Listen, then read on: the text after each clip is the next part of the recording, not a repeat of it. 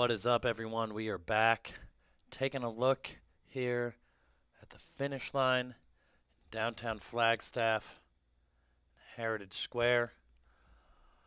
I'm your host, Matt, and I'm back. I'll be monitoring the chat, and we'll be getting to some more feeds in everything here in just a moment. Bib 135, I do have an update. She did get off course, and our very own Bryce Brooks of live stream filming fame, of Pacer fame, had to chase her, found her, let her know that she was off course, and apparently, as of the last update I got, she will be continuing on, and so we'll see how her tracker, if she's tracking back and getting on course, but she may have dropped since the last update I got as well, so we will continue to monitor that. We'll continue to monitor that situation, but the last update I had was she was going to continue on. I'm not sure how she will get back on course or any of that. I don't have any of that information currently, but the good news is she has been found and is notified that she's off course, and we do have some footage from up on Eldon, the Bryce cam, the People's Champion, filmer extraordinaire, the great Bryce Brooks. If we can get a bib number, that is bib 87. Thank you, Bryce, like a professional. I didn't even have to ask. You already had it up. That is Tina Ormaz of Dubai. We've seen Tina a few times this week, and it looks like we've got some runners at Eldon Aid, maybe on the jam cam here. And look at this beautiful, the delicacies that you get up at the Eldon Aid station, courtesy of Pete Mortimer and the 8 More Miles crew.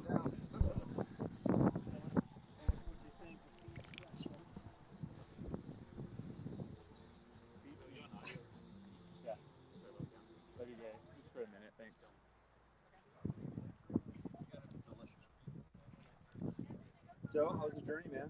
Great. Yeah? Good. How'd you like the climb? Yeah, how's that climb? Well, right now I like going up better than down anyway, because of an injury I've got going on. But that climb, no, it's real, right? Yeah. It's a nice little speed bump. It's there. Yeah. Downhill, so we didn't get the early on climb that causes people to keel over and cause cookies. Maybe next year, right? Yeah, right. Gotta come back. How your feet doing, good? No blisters and stuff? With you, like the way you're moving and stuff downhill? They're a little blistered, but they've been taken care of. Crew's got them, you know what I mean? So You're there, man. yeah, You're there. pretty tough. Yeah, it should be. It's just like, it's all downhill from here. Except that little bit of uphill at the... Usually all downhill from here is great, but today it's like the last thing I wanted to do. Yeah. Well, it's not too technical from here. It's fire road and then... There's a little technical stretch. On the old one, yeah. The single track, you'll get some rocks. Yes, please. Thank you. The washout. Oh, walkout. Yeah.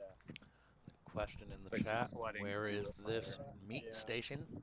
Pete's Meats Aid Station, as we're now going to refer to it, at the top of Eldon here, where Pete Mortimer, last year's runner-up here in the Cocodona 250, You want to give us a serving a up show? all Probably the have before, delicacies with his 8 More Miles crew. We're getting a Cribs version tour of the Pete's Meats Aid Station here at Mount Eldon. We got the Fireball on tap. Bullet Burn, this one's empty. This one. And then, come along here. We've got this watermelon and oranges and stuff. And then, woo! This one's Potatoes, all the meats. kebab over here. Nice job, man. All the Amazing. good stuff. Another runner coming in here. Have a seat. This is like the Outback Steakhouse of aid stations here at the Pete's Meats Aid Station. near the top of Eldon. Runners don't actually go to the summit of Mount Eldon. They take the Sunset Trail and kind of skirt the side there. Are we able to get any bib numbers here, Jam? Oh, Mike Wilkinson is the guy in the white shirt and hat. Okay, cool. Mike Wilkinson. Then who do we have here? Bib 32, Shannon Ono. He's making it up to the Pete's Meats aid station here.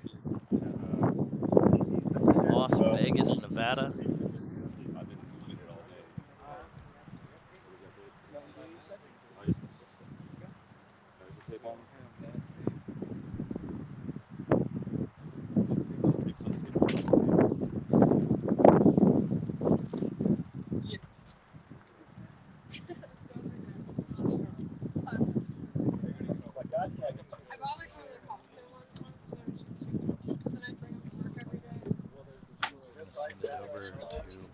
Brooks on the follow cam over here.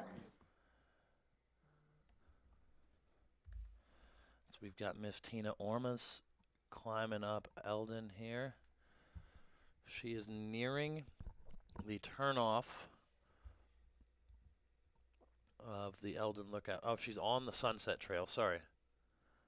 So they kind of come from over where those satellite towers are, skirt the summit, take the Sunset Trail over here to the saddle.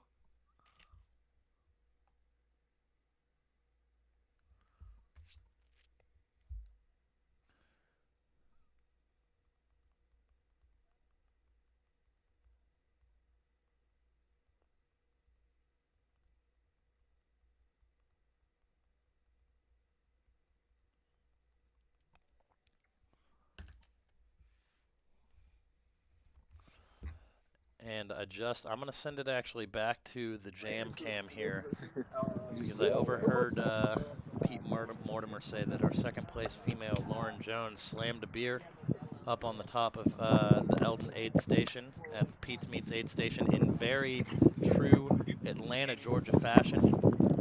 She downed a beer at the top there, so shout out to Lauren for having a good time. I believe she had a beverage waiting for her at the finish as well. What's been your favorite part so far? Favorite part? Back over to the Bryce cam here.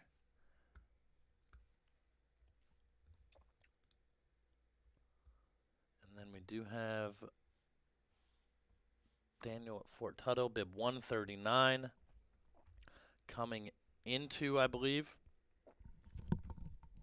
Fort Tuthill aid station, Brendan Wiley, the California native from Santee, California. He has made it to the Fort Tuthill aid station. Again, this aid station cutoff is at 7:30 p.m. tonight. And Mr. Brandon Wiley has made it there.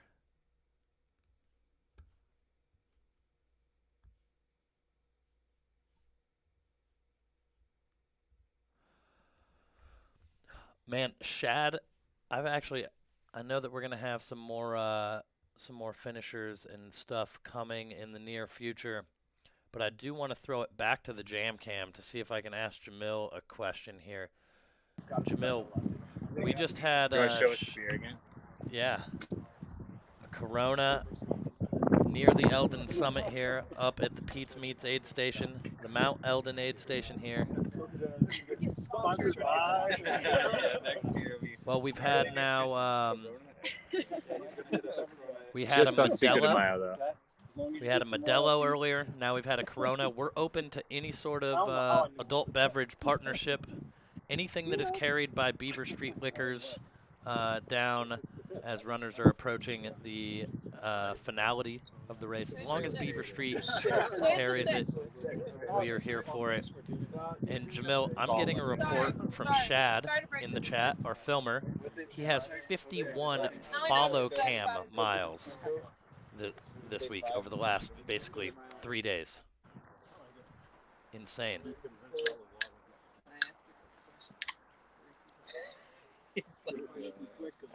Question.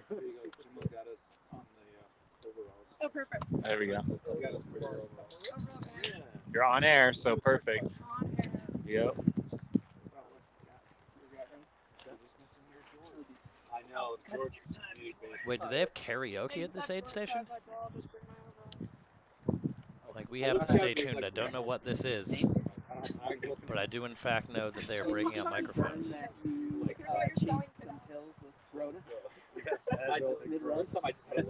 mid-run, we were 95%. How many Advils have you taken? No, actually it's not. 6 maybe? I just started taking them late. And just out of necessity for beer. Just out of pure luck. Pure luck. Yeah. Well, cool. I'll let you get on your final. We had Rory Moynihan here, Trail Gangstas, capturing a little content here at the Pete's Meats aid station, officially known as the Mount Eldon aid station.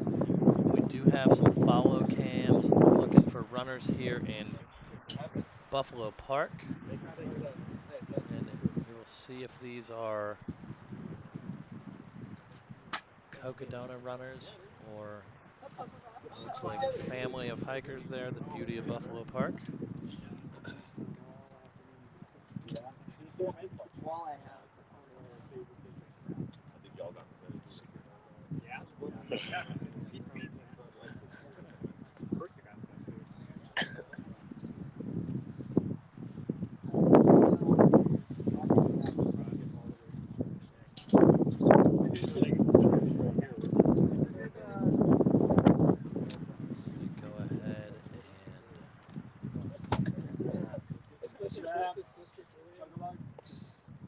Send it down to Buffalo Park here in just a minute.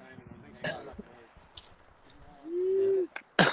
So we do have our next runners coming in here. We've got Bib 11, Chad Trumbo coming through. Chad's having himself a heck of a race right now.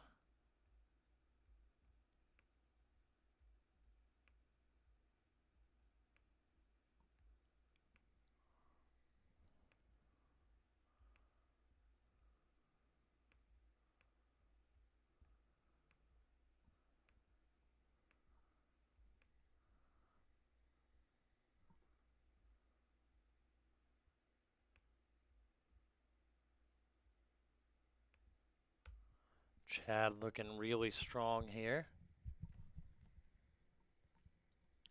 And again, the feed will get better as we get closer to the roads here, but we're getting a look at Chad Trumbo, who just recently passed Brian Hamilton not long ago. Chad Trumbo from Columbus, Ohio.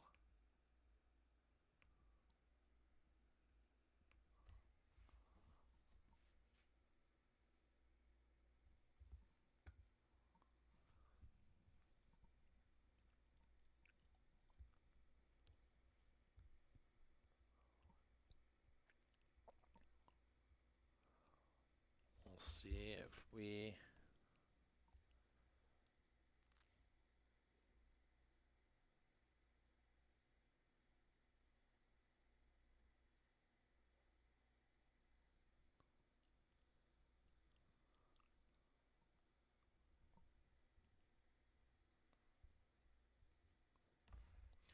Then we have over at Fort Tuthill,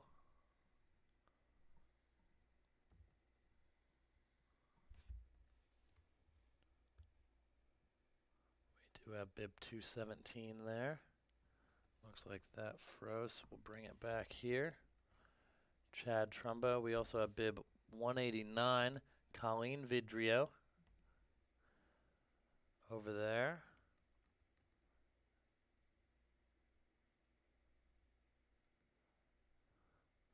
Looks like the Vidrio clan is coming in.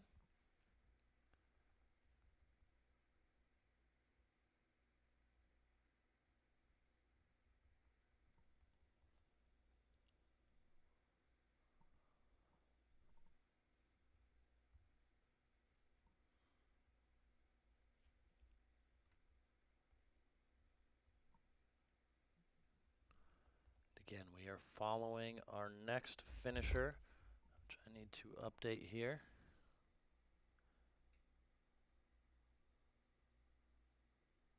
What I'm being told, Chad is a Prescott native.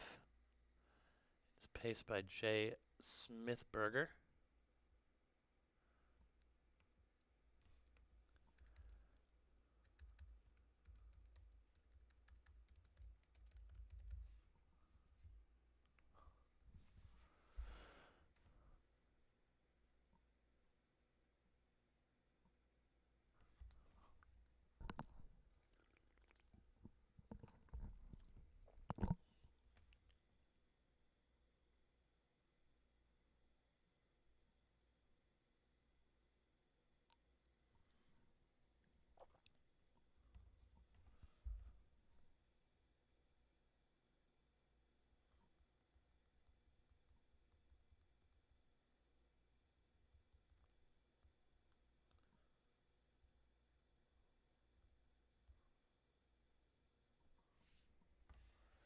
So we are looking in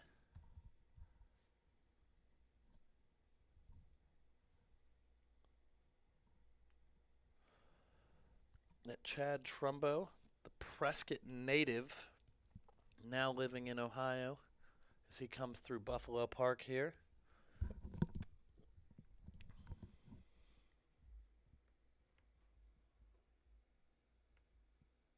And it looks like actually he's through Buff Park and heading down the Switzer Canyon Trail.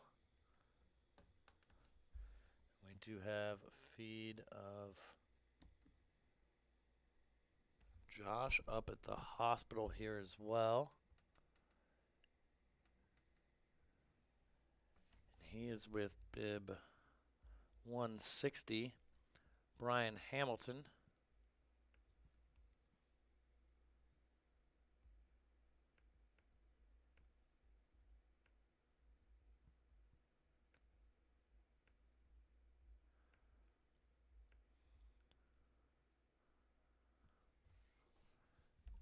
It looks like they are getting very close to each other here.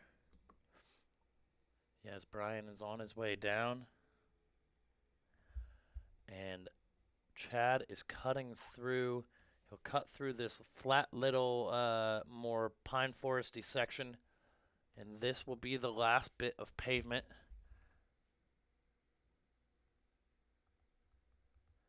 Before, or the last bit of dirt before he hits the pavement. Hits the mean streets of Flagstaff, Arizona.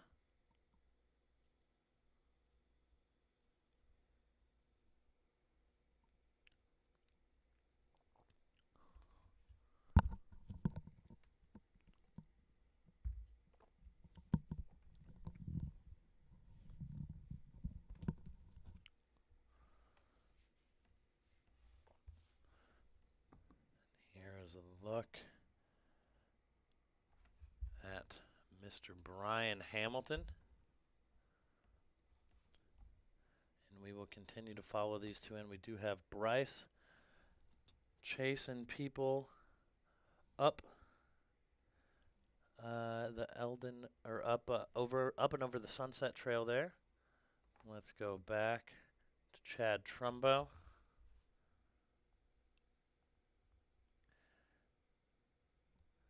And he is going to reach the pavement here at the corner of Forest and Turquoise Drive in just a minute. Fun note, this is that section of trail right there through the trees, my daughter's favorite section of trail to go and run around on.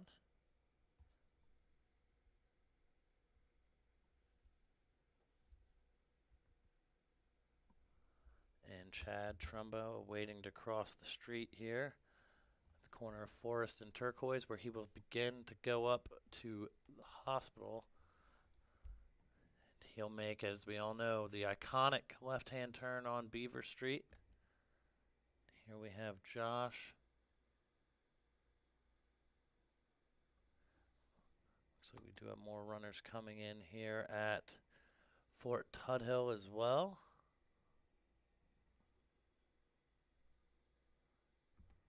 Let's bring it back here.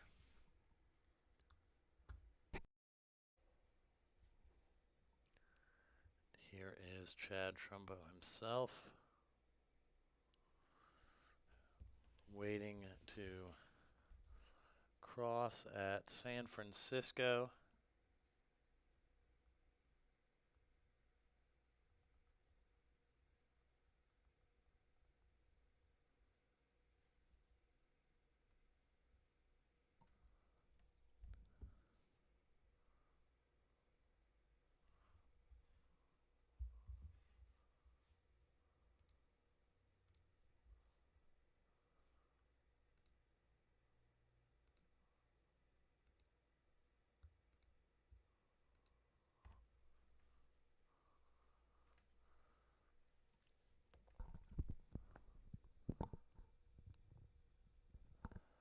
Fun fact by Michael Patton in the chat. Chad grew up with Mike Versteeg, and they remain close friends today. So huge shout out to the first ever winner of the Cocodona 250, Mike Versteeg, whose good friend Chad Trumbo here is about to make the left-hand turn, the most iconic turn in all of sports. The left-hand turn onto Beaver Street here as he makes his way down to Heritage Square here in Flagstaff.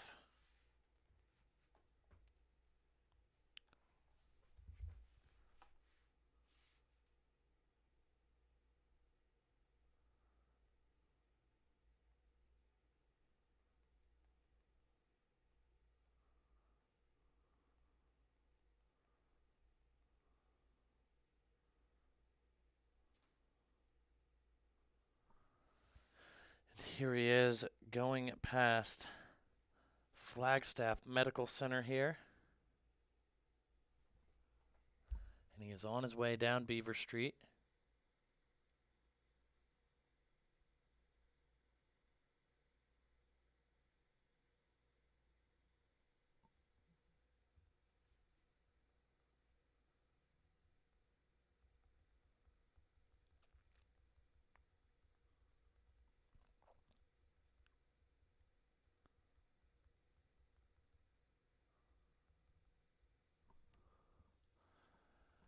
Let's also come back and take a look as that feed cuts out. Looks like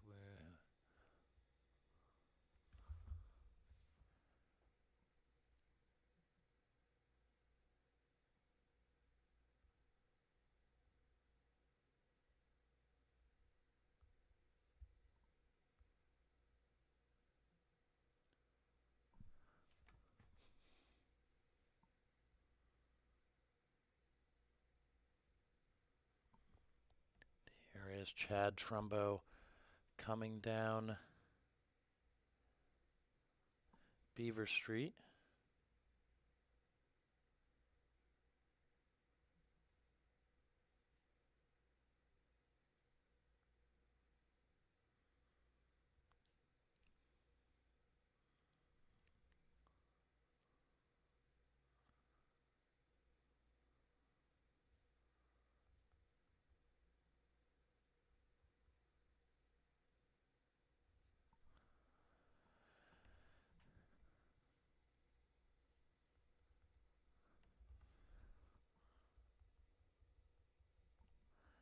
Here he is, about to cross Switzer Canyon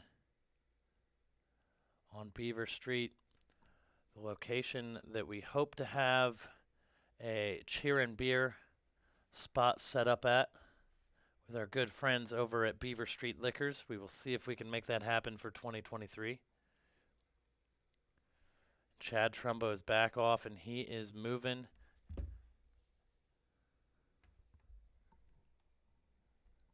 And it looks like we will have to iron this out still, sorry. But in the meantime, we're watching Chad Trumbo.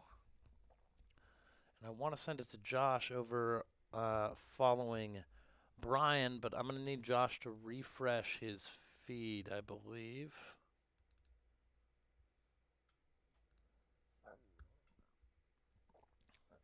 So So if Josh can just refresh that, we will head over and check in on Mr. Brian Hamilton.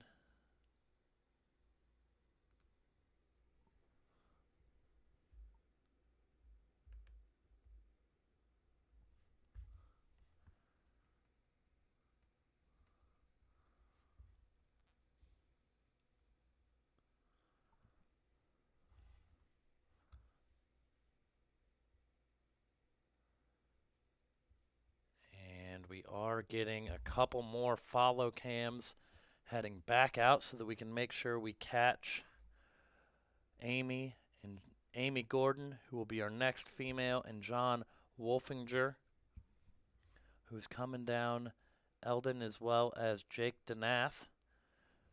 So we're gonna have a plethora of coverage for you here. We've got folks running into the finish. We've got filmers running out. All just to bring the people as many of these amazing moments as we can here.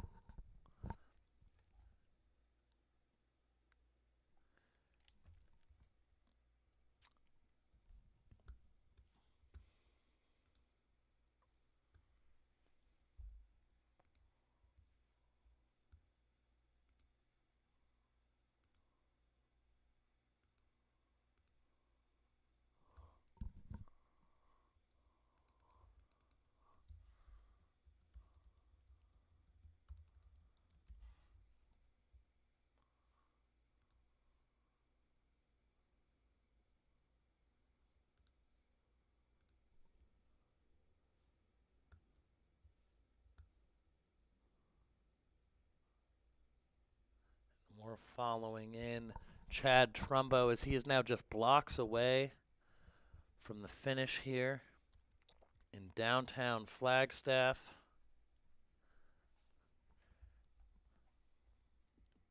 And we do have eyes on our next runner, Mr. Brian here. That is Brian Hamilton, but we don't want to miss this. We will thank you so much, Josh, who's out there, for getting back out there and filming. Huge shout out to Shad, who has been helping since the first finisher. He's racked up 51 miles of filming work since the first finisher, so shout out to him. Shout out to all our other amazing volunteers here who are helping bring you this. And a big, huge shout out to the great Chad Trumbo, who is now less than 2 blocks away from the right-hand turn down Cocodona Alley, where he will enter Heritage Square and finish the Cocodona 250. His final street crossing here.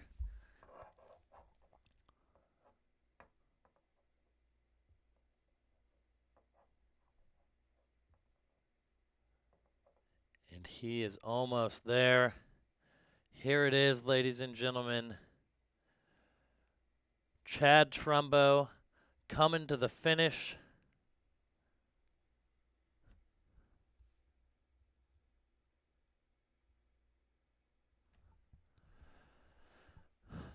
Ladies and gentlemen, Chad Trumbo, your next finisher. Born and raised in Prescott, Arizona, living out in Ohio. What an amazing run. You can see him celebrating with his family and crew. What an awesome moment there for Chad. And we're going to send it out to Josh, who is following in Brian Hamilton, bib 160, who has just passed Flagstaff Medical and is making his way down Beaver Street here.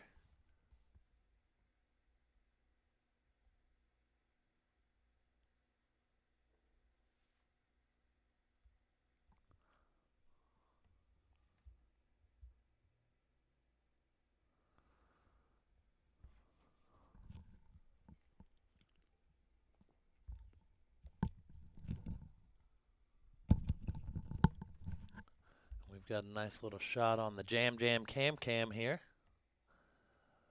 runners coming out. Looking good. Getting close to that aid station. Who do we got here, Jam? We got Bib 102. Garth Reeder, number 102 from New Mexico. Amazing. Amazing. And we're going to send it back as Brian is about to finish his journey in the Cocodona 250. He's just blocks away from making that left-hand turn onto Birch.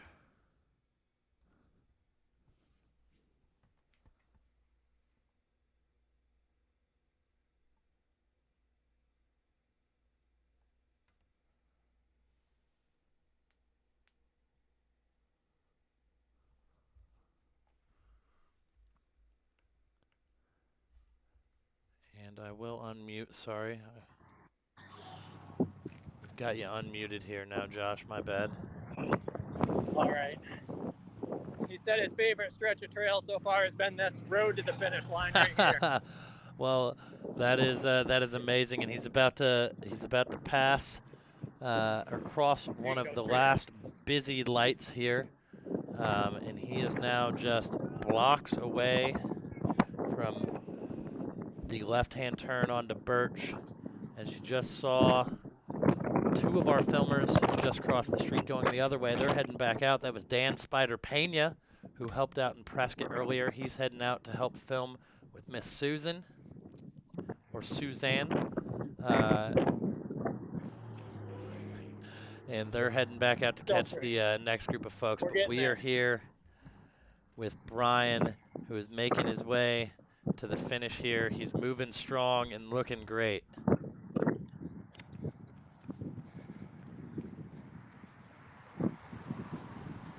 Big request. Next year we can move the rocks to the dust.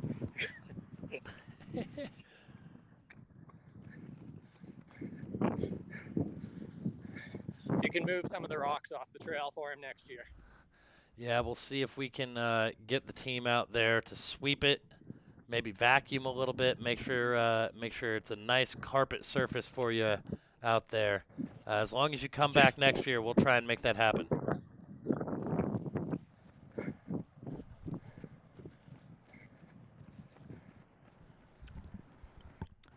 We are looking in on Brian Hamilton, who is just a few blocks away from the finish of the Cocodona 250.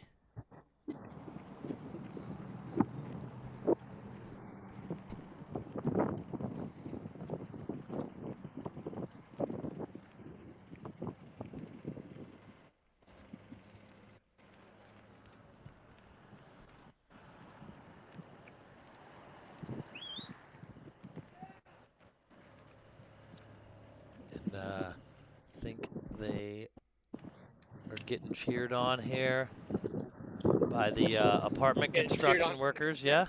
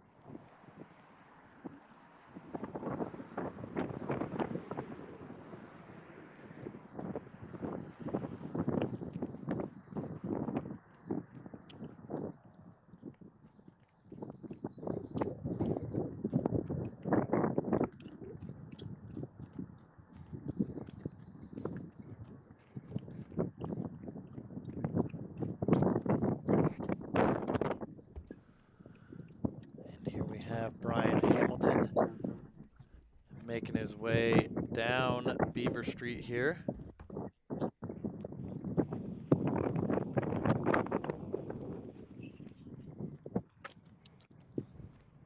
right. We're going left at that light, and you're at the finish.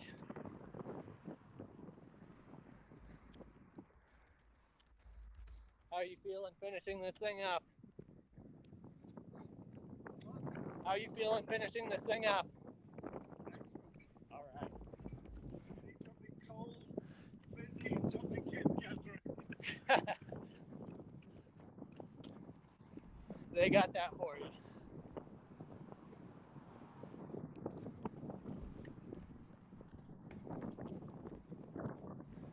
Brian Hamilton is just a couple blocks away here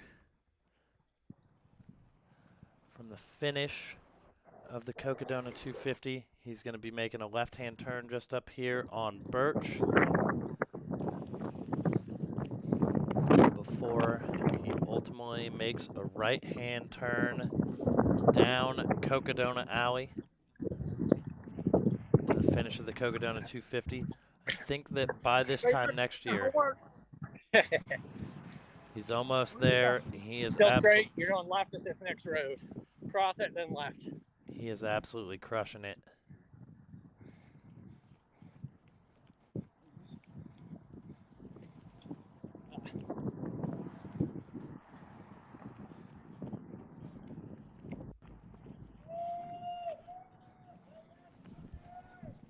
All right, you're going left right here.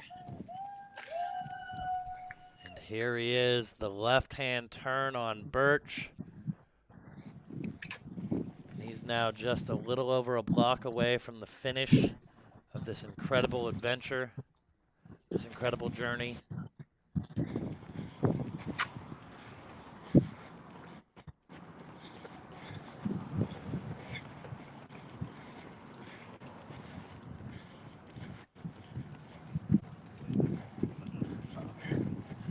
Straight ahead and you're last there. Street crossing.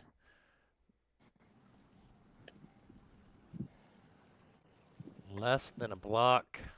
And GY in the chat spamming us with 170 still looks lost. I would not do that, please.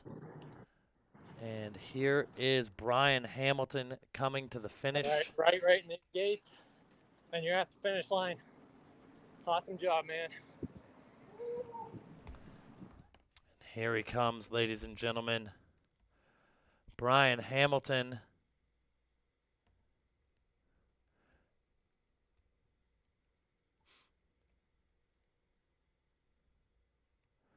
The Portland native here, finishing the Cocodona 250.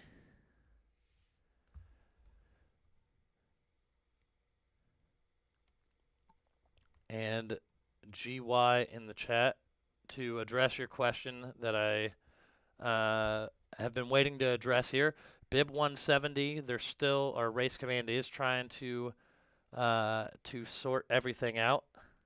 They look off track, and our race command has been in contact with them, so they are working through that. And when I have any updates to share, we will definitely make sure we get those out to you. And again, I appreciate all of you for tuning in and for bearing with us. And I'll try to keep you as informed on everything as I can while we're celebrating as many of these magical moments here at the finish of the Cocodona 250 as we can. We've got runners up, coming up to the Mount Eldon aid station shortly, aka the Pete's Meats aid station. We're going to have some runner cams back out there. We've got runners still coming in at Fort Tuthill. We're here to bring you as much coverage as we can.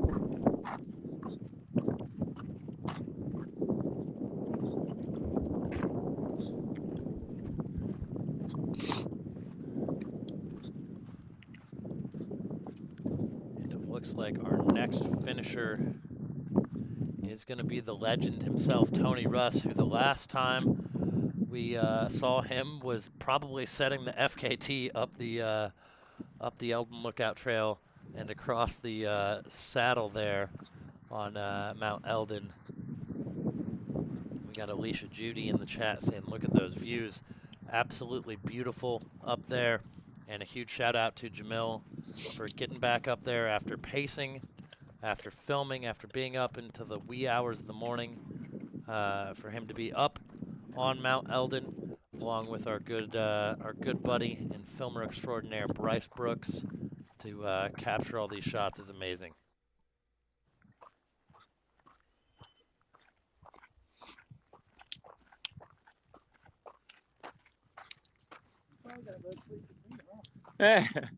You know what? Up until last night, that was the case. I got a few extra hours last night. Every other night. Looks like Bryce, whenever I get a chance, I'll have to have Bryce refresh his stream. What was that? Yeah. Oh, yeah. I think you can do it. And GY, no worries. No worries, my friend. Where are you from? Nice. And Jam, who do we have here? What was your name? Jason? Mason. What was the last name? Massey. Jason Massey from Dallas. From Dallas, Texas. Need some big Texas energy in the chat as he's coming up to. They're saying big Texas energy. Hey, there's another guy from Texas. Yep. He was supposed to run last year, but he had lung cancer. Jeez. So he's been getting chemo and radiation all year. Oh, man. But he's about And I think we do have Bryce. That looks like that is Garth, who we saw earlier with Jamil. Bryce Brooks following Mr. Garth in here. And we do have the spider cam of Dan Spider Pena out there on the streets, the mean streets of Flagstaff here, awaiting our next runner. And he will be taking the legend himself, Tony Russ, who the last I saw was absolutely crushing it up Mount Eldon. He's gonna take Tony all the way to the finish here. And so as soon as we get eyes on Tony, we will send it back.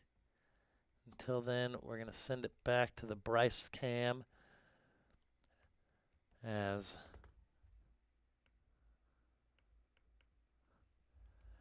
Mr. Garth Reeder is in the aid station here. The famous or infamous, maybe at this point, Pete's Meats aid station.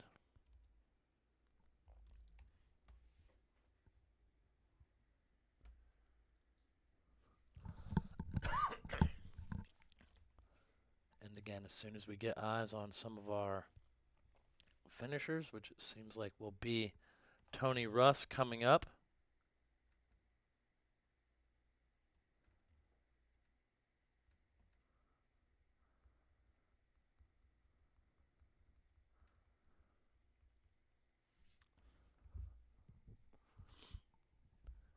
And in the meantime,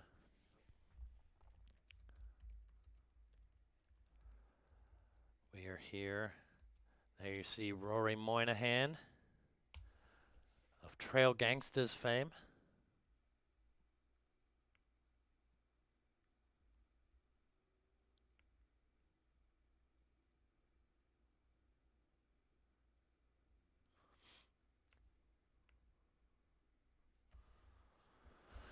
We're going to send it back over to the jam cam as he is heading back out, I believe, for the next set of runners.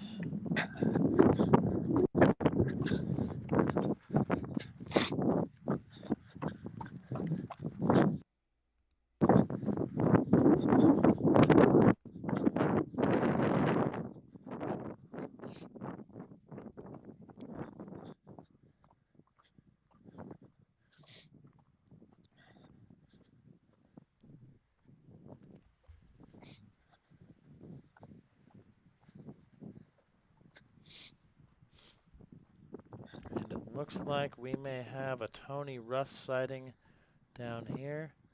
I believe we're going to get Tony on the spider cam here. Dan Spider Pena is going to take our good friend Tony Russ across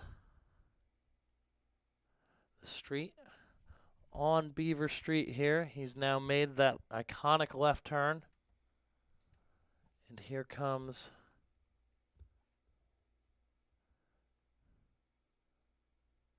the man himself. And it looks like we have Cassidy Hood over at or at Fort Tuthill there.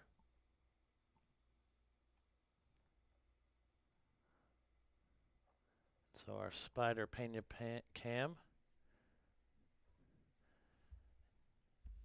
As we are following in Tony Russ.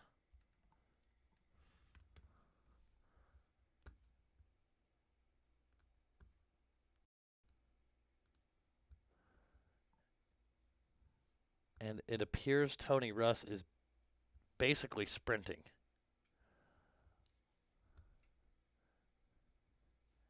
He is absolutely flying right now. And, oh yeah, I forgot that is Witt. Tony was trying to drop Witt going up Mount Eldon. Witt held on like the young Chattahoochee that he is. And now I don't think Tony's going to be able to drop Witt on this flat or on this road downhill, but who knows? He is absolutely hauling, and I'm glad that Spider Pena is on the filming and not me, because I would have been dropped already. Shout out to Dan Pena for helping us out, and shout out to Tony Russ for throwing down and laying it all out there as he comes up to the last major kind of crossing here at the corner of Beaver and Switzer Canyon. The location of hopefully our future beer and cheer station. And Tony is just wanting, he's not wanting to wait. He's wanting to be done. And here he comes. He is now just moments away from making that left-hand turn onto Birch.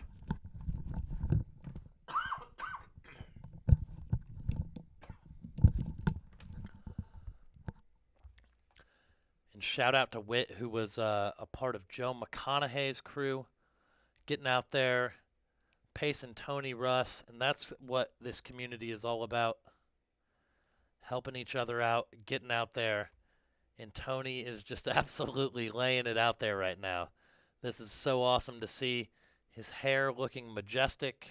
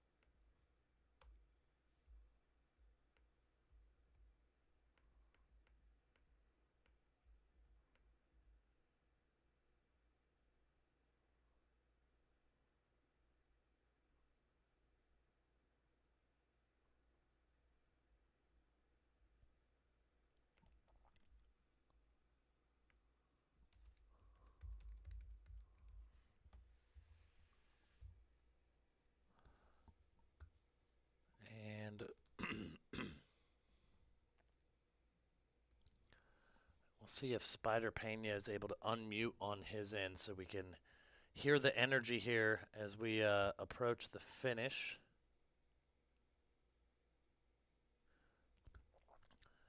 I know it's a big ask as I'm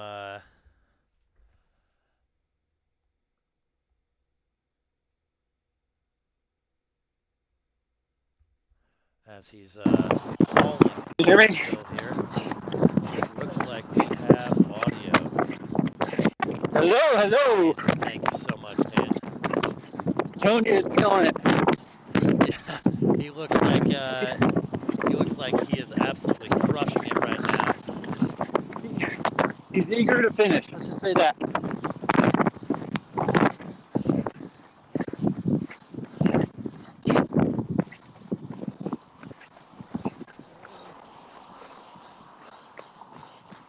Thank you.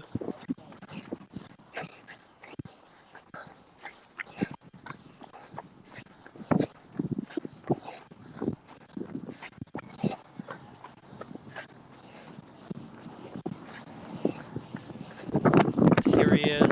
He's going to be making the left-hand turn onto Birch, followed by his pacer, Whit Wisegram, last year's 4th place finisher. But it's all about Tony Russ right now. As he makes the left-hand turn, he's now less than 2 blocks away Go, Tony. from the Go, finish girl. here at Heritage Square.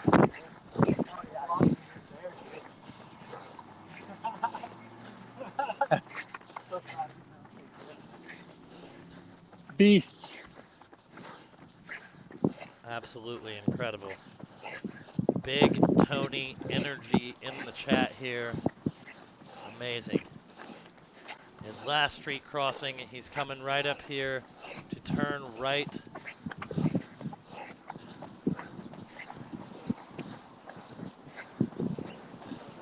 To the finish of the Cocodona 250. And here he comes, ladies and gentlemen. The legend, Tony Russ.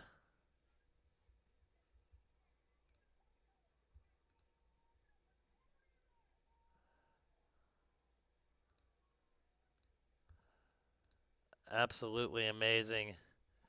Incredible job.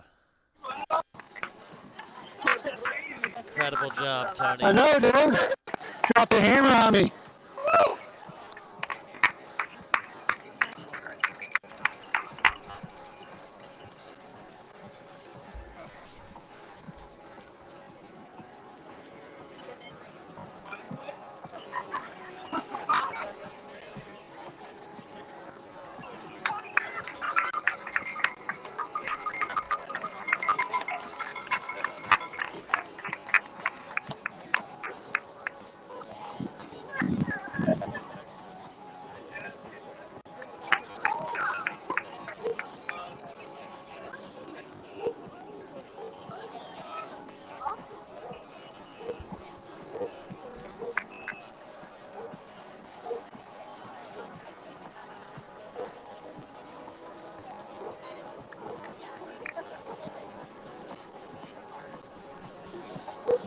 Amazing run there by Tony.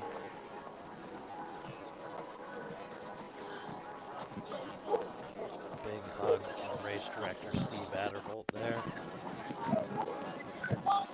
He is going to get himself a buckle and a nice can of Liquid Death. Thanks to our good friends over at Liquid Death.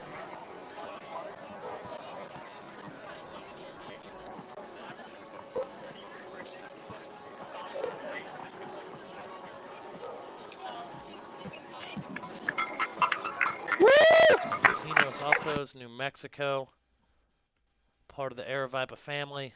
Tony Russ, ladies and gentlemen.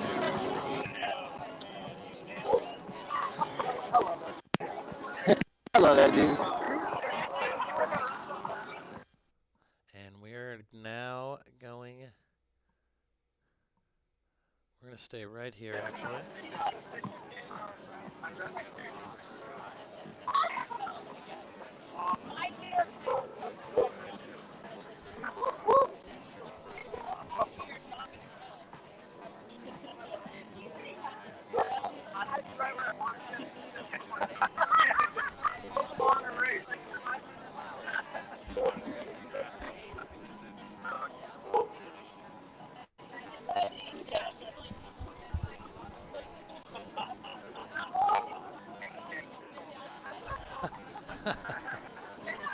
Got a new parody account in the chat, KOM Tony. Absolutely amazing. And you can see the expression on Witt's face as he's looking at his watch there. Here we've got a post-race photo for the great Tony Russ. And this is what goes on back here. The magic of the great Howie Stern. We're going to send it now back out to Fort Tuthill, where we're checking in on the aid station there. It looks like we've got a Bronco sighting, the great Bronco Billy out there.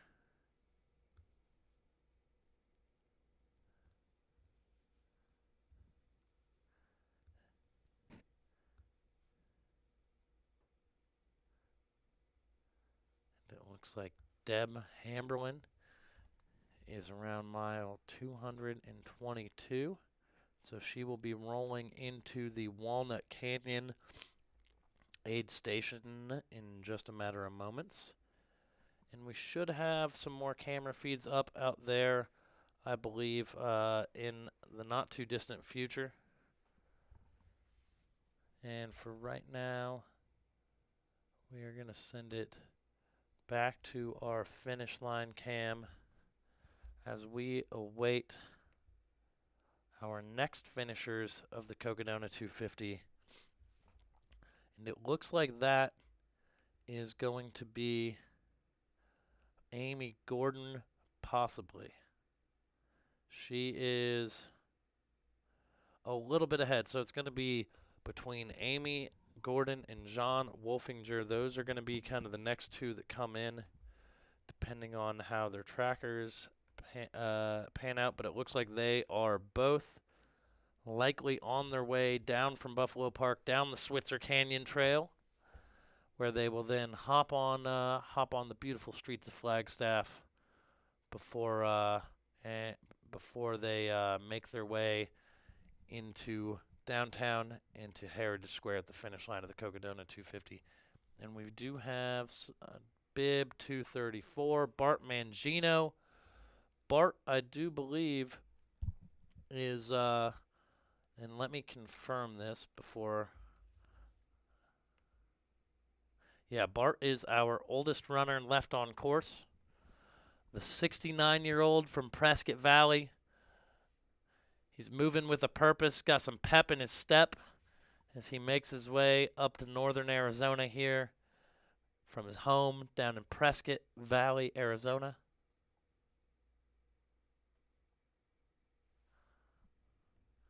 And here he is. And we're going to go to the jam cam here as he is following folks up in the Mount Eldon area. Hey, Jam, what bib do we have here? Bib 123.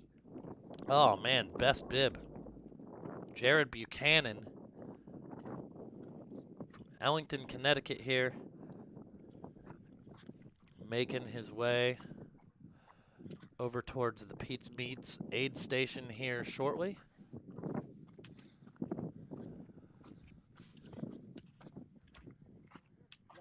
Just up ahead, actually. Just up ahead. You'll see here in a second. It's like just straight ahead.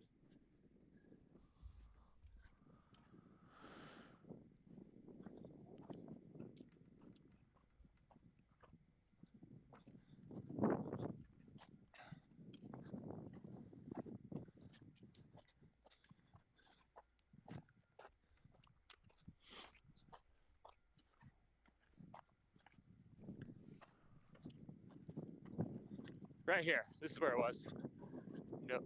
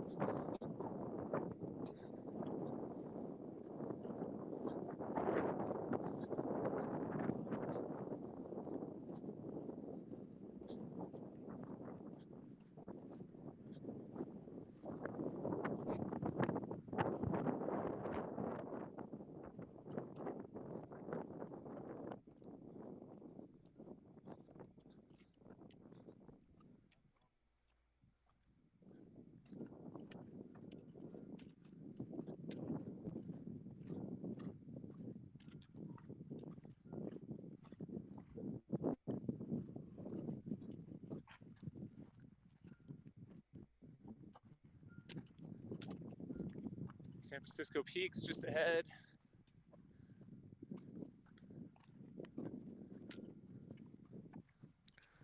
It looks like we are going to have eyes on our next runner here soon.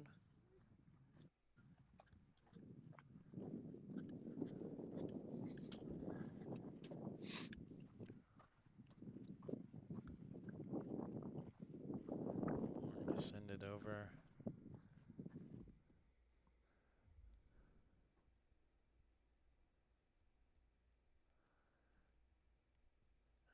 Looks like that is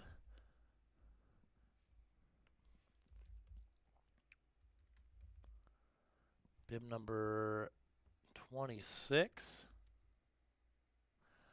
Amy Gordon there.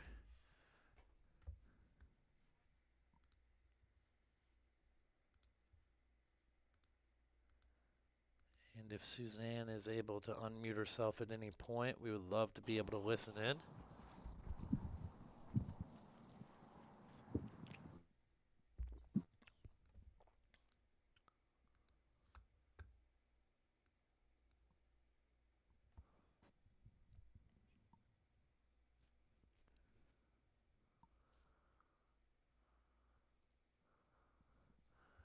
Looks like we aren't going to get any audio there on our end, which is okay. And we do have Jonathan Schrank here in Fort Tuthill. Thank you, Daniel. Huge shout out to Jonathan.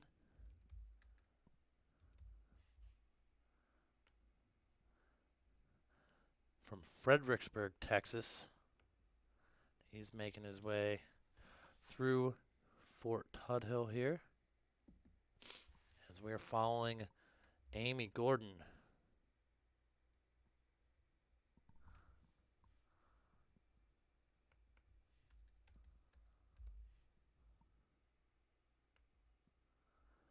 She is making her way home. These are streets she knows all too well.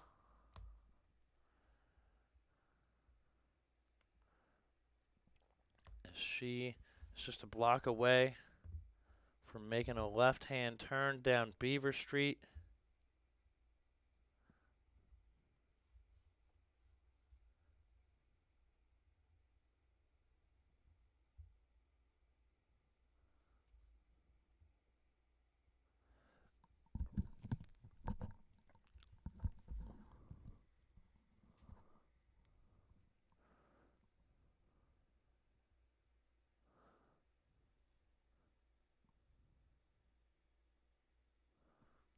Here it is, the most iconic turn in all of sports.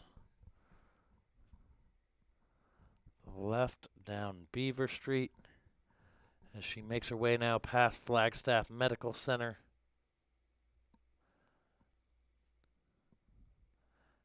She knows exactly what she has left.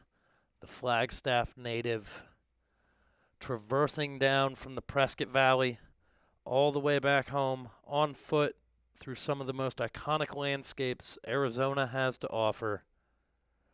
Amy Gordon will be finishing the Cocodona 250 in just a matter of minutes.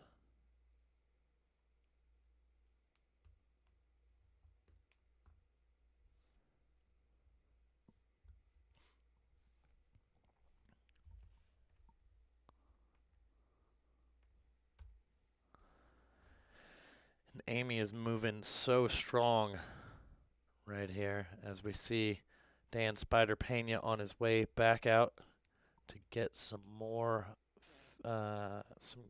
follow cam footage.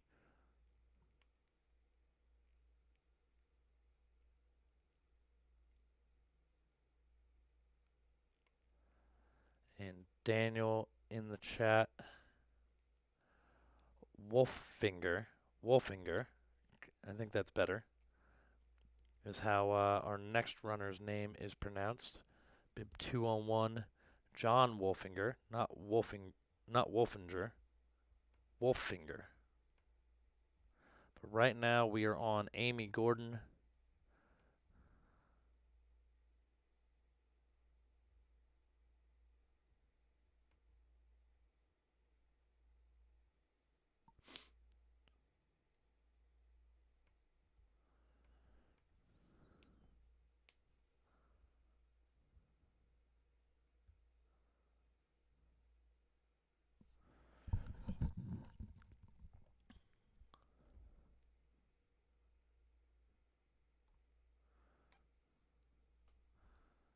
And Sarah is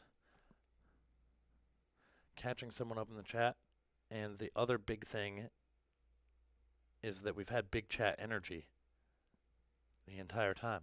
That's the other big notable thing. So, and here's Amy Gordon about to hit the last busy intersection. She will hit on the course as she passes the beverage depot known, and she's speeding up. She wants to get this light.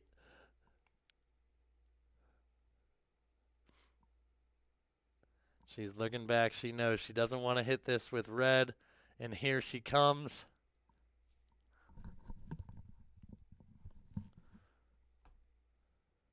So close to home now.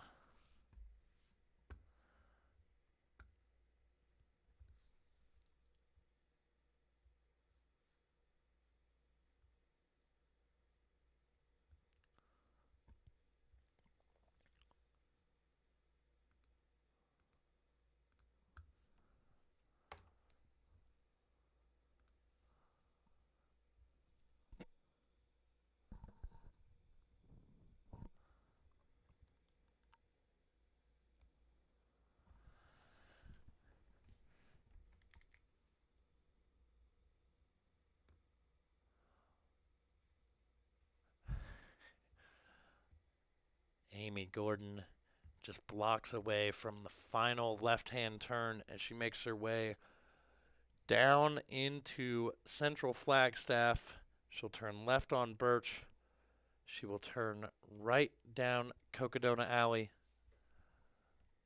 where she will finish the Cocodona 250.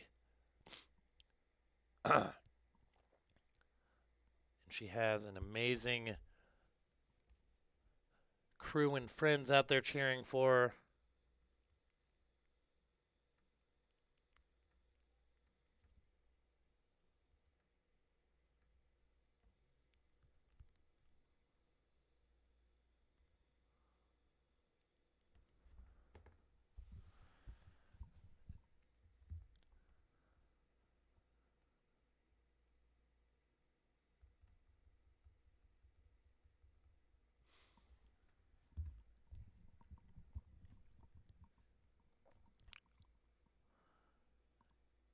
We got Amy Gordon.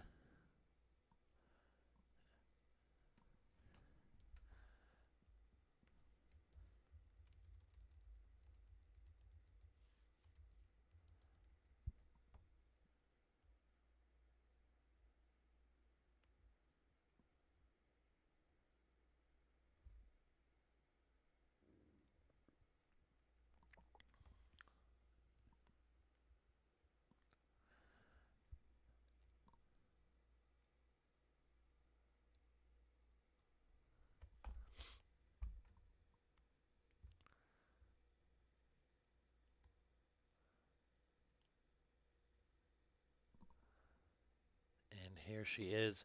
She can now see Birch Street. She can see where that left-hand turn is going to be.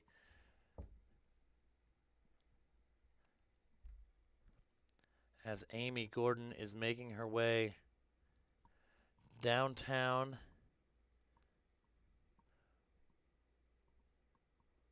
Running fast here.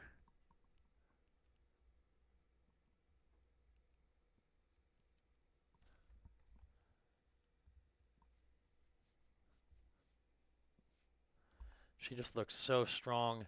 You would never know that she is 200 and almost 50 miles into this thing. She looks so smooth, so strong. She has just over a block before she makes that left onto Birch.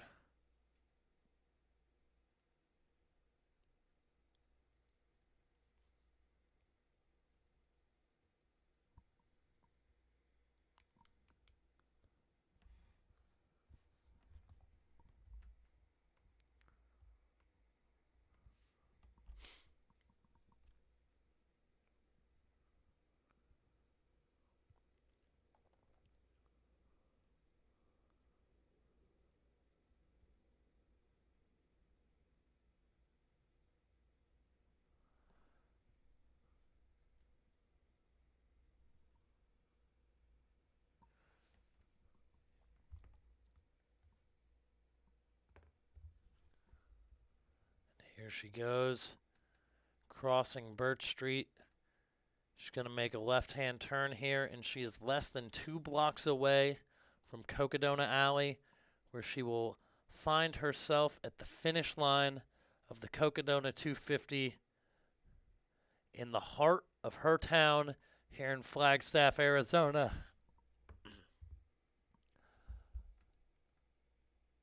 The Arizona native is on her way. The Flagstaff, Arizona native is on her way. What a strong finish.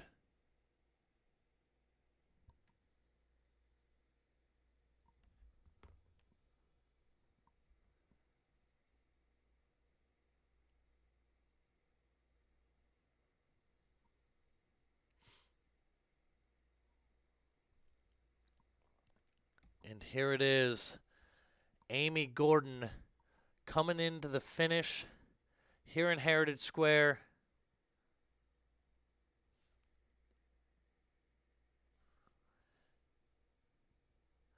What an amazing effort.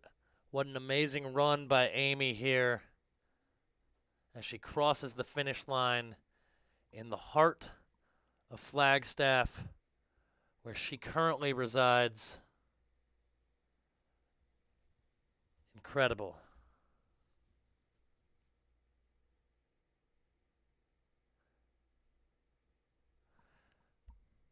And we will send it out, I believe.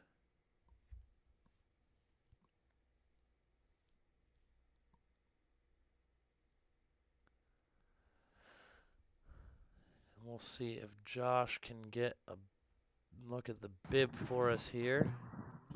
Bib 201. All right, you're officially Mr. John on. Wolfinger. Got any final mile thoughts on here? Glad to get this thing done. Glad to get it done before night. Yes. Thankful for my wife and boys and crew. Thankful for Aravaipa providing a charity bib to raise money for Agape House in Prescott with a transitional housing for women and kids. Awesome. Thought multiple times that's harder than this, homelessness. But this is still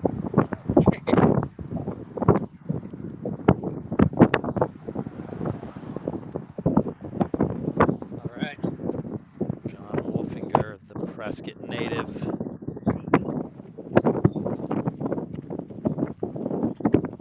Letting us know what he's grateful for as he's making his way down Beaver Street.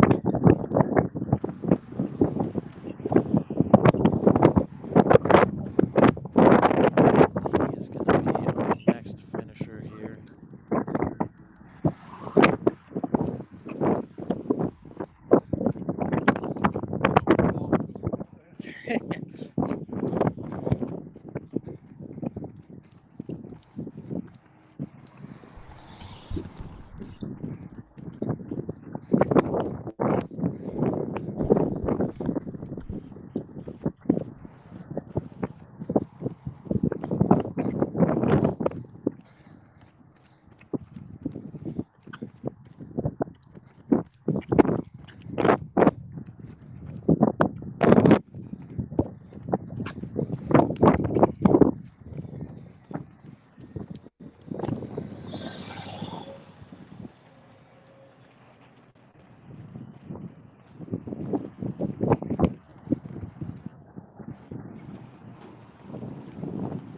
All right, you're still heading straight.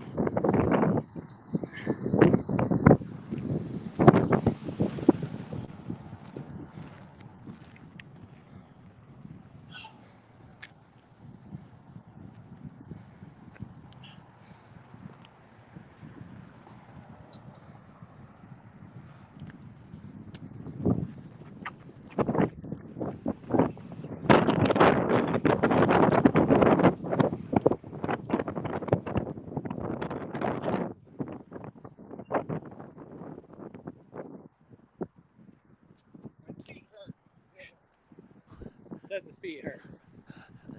You heard it here. The Wolf, as folks are calling him on the chat in the chat, his feet hurt, but he is still moving so strong. John Wolfinger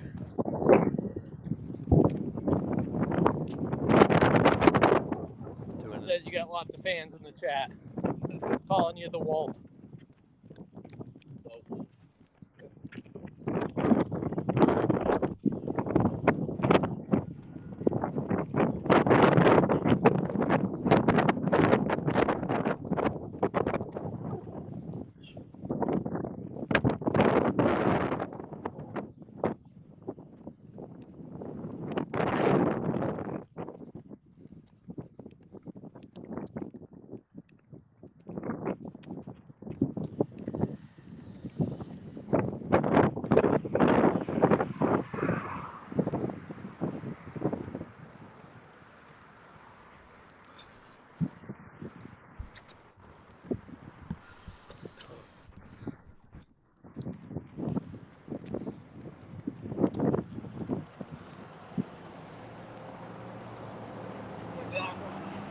All right.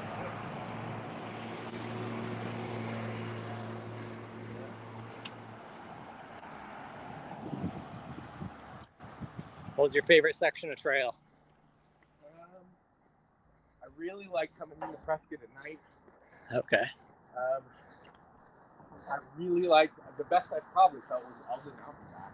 Not Eldon. The Munns Park? Munns Park, yeah. Okay. That was fun. Then the wheels.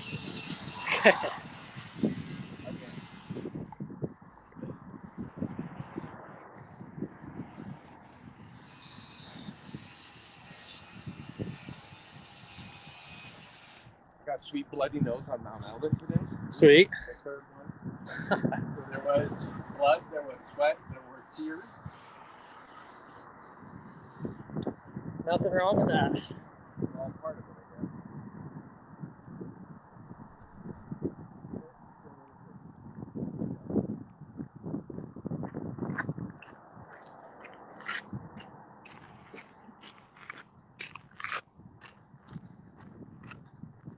Hi, Daniel and Aisha in Germany. I love you guys. Whoever else is like watching it knows who I am. It's weird.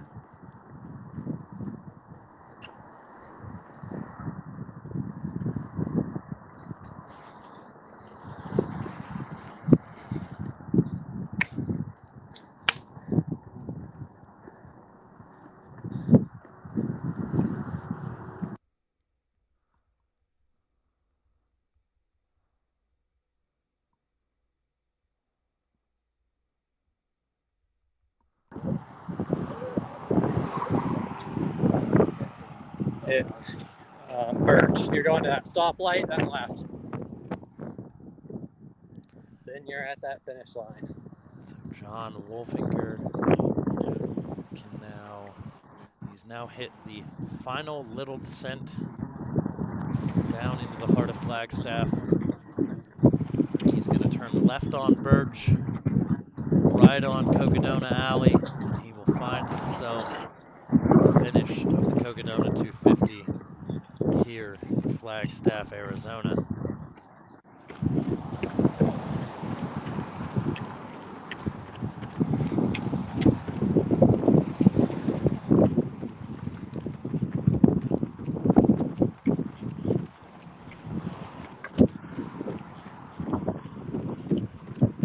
Should we take a trail nap? Just real quick. Oh.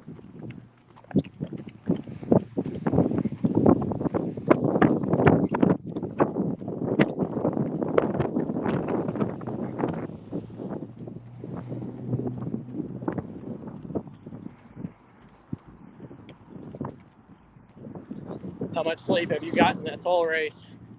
I slept 2 hours the first night in my house. Oh, nice. Slept 1 hour in Edwards. After that,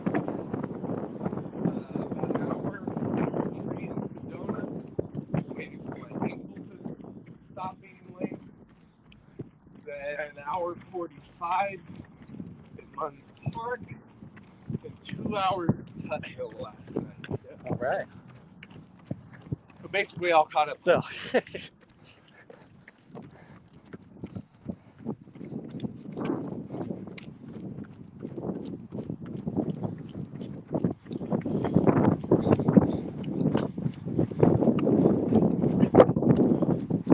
I also got a shout out.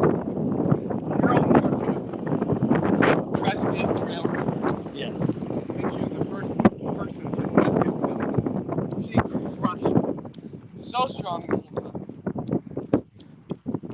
Awesome. Yep, she just finished a little bit ago. Yeah.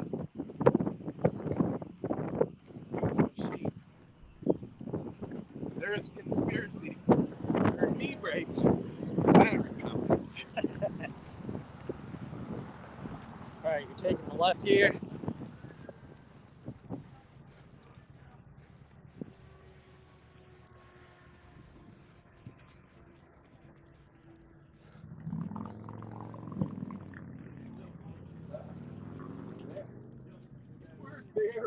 He has made the left-hand turn onto Birch, which means he's less than 2 blocks from Cocodona Alley, where he will be spit out, or he will enter the heart of Flagstaff in Heritage Square, as he is about to cross the final street crossing.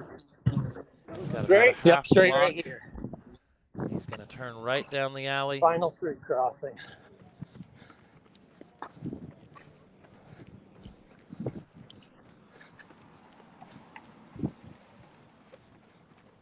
And he is looking so strong.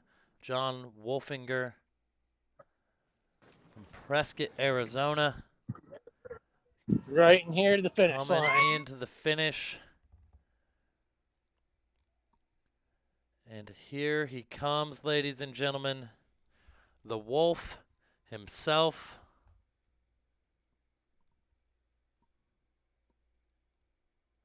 John Wolfinger, bib 201. An incredible run, still looking strong.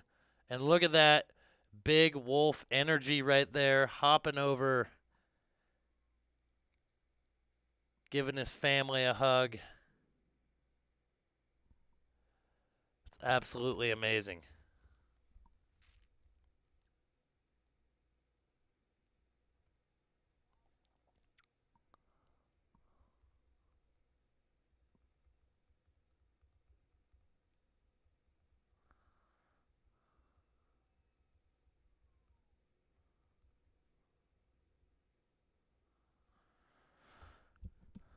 Incredible.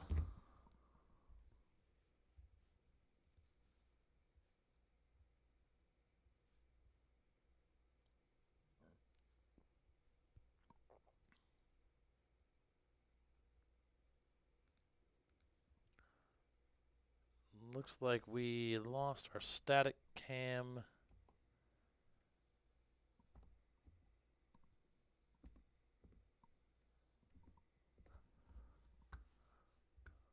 Looks like we've lost our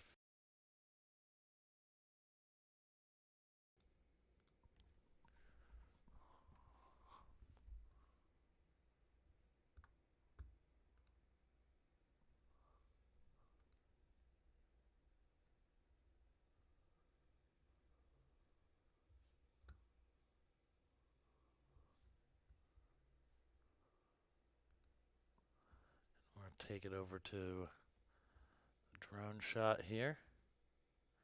Jamel up on Eldon.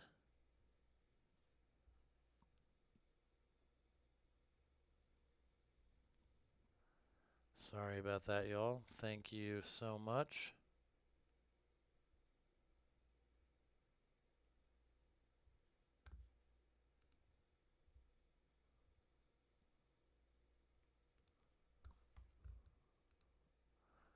Runners are making their way up Mount Eldon still.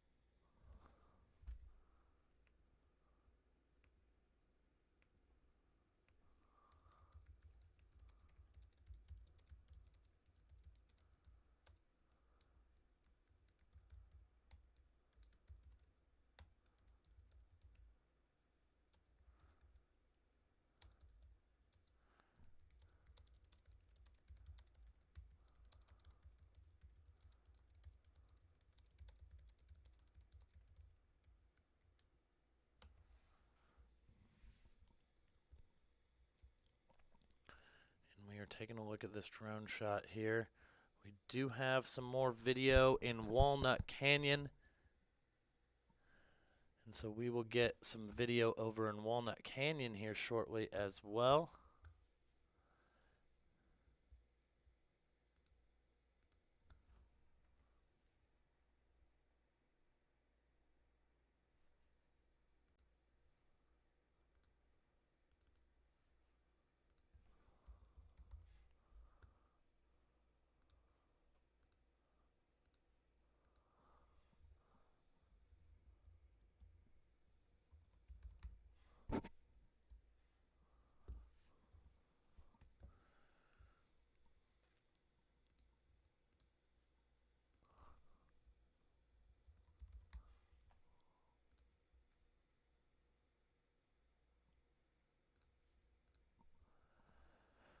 This is the scenes over in Walnut Canyon here.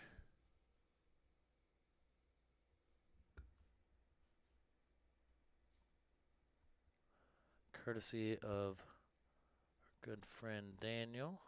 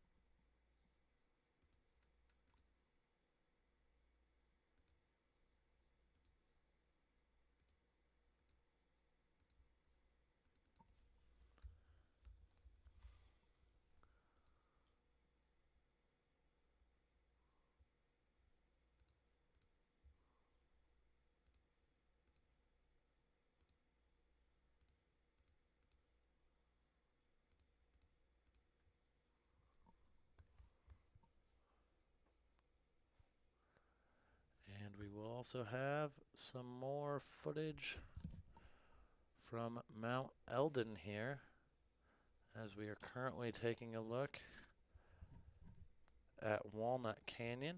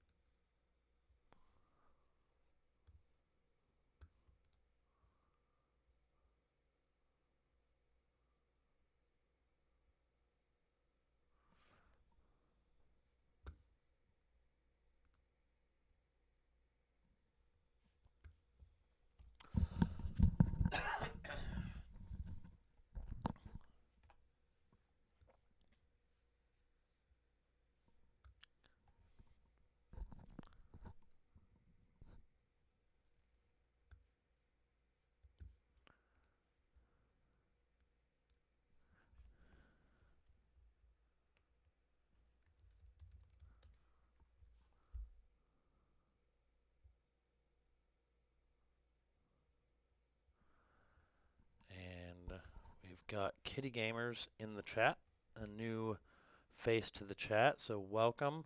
Please show Stinchfield finish. I don't think we have missed a single finish today, so I assure you we will most definitely catch that finish. We actually have our good friend Spider Pena, who just picked up Mr. Stinchfield. So we will send it to that, but have no fear. The man with the bucket hat and the incredible beard is here. Mr. Stinchfield. Looks like we just lost that feed. I think Spider Pena is going to refresh. We're going to send it to Mount Eldon. So we have a runner traversing down Eldon Lookout Road. Huge kudos to Bon, our filmer up there, for helping capture this for us. We will get eyes back up on Stinchfield as soon as we can.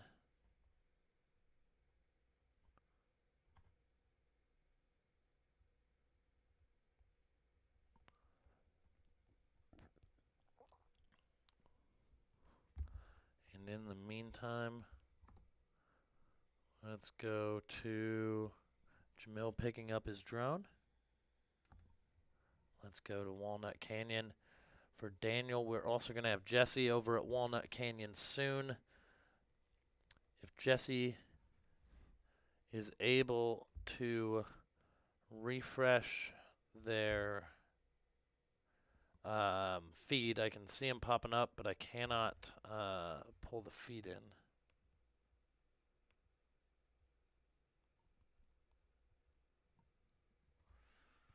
And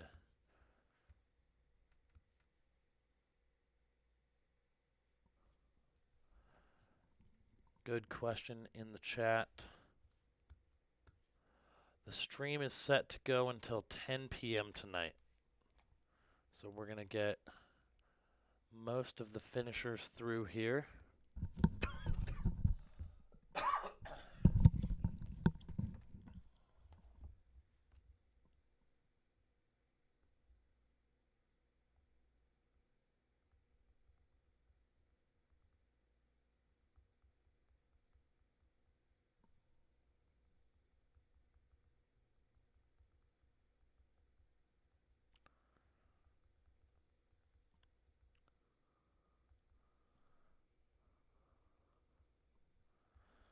And again, we're working on getting our follow cam back up, but we do, at the very least, have our finish cam here, so we will not miss a single finish.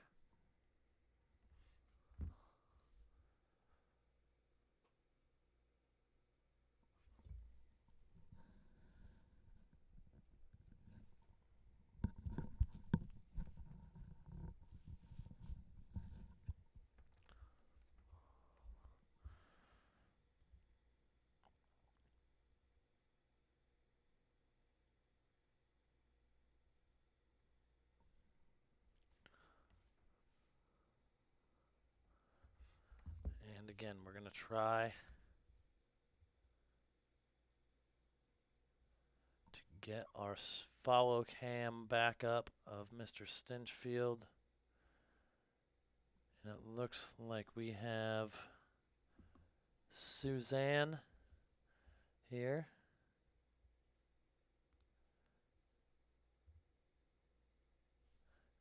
We're going to unmute. See if we can get some audio in here, and we can. So we're going to see, and it looks like our audio cut out. We had it for a brief second there, but that is okay. We've got David Stinchfield here from Washougal, Washington.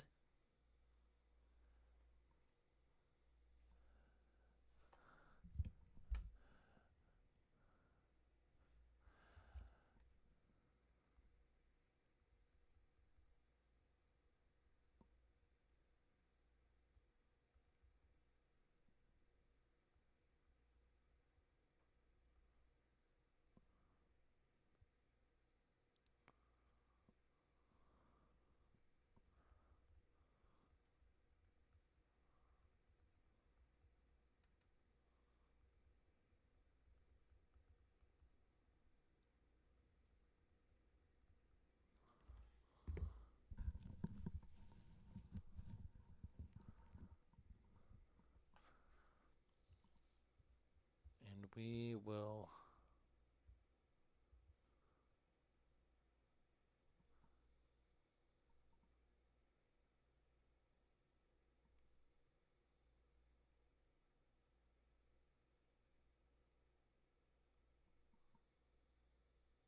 That's Jake, not Dave. So we have Jake. We will make sure we're keeping an eye on our static cam here to make sure we don't miss Dave.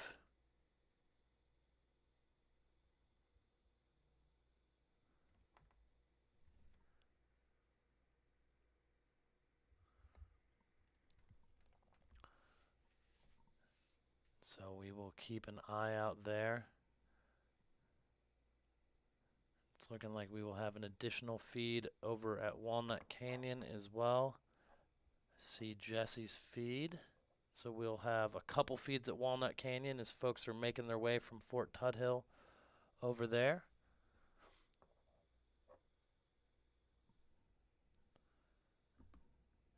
And we have Jake Denath right here. And again, we are trying to get our follow cam feed back up of Dave. But I assure you, at the very least, we will not miss his finish here.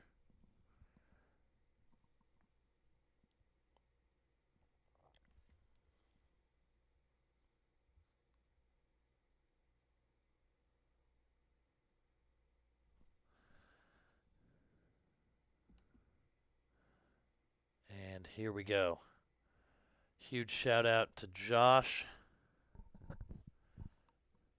This right here is Dave Stinchfield, the bearded legend himself.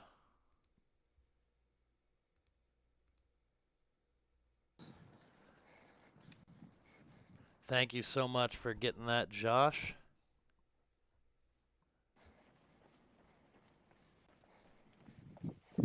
We're cruising to the finish line. David is looking super strong here, as he is now less than 2 blocks away.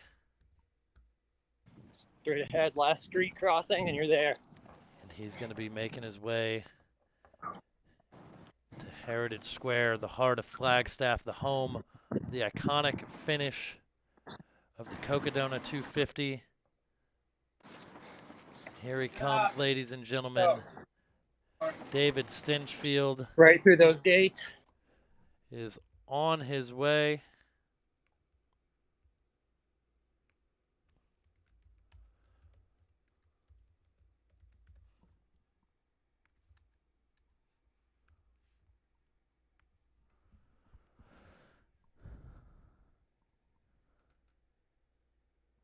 There he is, ladies and gentlemen.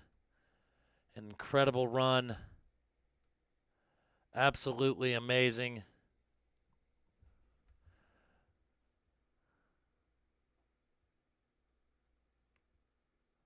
And there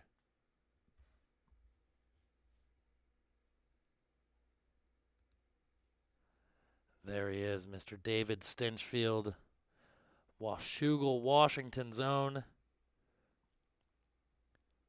Huge shout out to him. And now we're going to go and find Jacob Denath here.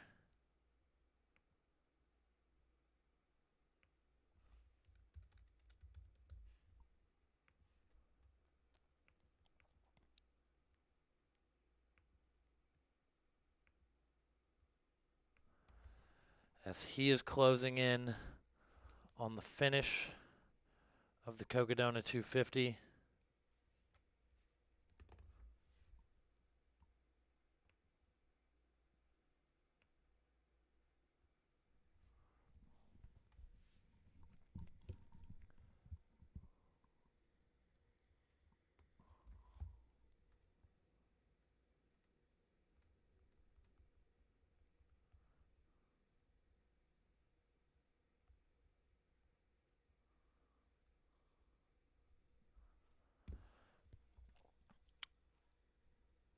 And I apologize. I forget in the chat who asked if the stream will go through the end tonight. So after you brought that comment up, we thought about it some more, and we will actually be doing an additional stream from 10 p.m. to 6 a.m. tonight. So through the night, that will include a finish line shot just like this. We will not have the commentary team on the whole time. We may be on for some of it. We may be off for the entirety of it, but we will have a finish line camera set up. So anyone at home who wants to follow along the live tracker and make sure they catch their friend or their loved ones finishing, we will have the camera feed up and running. We'll have commentary at points, maybe. And yeah, we're going to make sure that we have that camera shot set up at the very least for you. And again, we appreciate all of you for tuning in. As Jake Denath is now just about a block away from making his left-hand turn onto Birch, which will put him just a couple of blocks away from the finish line of the Cocodona 250.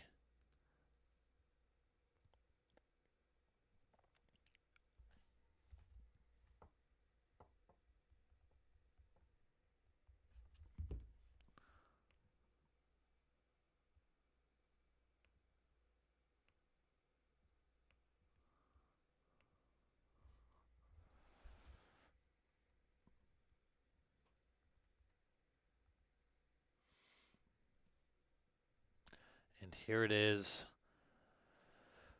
The now famous left-hand turn onto Birch. That puts Jake Denath 2 blocks. Certainly not 2 days. 2 blocks away from the finish of the Cocodona 250 here in Heritage Square.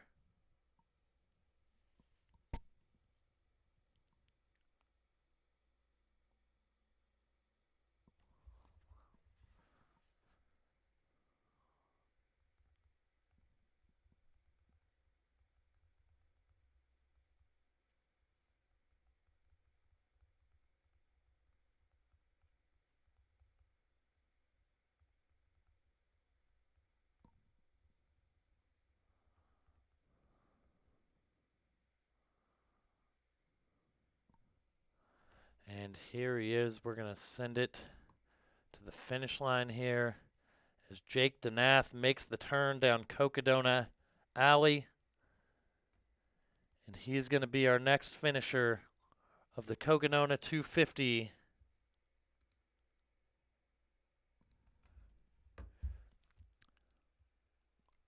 It's Jake Denath of Heather Meadows, Washington. An incredible finish line pose there. Absolutely amazing. What a run. What an effort as he caps off the journey of a lifetime here in Flagstaff, Arizona.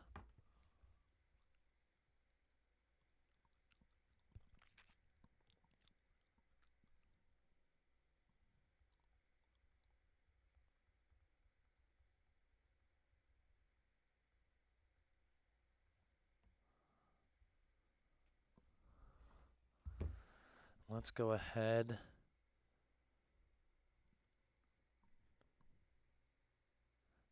and send it over to Fort Tuthill as we still have folks coming in and out there. There you see Mr. Jake Denath. That pose with his pacer, absolutely epic. The arrow. Jake Denath with the Cocodona 250 finish. Now we're going to check out here in Walnut Canyon.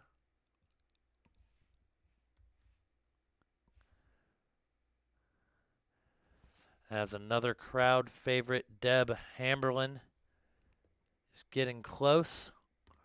Looks like as of just a few moments ago, as of 4 minutes ago, she was just a couple miles away from the Walnut Canyon aid station.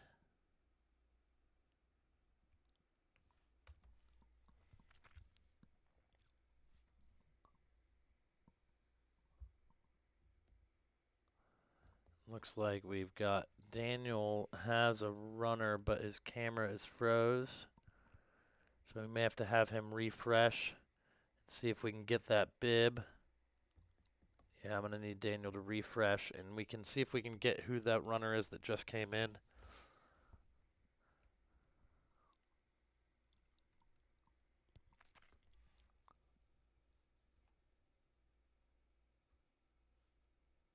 Bib 135 here, it looks like.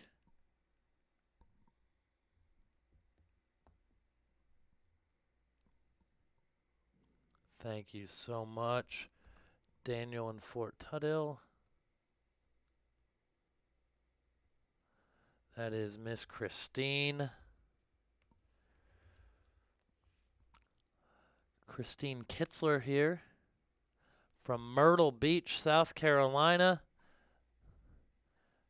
If Sarah's still in the chat, I'm going to need that big South Carolina energy.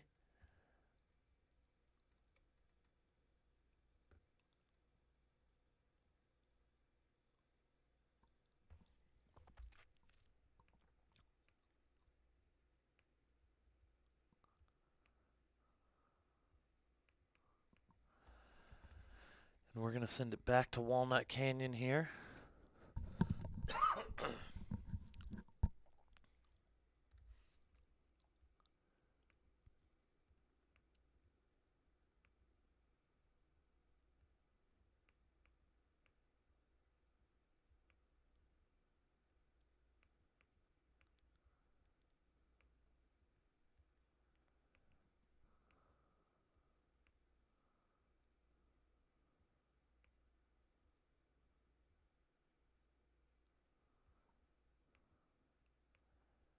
Deb is closing in.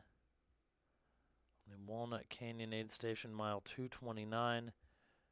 Deb is at mile 227.6 just minutes ago. We've got some more folks. Oh, there we go. There's the same runner we just saw there from Myrtle Beach, South Carolina.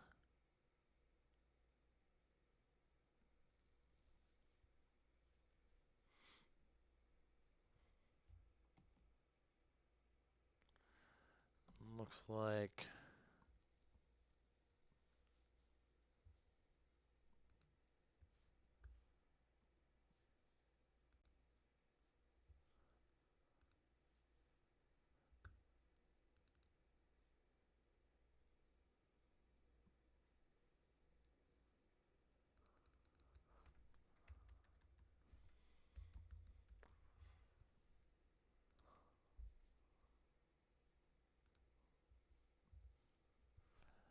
again, we will have cams getting back out to follow runners as they're coming in. Looks like we got bib number 225, David Adams, coming in here to Fort Tuthill. David Adams, the San Diego Californian, making his way into the Fort Tuthill aid station.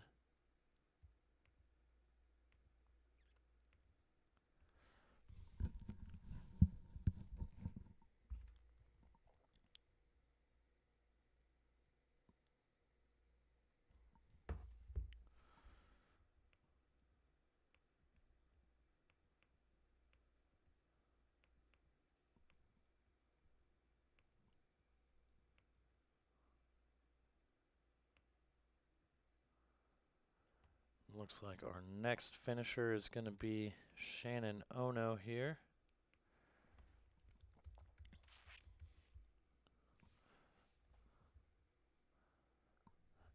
Looks like David is running strong right now. Excellent work.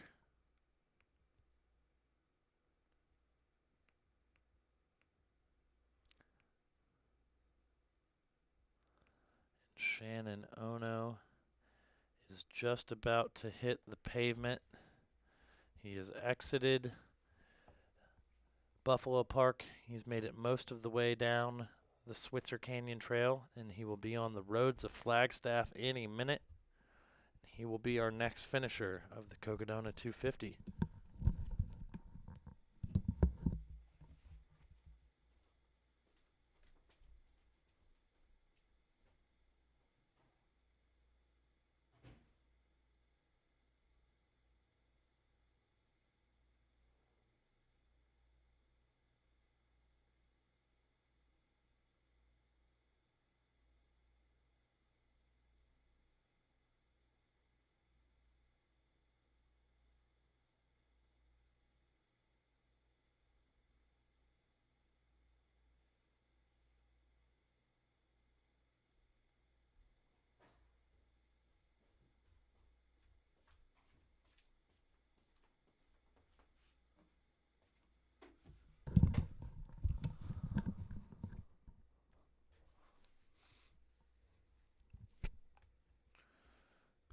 Let's see here.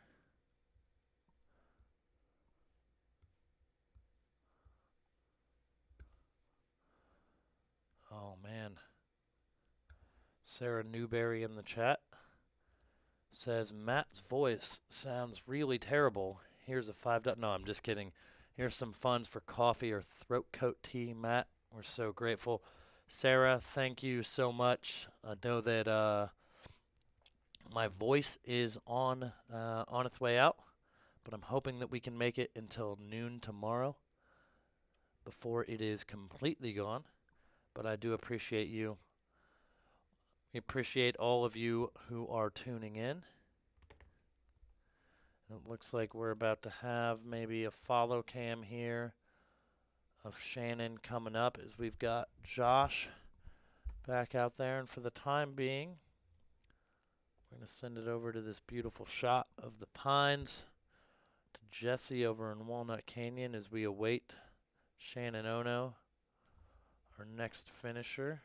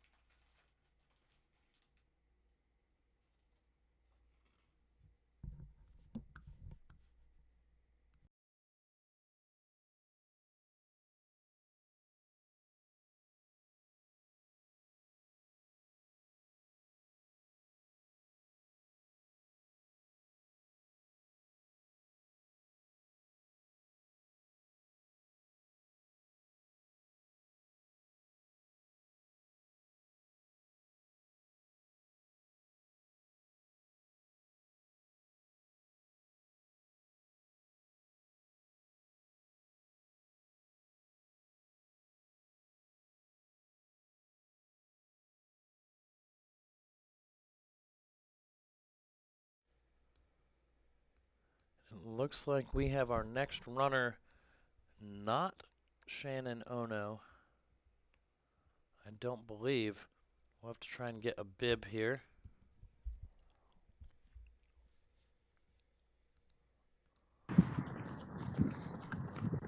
Bib 32. It is Shannon Ono.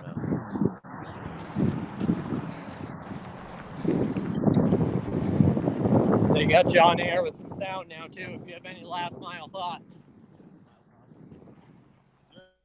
there a good way back to Prescott?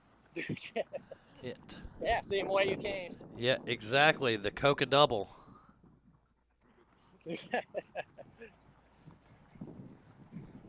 Straight ahead. We're going straight for a little while. Shannon is running so strong right now as he's about to go under the Sky Bridge at Flagstaff Medical Center, connecting the east and west campus there. And he is absolutely moving.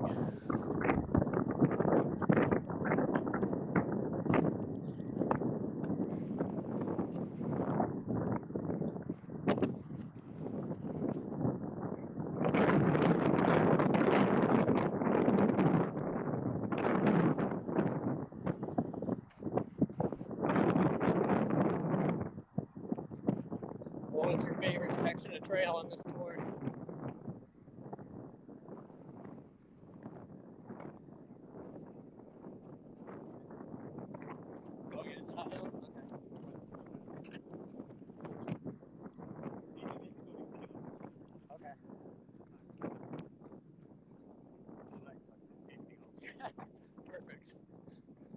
That helps.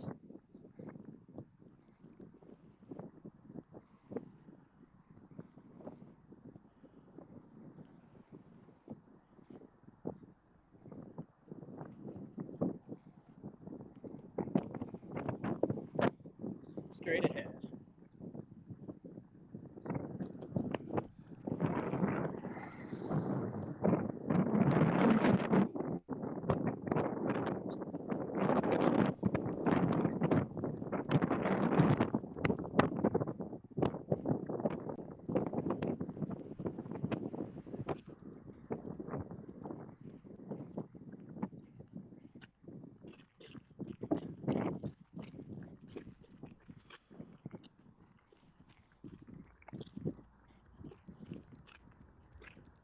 Get this light.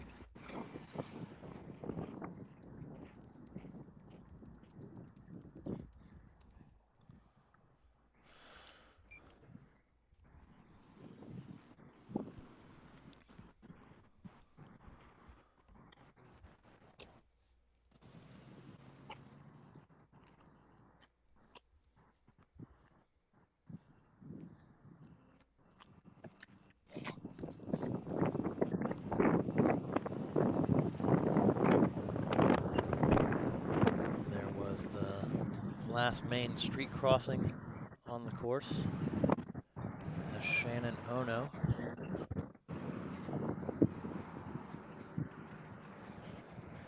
is on his way to the finish.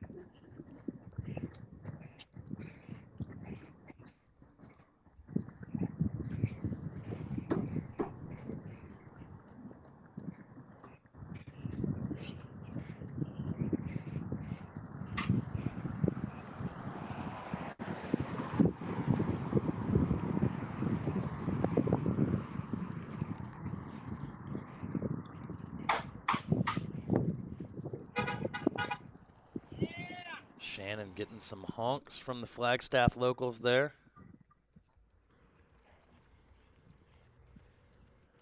As he closes in on the finish of the Cocodona 250.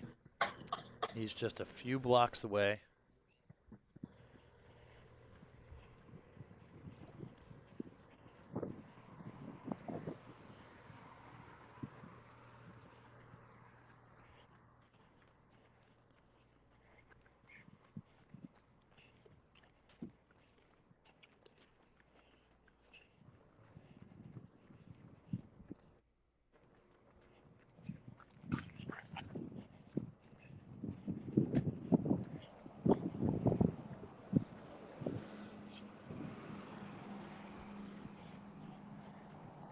Should be making the left-hand turn onto Birch.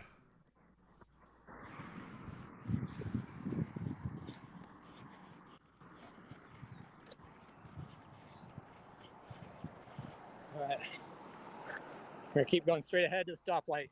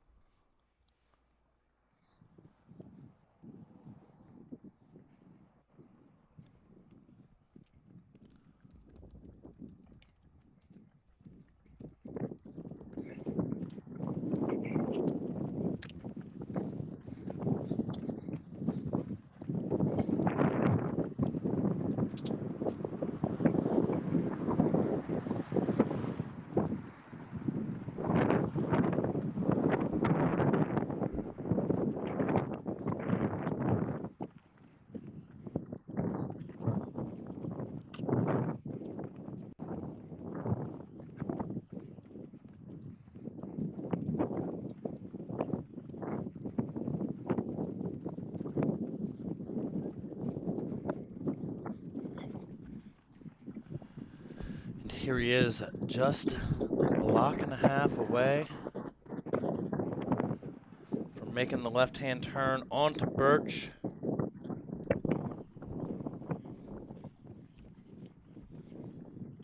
One more straight ahead, then left at the light.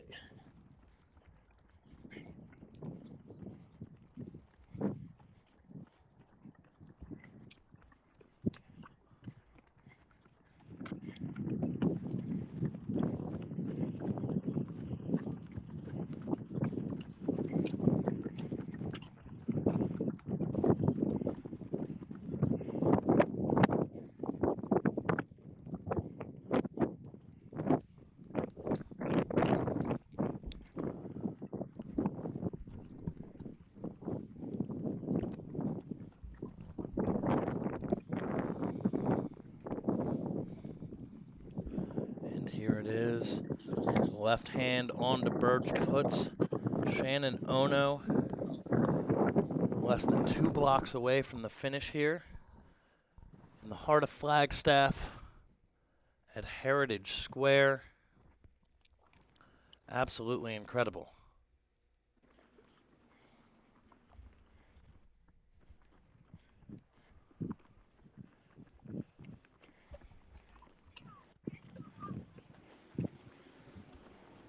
Straight ahead, last street crossing, then you got your shoot to the finish line.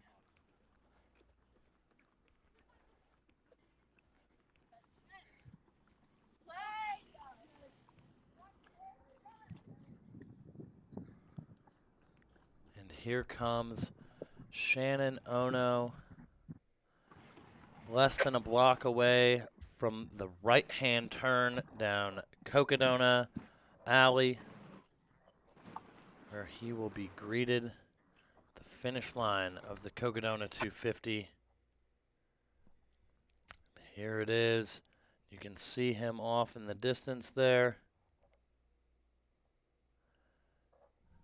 making his way.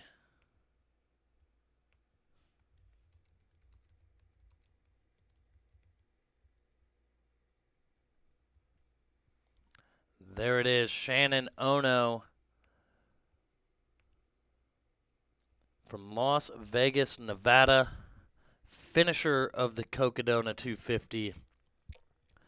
John in the chat, oh no? Oh yes, go get that buckle. Shannon with an incredible run there. Absolutely amazing. We had a super chat donation up here as well. Go Phyllis Stanley, the fastest known Navajo. She's about to start the trek up Mount Eldon. Huge shout out to Phyllis Stanley. For the moment here,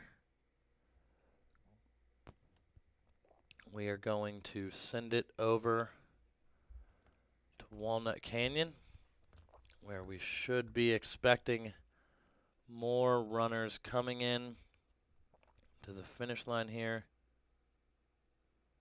It looks like our next 2 finishers here are pretty close together. Looks like Sandy Hilton from Kelowna, British Columbia, and Mike Wilkinson. Sandy Hilton looking like possibly our next finisher. And we've got bib number 75, Amy Palmero Winters here. An absolute legend, carrying that flag the entirety of the way as she is now hit mile 29 at the Walnut Canyon aid station here, carrying that flag in support of our troops. Huge shout out to her. Absolutely amazing run thus far.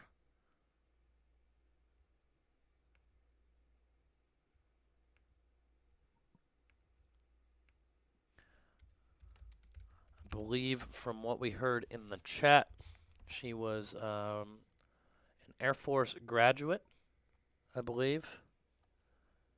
And she is doing an excellent job out there. Oh, and we have her on. Here, let me unmute. Sorry. Yeah, we have her. We're ready. They need anything else on the way out? I think they're good.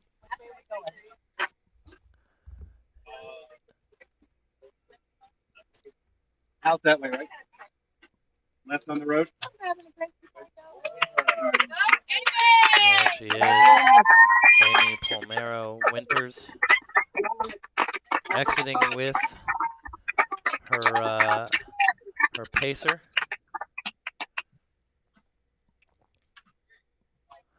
And we will continue to be on the lookout here at Walnut Canyon, as I know there is a group of people wanting to get a chance to see Miss Deb Hamberlin, bib 63. It looks like she should be coming in any moment now. As of 2 minutes ago. She is just around the trail, so we will be on the lookout for Deb as we have a little bit of a gap before our next finisher.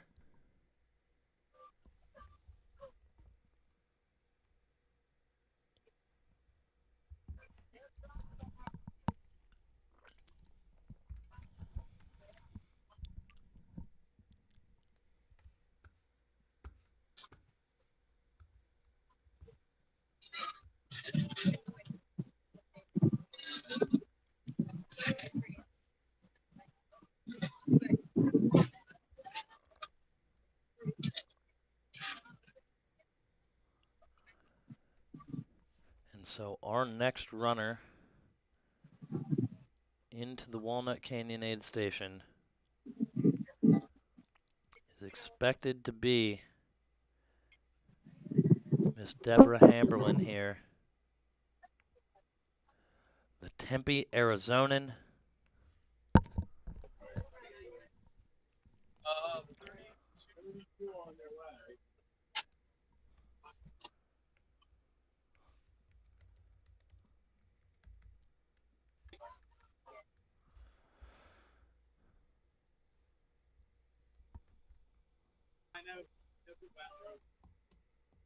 Sorry about that.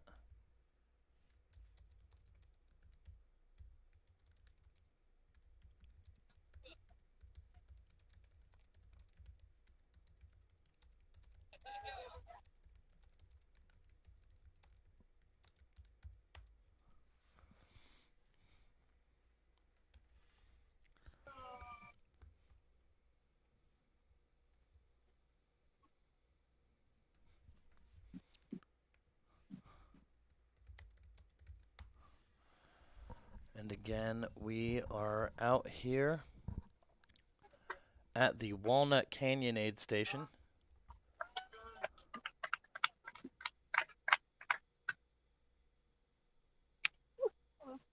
You okay? Okay.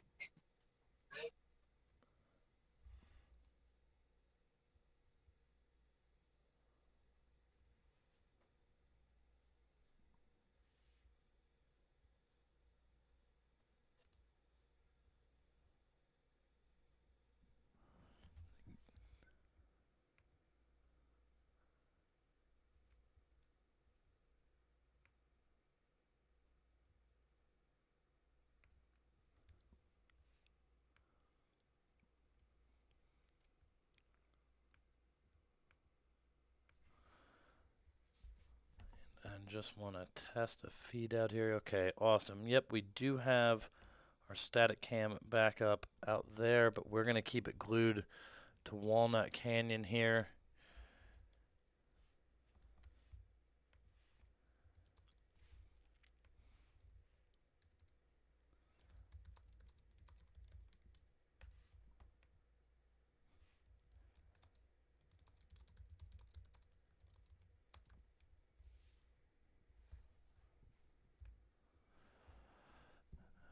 And again, we are expecting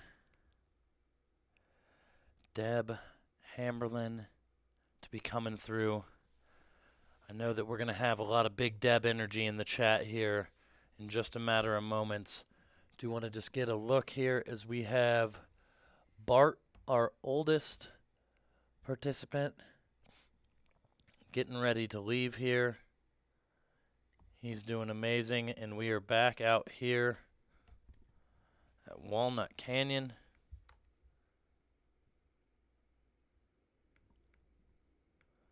This section of the course that runners are going through here,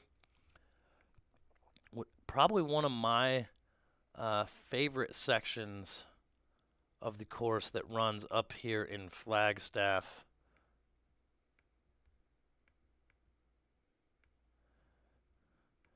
They just finished a nice little climb not long ago, about 5 miles ago. They've got to climb up out of kind of the canyon, up onto the rim here, up at one of probably the nicest lookout points in that canyon area, up at Fisher Point, before they continue down the Arizona Trail and eventually make their way to the location that we're currently looking at, which is the Walnut Canyon aid station. Deb should be there any time now if she has not already made it.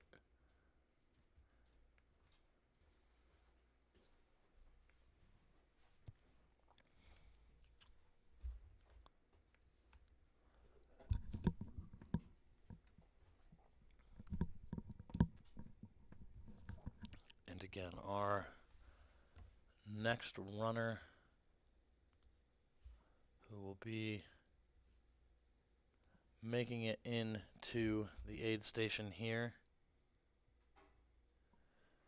should be Miss Deb Hamberlin. I know there's a lot of Ginger Runner fans in the chat. I would expect the bat signal to be put out to the entire GR crew here that we're about to have a Deb sighting. I'm expecting a lot of big Deb energy in the chat.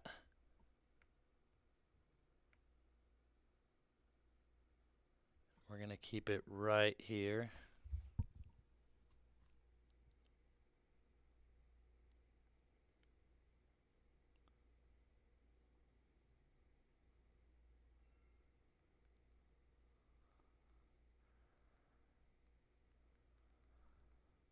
And here we go. Here we have her. Doing pretty good. 63. Bib 63. Can we follow Miss Deb around for a little bit here? Good job. How are you doing?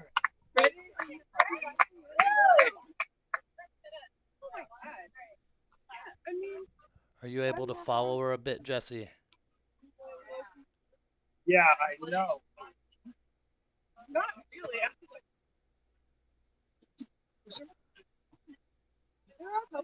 Here she is. We got a lot of Deb fans in the chat here. Whole lot of Deb energy here. We shouldn't have another runner coming in quite yet. Although our next runner, Paul Murray, Nate Dervin, and Matthew Murray, Paul and Matthew Murray, will be a little bit behind there.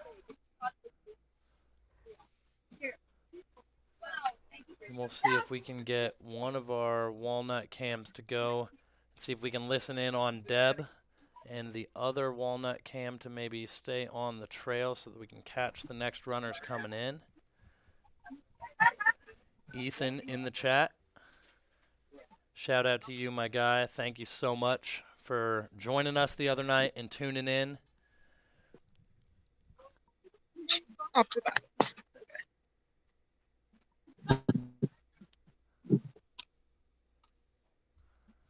And Deb is absolutely crushing it.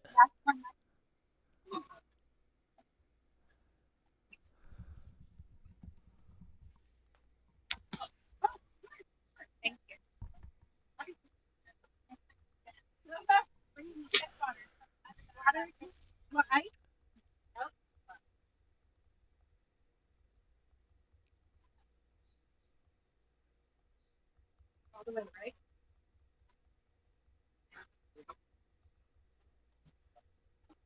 That's a big seller. Yep. You know what? They might want to take a camp. Yeah. Thank you.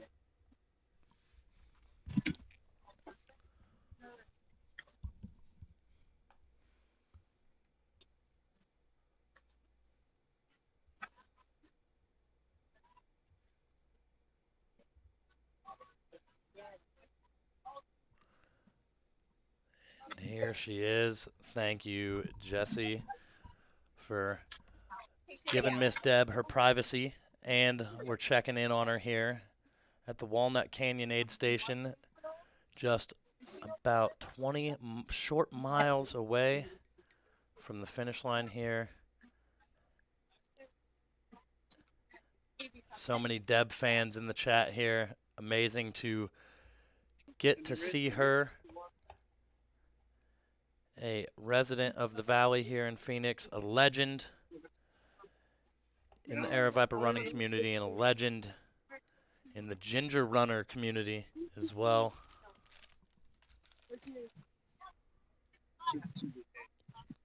And we're going to kind of just listen in here for a little bit.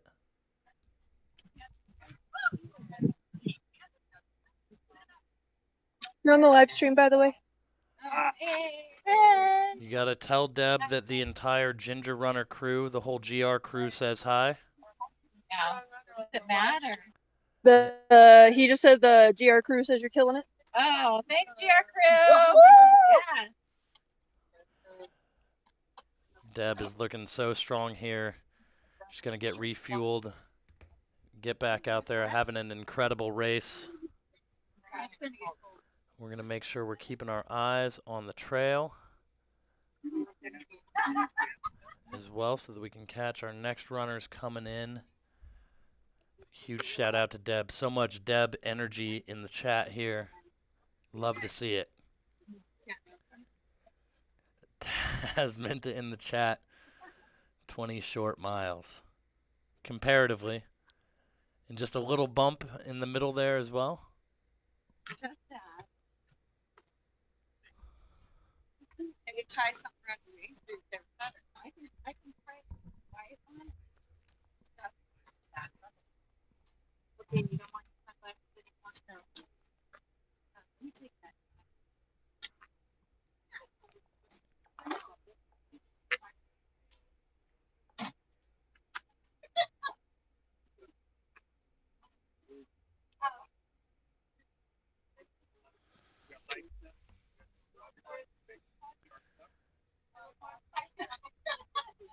And then what's the big question?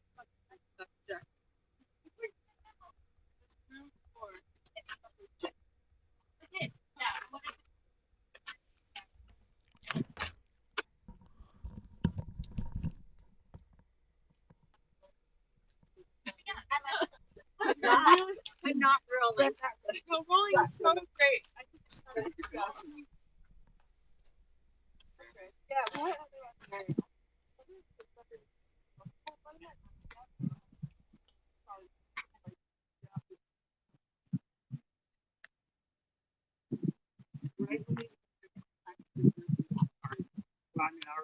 what when we walk out.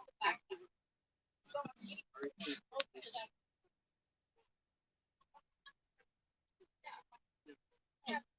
We're sitting in a hotel today, 6:1. I'm looking at it, 6:02. And it says 5:30. And I told you that black kid.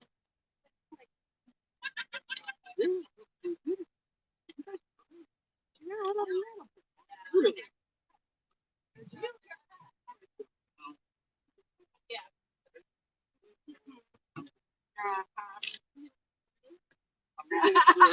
Very good faces. We know he's not doing stories to talk about. He's not doing it anymore.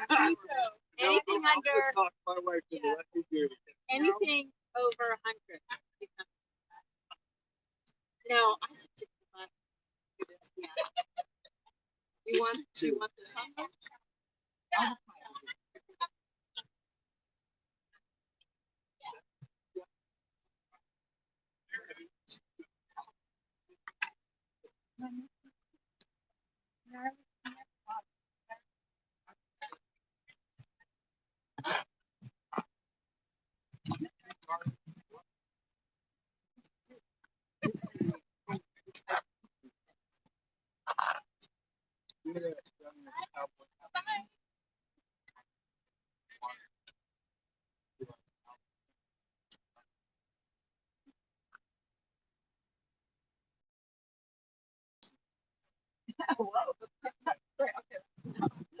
We don't allow it.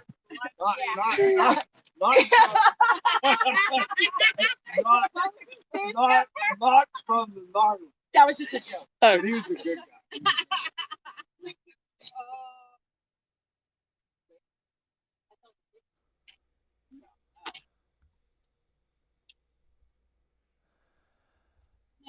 Deb is looking so good out there. Looking strong.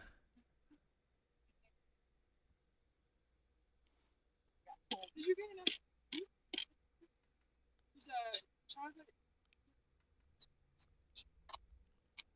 There's ramen. There's And just as an update, this will be the last crewable aid station on the course. So the last time Deb is going to see her crew here. I've had bacon, chicken nuggets, bacon, jerky, pizza, mashed potatoes with a ton of butter, lots of butter. So we're gonna have. I had chocolate peppermint bar. yes. Yeah, I had. I'm gonna have a Girl Scout cookie. What's your favorite Girl Scout cookie? I hate. That's what I mean. Sounds like based on all the things Deb has eaten up to this point that she is going to enjoy the Eldon Aid Station, aka Pete's Meats Aid Station, courtesy of the legend Pete Mortimer. Flowers. He's going to have to throw on a steak or something like that for Miss Deb when she gets up to the top of Eldon there. Might need to adjust a little bit.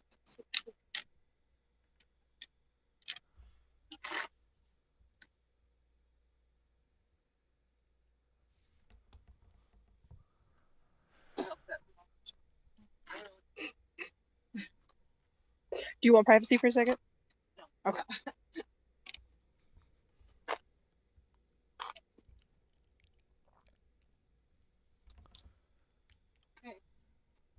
My gloves are in the back.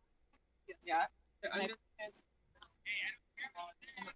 do have another runner coming in here. We're going to switch it over to Daniel.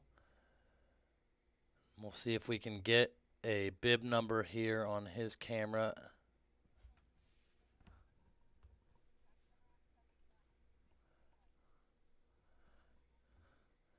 And we'll try to get a read on that here soon.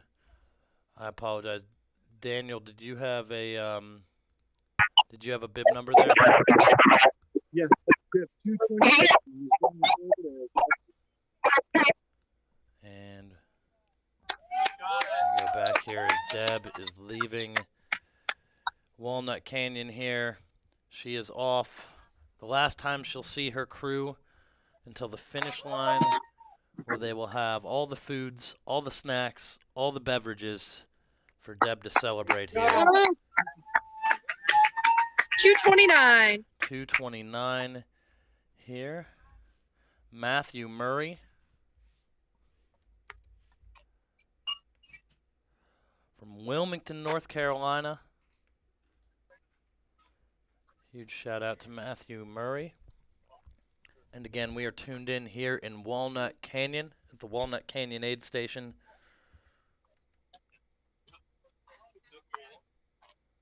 As we await our next finisher of the Cocodona 250. As soon as we have eyes on our next finisher, which we expect to be Sandy Hilton, we will send that over to you. Someone saying Sandy Hilton has a mile to go.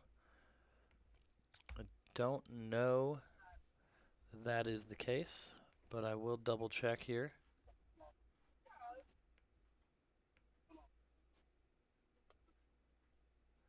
Yeah, so we'll pick Sandy Hilton up soon. We will see him when he has maybe just under a mile to go at the top of Hospital Hill. Looks like we got a couple more runners coming in here at Walnut Canyon. We'll get some bibs on them in a second. Let's get a bib number here. 222. Paul Murray. 222. Paul Murray. Nice work. How you doing? All right. Down bib 167. Bib 167. 167. Nate Dervin there. So those two are in at Walnut Canyon.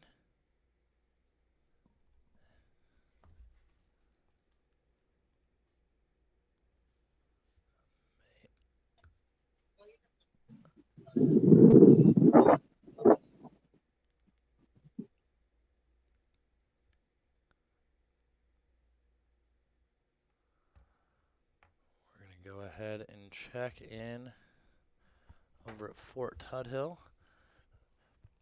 Your mile 214 aid station. Looks like we do have another runner. Oh, we have two runners coming in here. That was that'll be Nate Dervin and Paul Murray. Right there's Paul.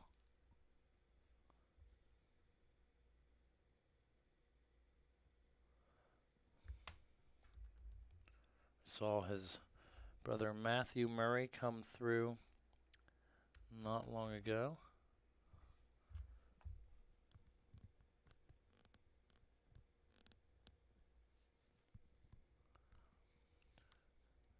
Angela Cougar in the chat. Angela, the pleasure was mine. I've been waiting for the moment to be able to get eyes on Deb. We missed her at Munn's last night. By the time we had a camera up and ready, she was napping and we weren't able to see her when she left, and so I'm glad we were able to catch her here.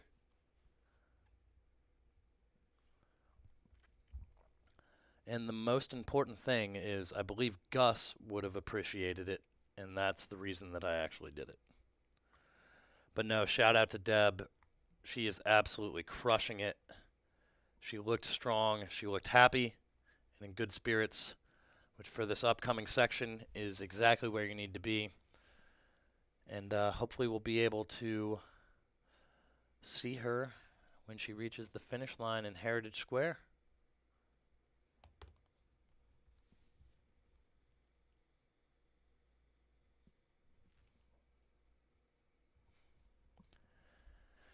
And again, we will have eyes on our next finisher, who we have maybe right here.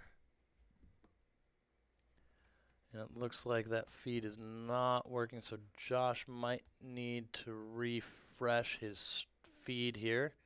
But it looks like we do have eyes on our next runner. And it looks like they are just about to get out of the Switzer Canyon Trail.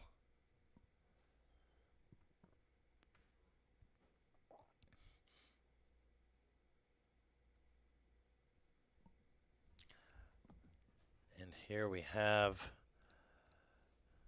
our good friend Josh following our next runner in. We'll have to get a bib here.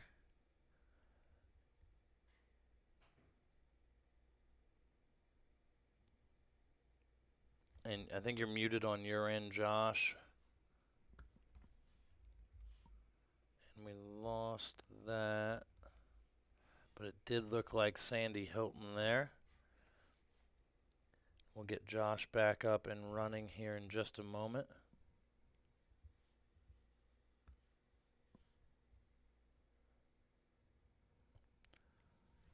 As it looks like his feed cut out there.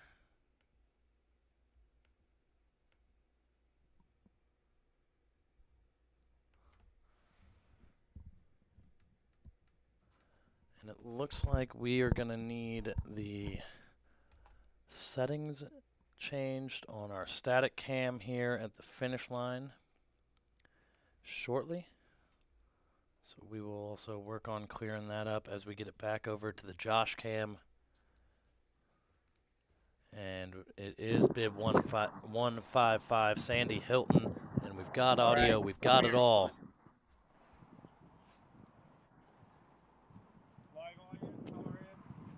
He's looking so strong right now. 5 days You've heard it here first, ladies and gentlemen. Sandy Hilton, 5 days really does hurt. I was just telling Josh that I'm going to kind of miss it.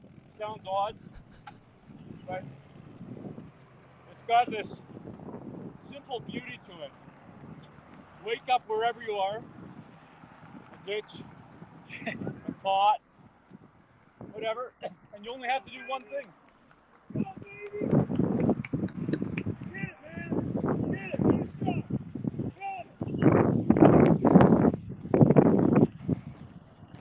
And it's that simple beauty that is the key. You don't have to worry about email or walking this walk or cooking breakfast. We do all that for you. That's all I got, John. That's amazing. That was incredible. Sandy Hilton, a big support system here in the chat as well.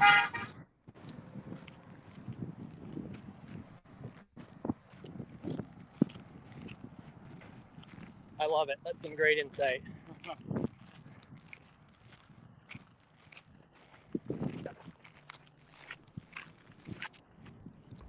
Amazing, moving so strong, continuing to push forward as he nears, again, the most iconic turn in all of sports, the left-hand turn on to Beaver Street.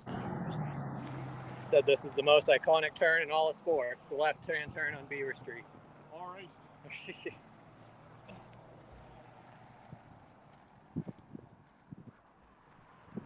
I do want to put a special shout out to my son Nick, who's been crewing me. It's his birthday today. All right. 22. So hopefully we're going to share some birthday brews tonight.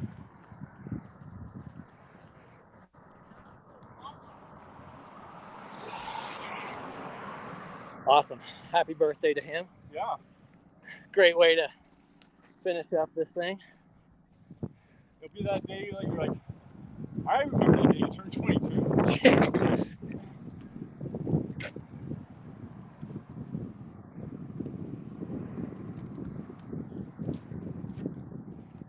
All right, we're going to take a left here. Get along. Yep, I'm following you. I'm with you all the way to the finish.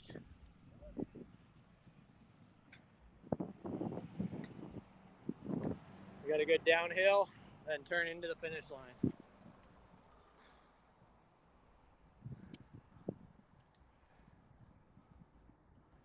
It's hard talking. Well, tell him he doesn't have to focus on anything except crushing it the rest of the way to the finish here. Did you hear that? No. Oh, he said, tell him he doesn't have to worry about anything except crushing it to the finish here. Well, I did save a little bit of a jog. All right. We'll wait till I can see the hill down. Perfect. I only saved just a little bit. 200 feet. Perfect. You got a nice downhill coming up. That'll help that. How many times have you done this stretch today? I'm right at about a marathon today. So I can't compare anything to you guys, but it's been the same little stretch over and over. Yeah. It's been good.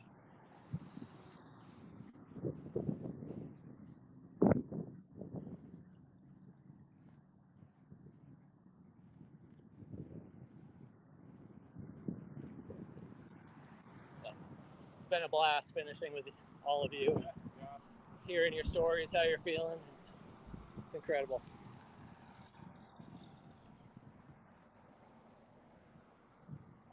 How many people have finished by now? Matt, do you know how many finishers we have right now?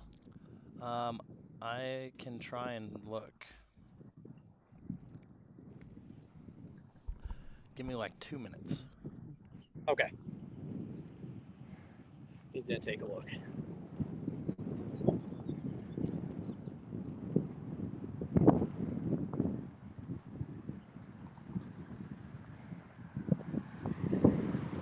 Looks like I do not not. It looks like our timing system has not updated.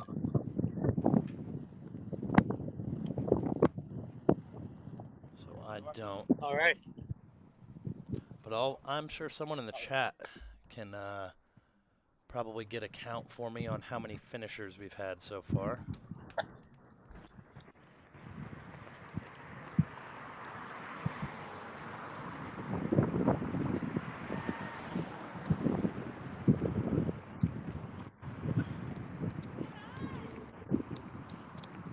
It's killing it.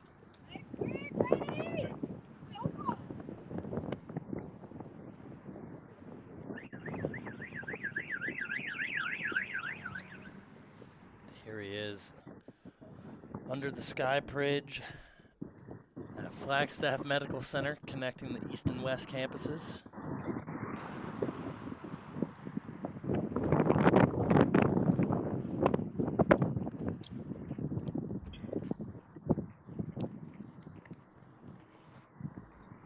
And Sandy Hilton moving strong, making his way down Beaver Street here.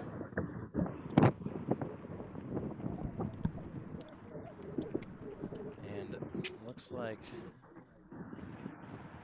the chat is telling me 54 finishers. There are 54 finishers so far. He's going to be in the top 55.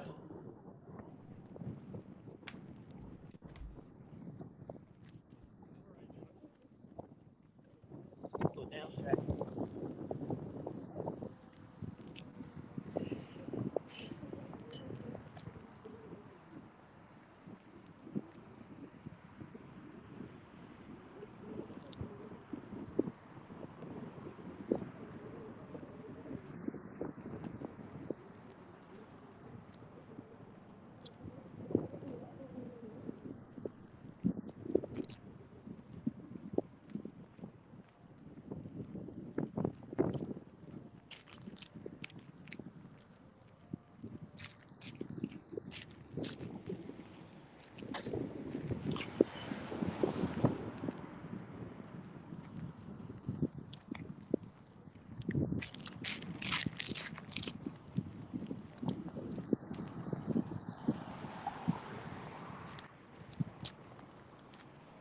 We're going straight through. Go? Yeah, we can go ahead and go. And the last major intersection here, next to our future beer and cheer station, the Great Beaver Street Liquors. A little bit of a flat stretch here before the last gentle downhill to our final left-hand turn at Birch Street.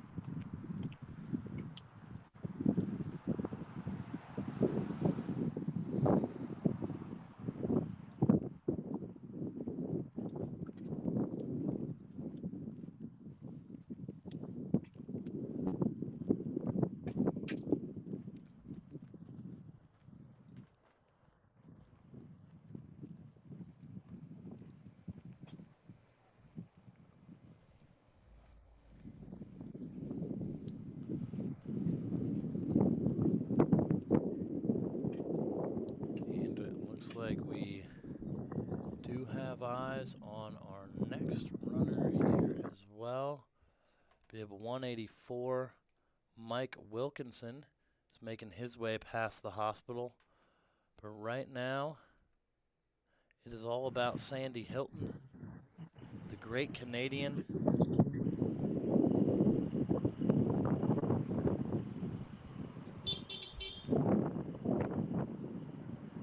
Wonderful folks in Flagstaff, giving them honks as they drive by, giving them shouts.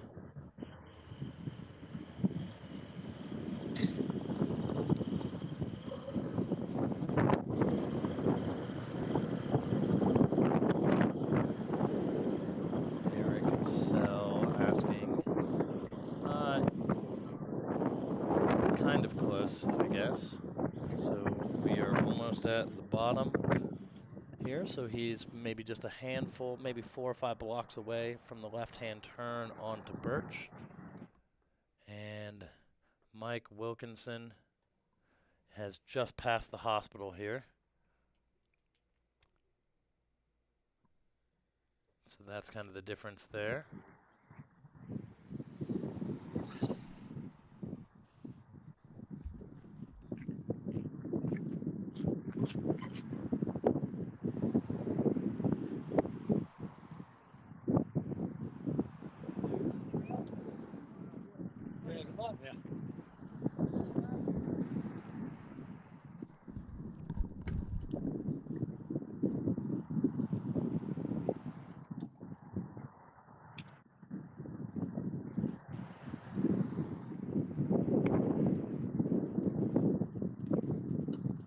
All right, you're heading down to that stoplight and taking a left. And entering the finishing chute right there.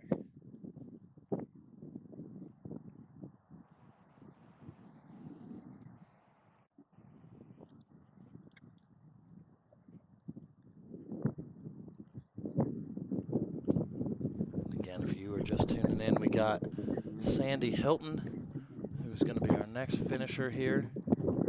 And then just up the road behind him, we've got Mike Wilkinson, who is about to make the street crossing next to Beaver Street Liquors. So he's having himself a great run as well. John Stanley is Mike's pacer, according to the live chat. But right now, just a couple blocks away, you can see the light. We've got Sandy Hilton, who's going to be the next finisher of the Cocodona 250.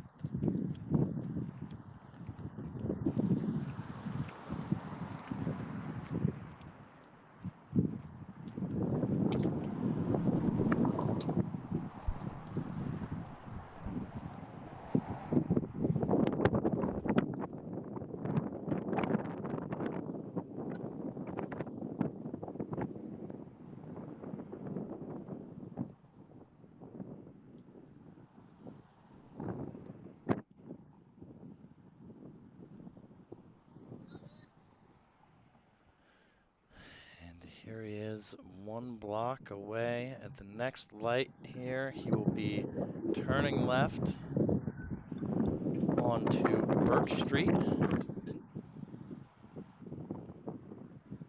where he will find himself just 2 blocks away from the finish line in downtown Flagstaff at Heritage Square.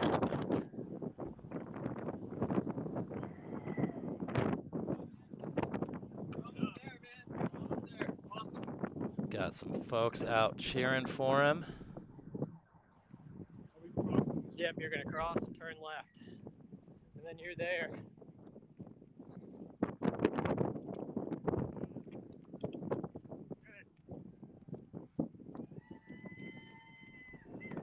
Here he is, the left on Birch. He's now just a couple blocks away from the finish.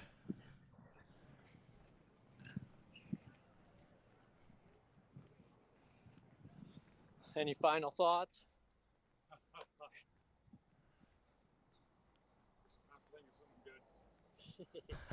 I think that laugh was enough of a final thought to be in that joyous of a mood. 250 miles in, absolutely incredible, moving so strong.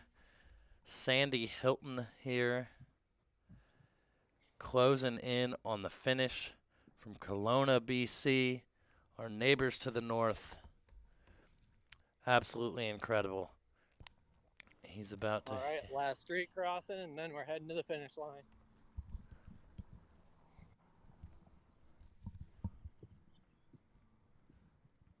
Okay, have wise words. All right, we got some wise words from Okay. Sandy Hilton. There's no one behind that. Nope, you're good. So wise words. I had 3 DNFs of the 200 mile over distance in 2019 pre-COVID. And I spent 2 years thinking about that and licking my wounds. Today's the day. Awesome. Absolutely amazing. Congratulations. Thanks, Josh. You've earned every step of it.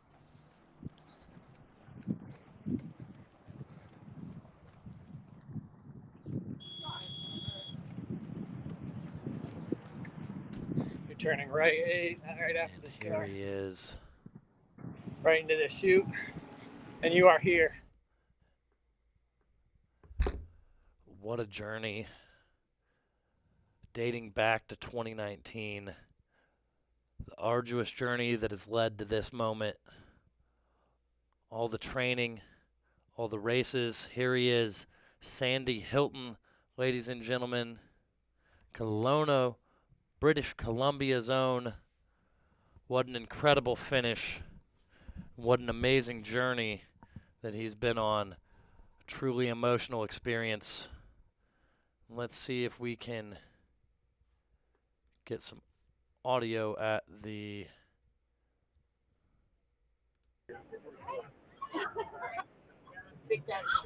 finish here. And getting the spot tracker. What an incredible job.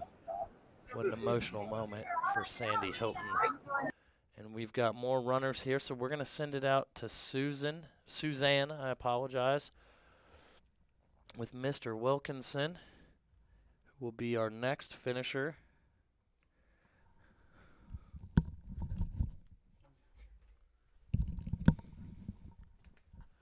And we, folks, are going to be joined by the angelic voice of Mr. Christopher Warden, who he's going to hop on. He'll be taking over here for a little bit in an hour and change or so.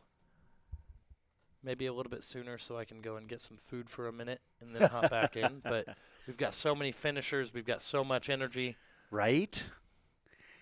As I was, we were passing notes as if it were a 7th grade class here, back and forth, hoping nobody would notice. And one of the things I had mentioned to Matt on a note was the fact that I would slide in when we had a break in the action on the way to the finish line. And frankly, we're not getting that. We're not getting that at all. No, you're 100% correct. And it's only going to get crazier from here on out. We've tried to rally the troops and call in reinforcements. We heard there just a second ago that our good filmer, our great filmer Josh, has run almost 26 miles today. Yeah. Filming. We've heard that Shad, who started filming with the first finishers, has accumulated 51 miles. And that was when that was about 24 hours ago now when the first finishers came in. And so we had to call 48 hours. Yes, 40. It's been a long week. Yes. Oh, and that camera feed just cut out there. It seems like only yesterday that we were following Stringbean McConaughey through the streets of Flagstaff. But no, that was 2 nights ago. We'll make sure that we keep it on here as we try to get the Suzanne cam the Suzanne cam back on here. But this And race so Shad he'd only volunteered for one slot 2 days ago. He just keeps hopping in. Suzanne's shift was meant to end earlier, and she's still helping out. She's following in our next finisher, Mike Wilkinson here. It shows how if we much can get fun that they're cam having. back up.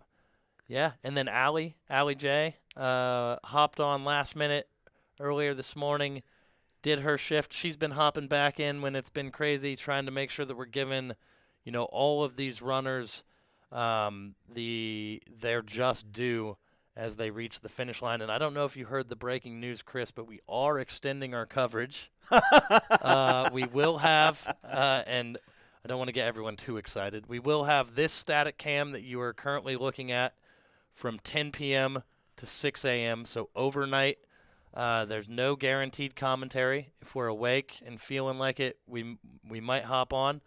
But at the very least, loved ones and friends will be able to pop on and at least catch them finishing here via our static finish line camera. I see friend of the family Chen Ma on the lower right-hand side of your screen. Yep. He was hanging out there having a little bite to eat at the finish line.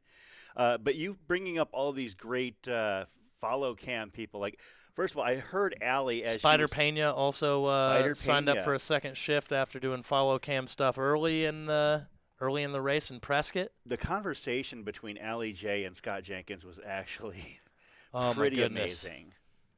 It was so good. It was so good. But one of the things that I was kind of wondering as we were talking about these runners, as we have our next finisher.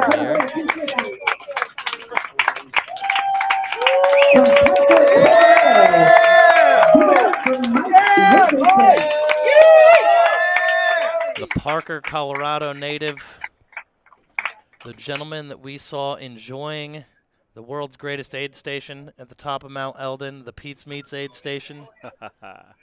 An incredible run from Mike Wilkinson, the Coloradan. What an amazing effort. And it looks like we're going to have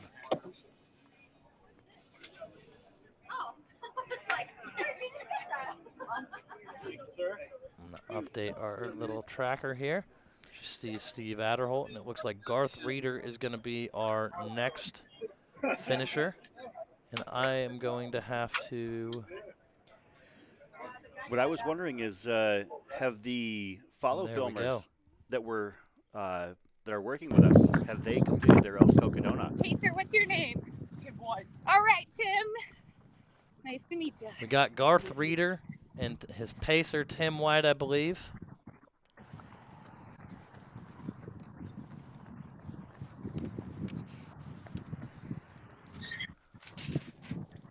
Went to college with me. What's that? My daughter went to college. Oh, nice. Doing so amazing as they pass Flagstaff Medical here. Did he say his daughter went to college in Flagstaff? Tim's daughter. Tim's daughter Okay, so- went to college here. So Garth's pacer, Tim's Yep. daughter. Okay.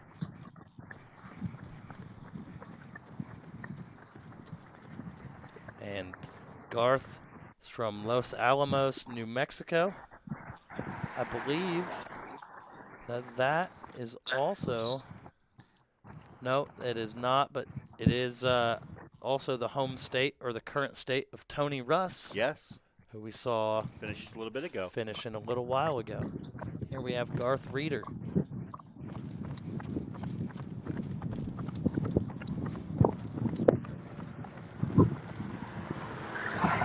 And we've got the low-hanging fruit in the chat. Party on, Garth. I love it. Garth is looking incredibly strong right now. Of course, looking amazing. Greg has been bringing out those dad jokes over the course of the live stream. Thanks to Greg for feeding us, spoon-feeding us some of that great material. We're not above using it.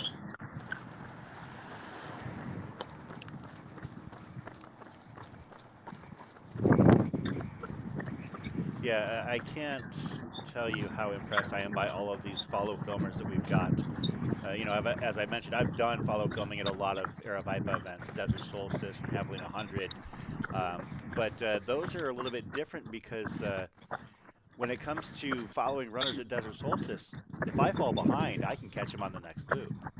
If I fall behind at Javelina, there's another runner 15 seconds behind because there's so many people. At this, if they're following behind a runner and they lose them, they're not catching back up. And here we 30 go. more seconds delayed after how many days? It looks like we have another runner up here on the Shad Cam 2. Bib 123 made the turn down Beaver Street here. Trying to. Okay, like energy. 7-ish blocks. Okay. Oh, okay. Perfect.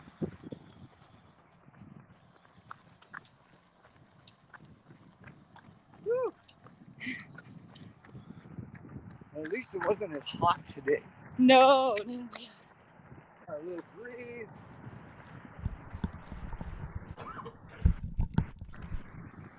I get on the other side of you. So. We do have some shots up on Eldon here. That looks like Bib 51 maybe. Up on Eldon as I send it back to the alley cam. How far you been with him, Tim? I think that we were just talking about that. I've got around 80 or 90. Wow. Pacers got In different 80 or 90 miles. Yeah. It's so impressive. I know that another runner every night for the last 3 nights or so, and today or something. Nice. had a runner or a pacer for at least 116 miles. I believe it was Henry Ward and his pacer had been together for about 200K. And we're old guys. How young are you, Garth? I am 1 month shy of 60 years old. Woo! So I'm in the old people category. Capping off his 50s with a bang. You're still the young guy category. Oh yeah, I'm not 60 yet. Of course, another bucket hat. Have seen on his pacer. Yeah. We've seen a lot, though. We've seen a lot. No, you're fine. You guys do what you do. I'll just follow. That's fine.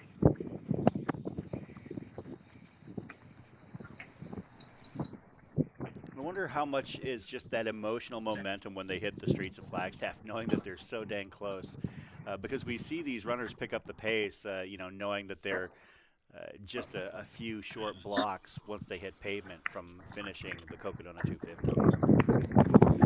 Yeah, and we're going to have an incredible finish here. So, again, we have eyes on Bib 123 here, and I also think just behind him, we're going to have Bibs 102, 195. Oh, no, at 195.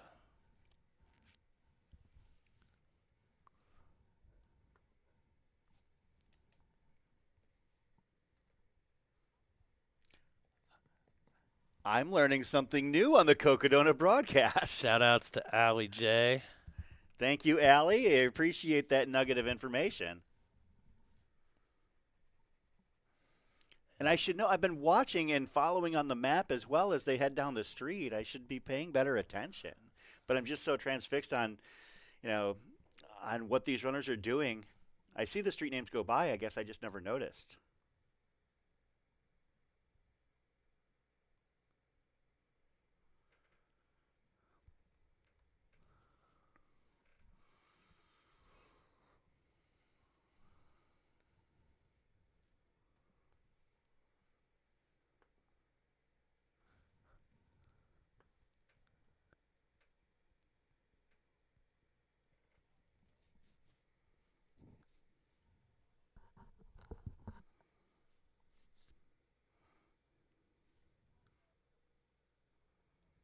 Oh, and we're... It's all about maintaining your sleep, maintaining your fluids, maintaining your nutrition, maintaining a decent pace, and That's what it takes to get one of these through. Well, you sure as hell did it. Thank you. Thank you very much. One more street. We're going left. One more street, and we are going left. He is about to make the turn onto Birch. Left. The second iconic left-hand turn. You've got your left on Beaver, your left on Birch. Well, I think we should also be talking to the city of Flagstaff about renaming that little stretch the Cocodona Alley. I think it's pretty much been marked at this point. I think so as well.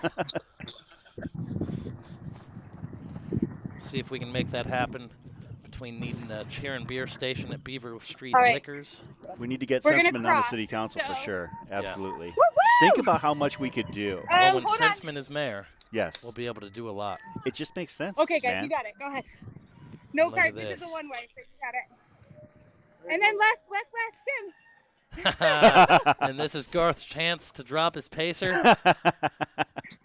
Look at him pull ahead, looking so strong. You folks. Good job, you got this. I'm pretty sure that everybody in town has got to be, kind of aware of what's going on now. They might not have understood with the first couple runners, but now that the, there's a finisher every couple minutes and the energy is obvious. As he's passing, of course, Dark Sky. Maybe he'll head back there and partake in a nice post-race beverage.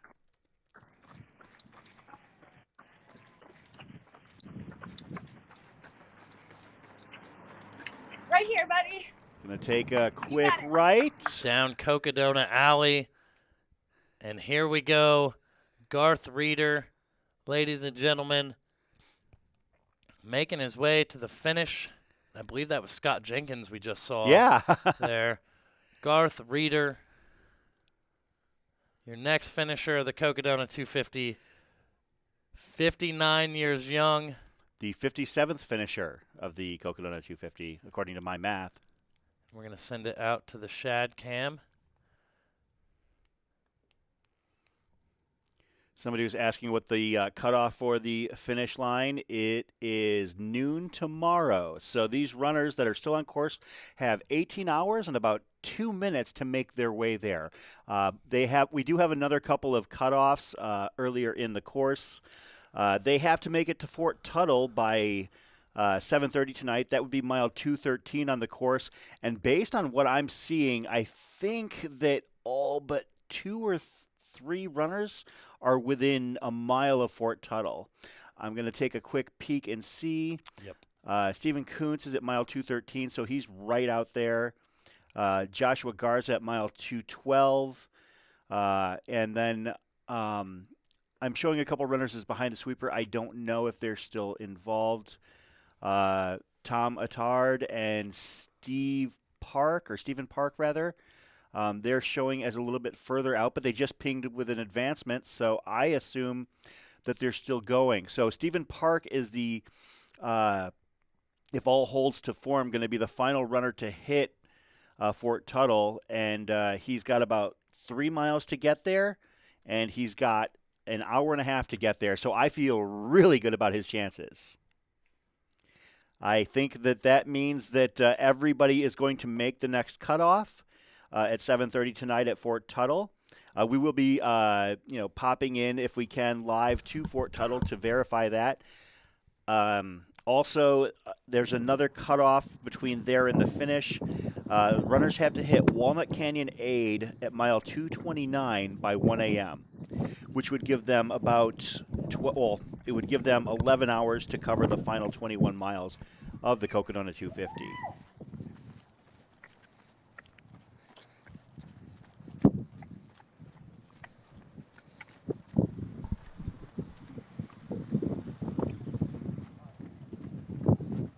Looks like we've got Jared Buchanan coming in soon, and we will try to get feeds on our upcoming runners as well.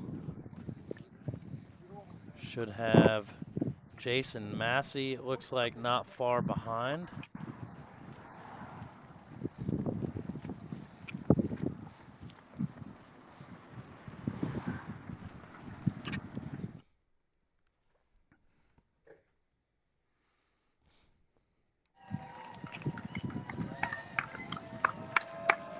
Hang left. Left-hand turn here. Got a block and a half. I think Allison has, or Allie J. has Jason Massey, I believe, here. But we are going to the shad cam.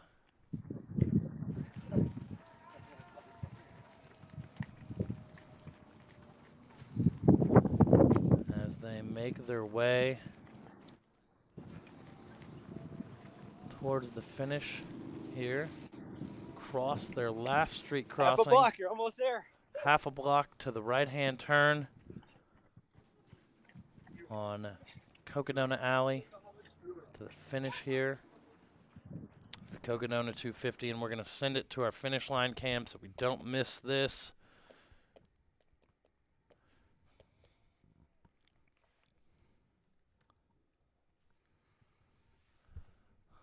And here we go. This is Jared Buchanan, ladies and gentlemen, your next finisher of the Cocodona 250, and he is followed very closely by Jason Massey, I do believe.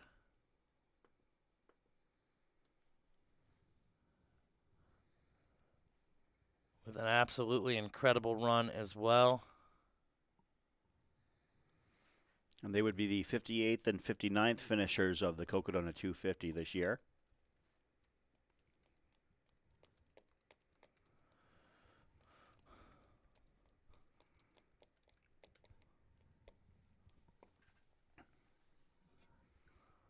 And what an amazing run.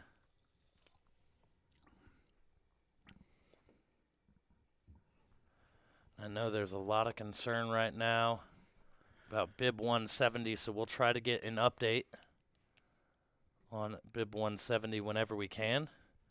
And in the meantime, we will continue to showcase as many of these amazing moments as we can.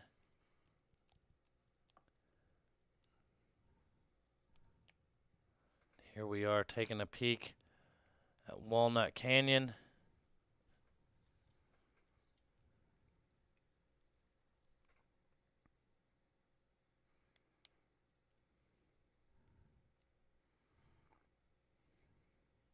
And thank you, Tracy Esterbrook, in the chat. The command team will, in fact, be on it.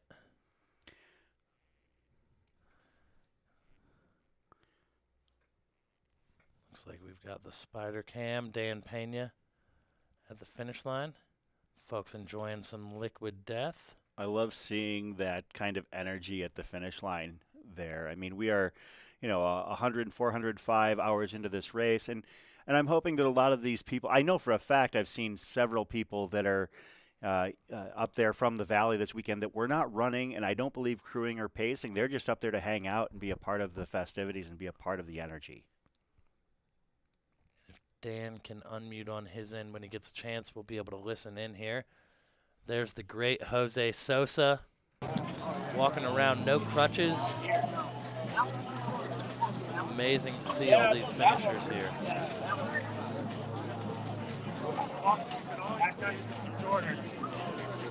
So Jason is another two-time finisher from the looks of things? Yep. Amazing. And I have gotten word that the music playing is royalty-free music. Okay. Jubilee page made certain. So we are we should not be impacted. I see in the center of the frame there, the woman in the black shirt and next to the gentleman hugging Jubilee.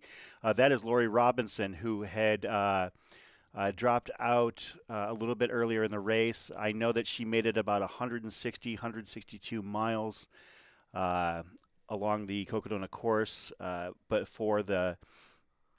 she just had some issues and realized that she wouldn't make the cutoff at Munns Park. Amazing effort for the people who are finishing this race and for those who simply just towed the line to get out there. Yeah, and who should our next expected finisher be here?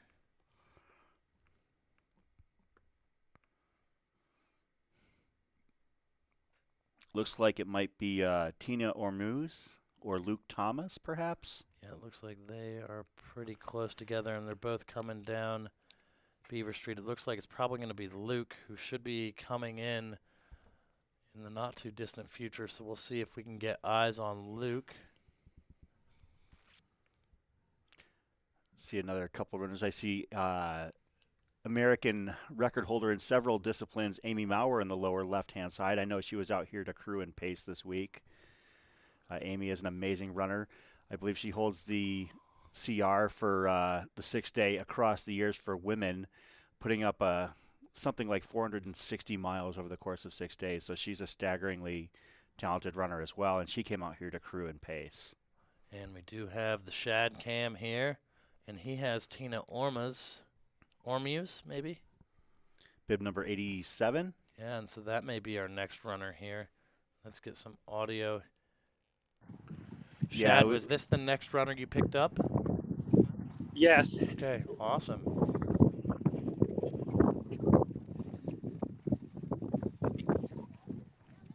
Yep. All the way down to the light, across the street, hanging left.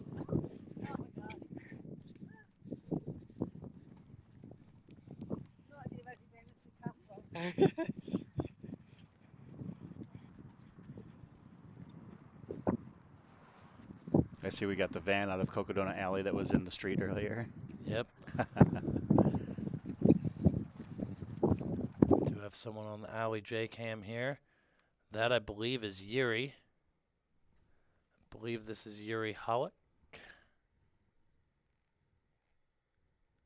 See if Allie can get us an update. Allie, who do we have here?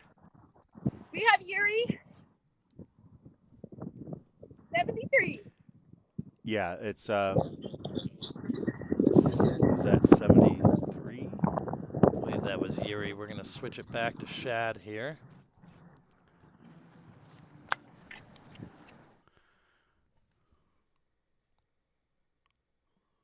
Sorry about that.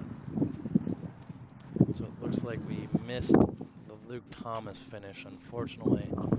Maybe we had it up and we didn't. And we didn't see him coming in. It's been a little hectic with all these runners coming in, but in a good way, in a very exciting way.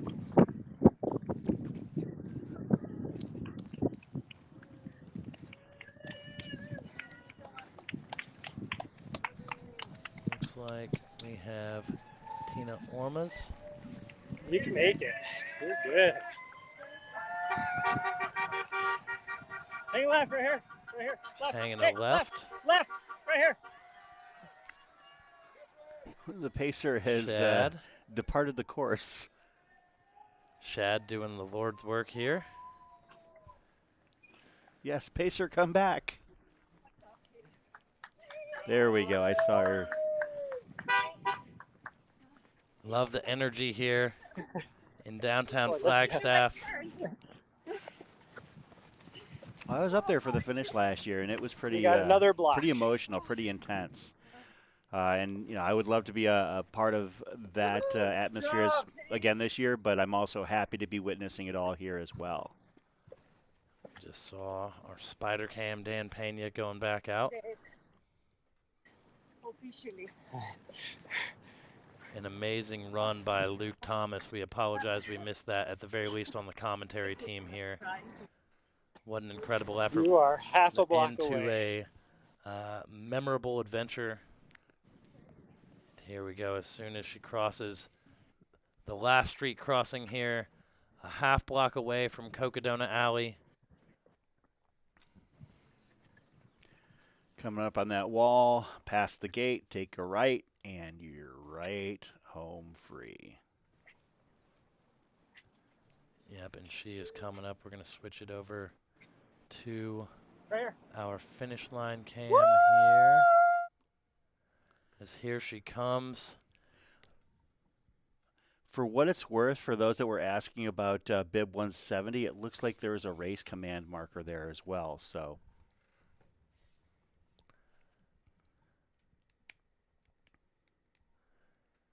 Here comes our next finisher, Tina Ormaz.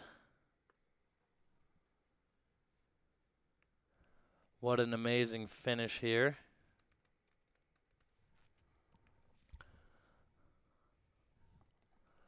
And in just a matter of moments, we're going to be joined by this wonderful human being, Yuri Holik. He's going to find his way to the finish all the way from the Czech Republic here, making the turn down Cocodona Alley.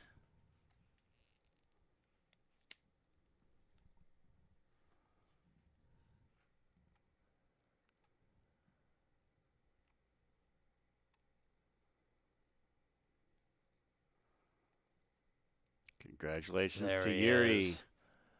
What an amazing finish. He looked so strong when we saw him, I believe, going up Eldon Lookout Trail earlier.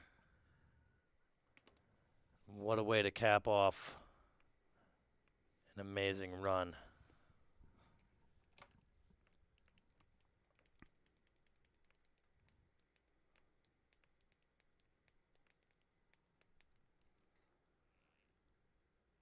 And it looks like there may be a few more runners getting ready to make their way out of Buffalo Park anytime now.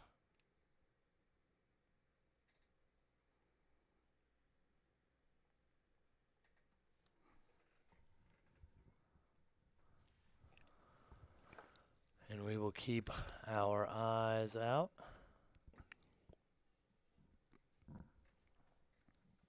Holly Clements, go Czech Republic. I agree. Traveled a long way out here. I'm for glad. Such an incredible journey. And I think that that brings up the point that last year's Cocodona race was obviously fantastic, but the field was decidedly Western Hemisphere and in particular American. I know that there were a couple of Canadians, I believe, and maybe a person or two that happened to be in the U.S., but with travel situations such as they'd been the last couple of years, the international flavor was definitely not what it could have been for that first year. And now that we are at a point where travel has restrictions have been a lot more relaxed, hopefully, moving forward, we'll have an even more international flavor. I mean, this race has become a true destination race in every sense of the word, and I don't think it's out of the realm of possibility to have an entirely worldwide field where perhaps maybe half to 2/3 of the entries are U.S. based. Could be our version of a UTMB or something like that, perhaps. Yeah, I mean, I think the race is definitely going to grow. But regardless of how many people ultimately continue to come, I think that every person is going to continue to have a truly magical experience, which is the ultimate goal. Yeah, my phone has been blowing up this week in regards to this race and how people are excited to be a part of it. I've had text conversations. As I mentioned with Lori Robinson earlier, I was texting with our buddy H-Rod, Hector Rodriguez, earlier. They didn't have the race that they had expected or hoped to have, but they were talking about how they can't wait to be back. I mean, that tells you something, that that despite how things might have gone for them and how they ended, they can't wait to be a part of this event yet again.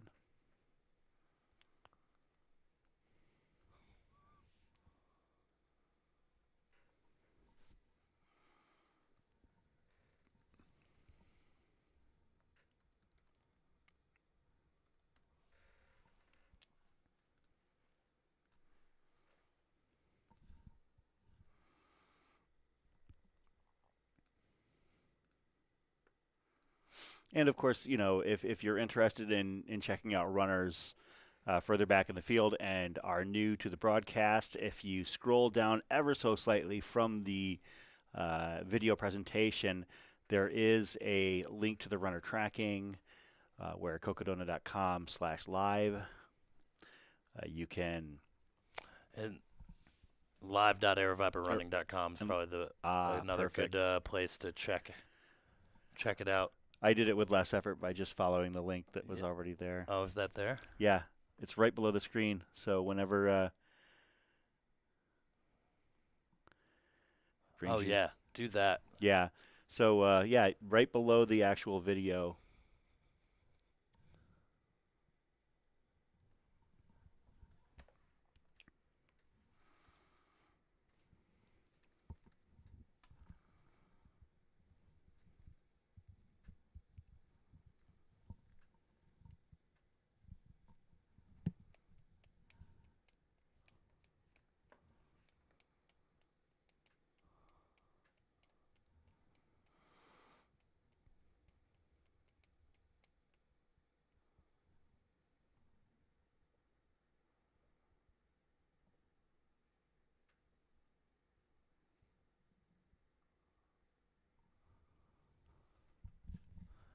And again, we are just awaiting some of our next runners here.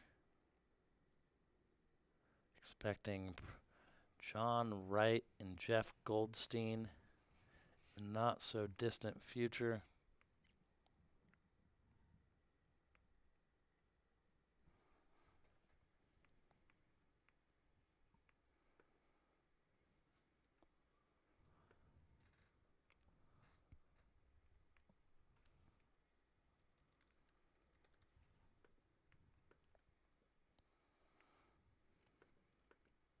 And one of the nice things about this race as it winds down and the runners are hitting the final aid stations and cutoffs, we have less real estate to cover as a live stream. We can kind of narrow our focus, obviously, rather than covering 100 to 120 miles of course, which we obviously love doing.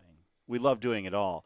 But, we would be disingenuous if we said that it didn't make things easier to be covering, the final 40 miles of real estate versus, the final 150, 160.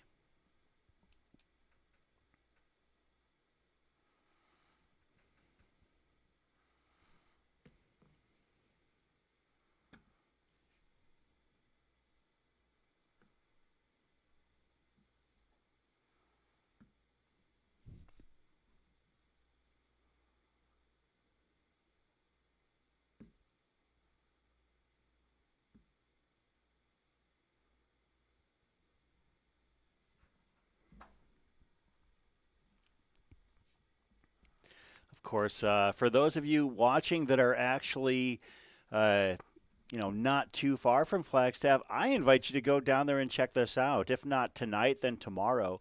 I mean, we're going to be still following runners for the next nearly 18 hours, and gives you plenty of time to head to Flagstaff Heritage Square to see the finish line for the Cocodona 250. I know that Aravaipa race team member Colleen Lingley was trying to get as many people as possible into the streets of Flagstaff to line the final couple blocks of the Cocodona 250 course, which I think would be just amazing. I know that we had a spirit tunnel set up for the very final finishers last year at Cocodona 250. I remember the iconic photo taken by Howie Stern of DFL finisher Andre Lee as he finished in the golden hour of this race. But yeah, I mean, if you're in the valley, if you're in Phoenix, or if you're in anywhere within a couple hours of Vegas, or whether you're like Vegas or Gallup, New Mexico, head on over. I think that there's plenty of time to get there and to catch some action. I showed up last year on Friday night at about 8 p.m. at the finish line and hung out there for a while. Then made my way to the top of Eldon to watch the runners come in as the daylight came out the next morning. And it is a truly spectacular thing to witness.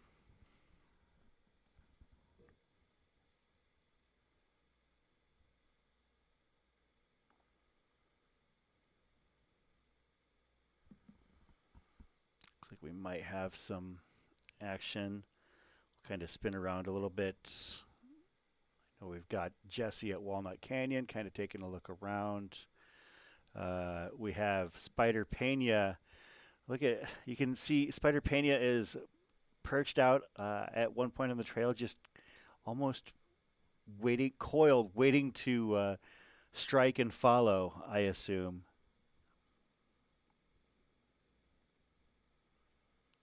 It's great to have these filmers out there. So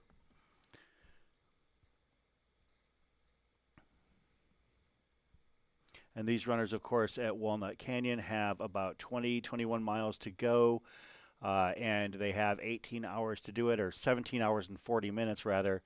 So they're in good shape. I don't know what their individual goals might be, but we will be following a lot of these runners as they make their final run into Heritage Square in downtown Flagstaff. Take a peek and see who our next runners are.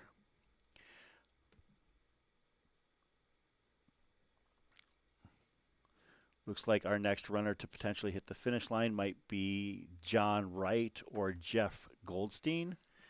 The next projected finisher is John Wright. Thank you very much. Reading, I can.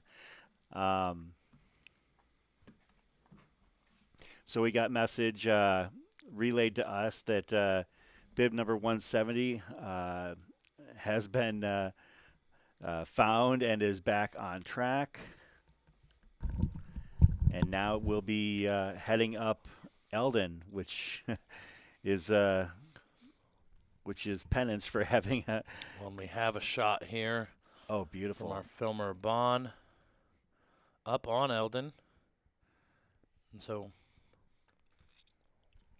these views this time of day are going to be a truly magical experience for sure. As runners kind of top out here.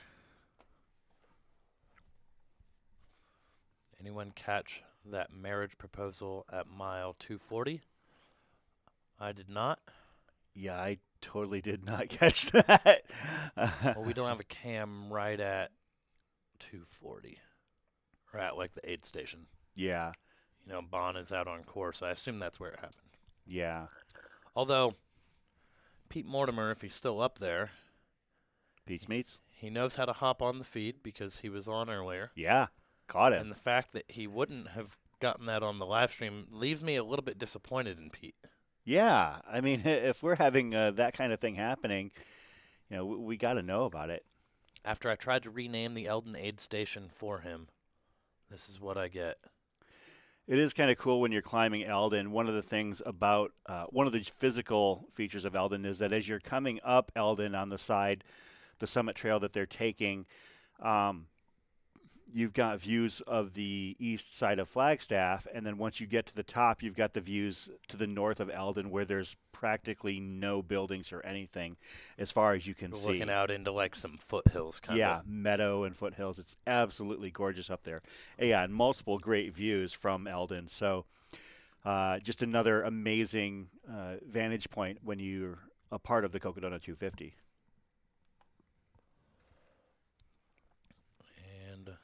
Yeah, and that is some rugged single track on your way up to the top of Eldon. Make no mistake. It is rugged. And we do have Dan Spider Pena out there and the legend himself, Howie Stern. And you know Howie isn't getting the sunset photos. That's how you know it's a special time of day. Yeah, Howie's going to catch, you know, the best shots of anybody on the course. You know, he's, you know, so unbelievably talented. But, of course, with Howie, you know, he's not just a talented photographer. He's also a very talented runner as well. I believe he's an 11-time Hard Rock finisher.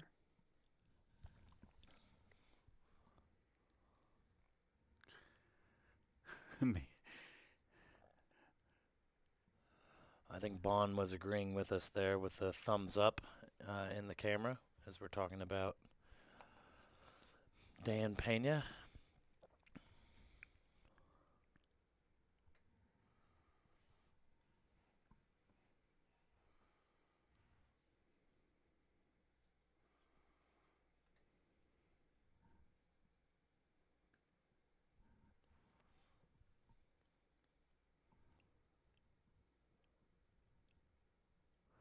Let's go ahead actually and send it to Jesse in Walnut Canyon just to check at the happenings over here.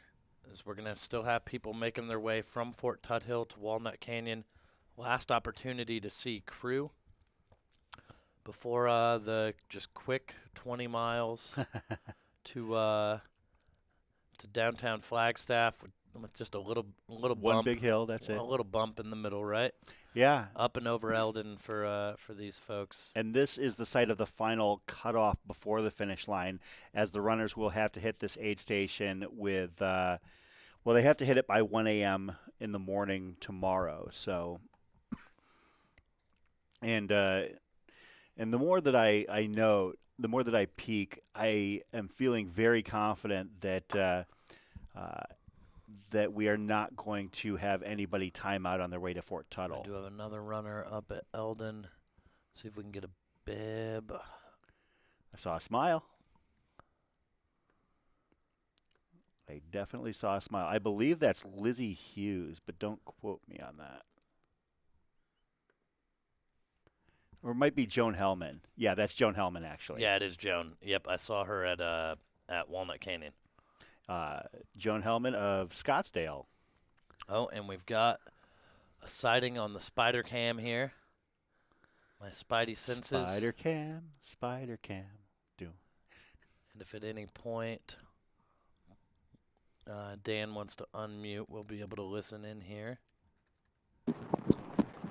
Hey, Dan, what bib do we have here? We have bib 98. 86? Oh, 86. That would be John Wright. That is John Wright. Yeah. Awesome. We're going to follow John Wright in here as he's making his way up Hospital Hill. Another Pacific Northwest runner from Portland, Oregon.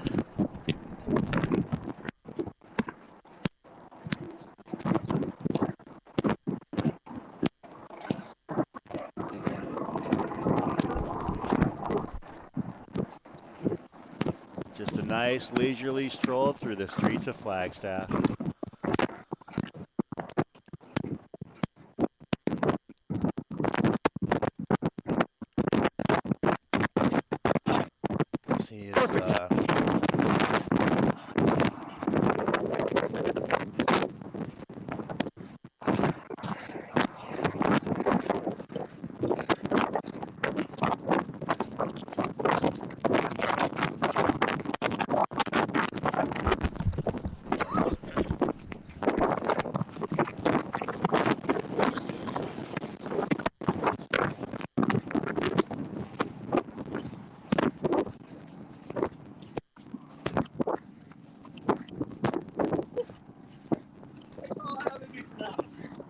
He is, less than a block away from the left-hand turn on Beaver Street.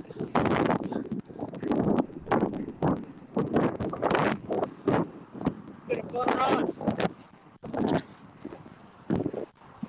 I hope everybody back home protect watch. Come on, man. Miss you. Jonathan, Jessica, running full fish. Thanks for all your support, guys. I know you guys have been following me for this adventure. It means a lot. Thank you, guys.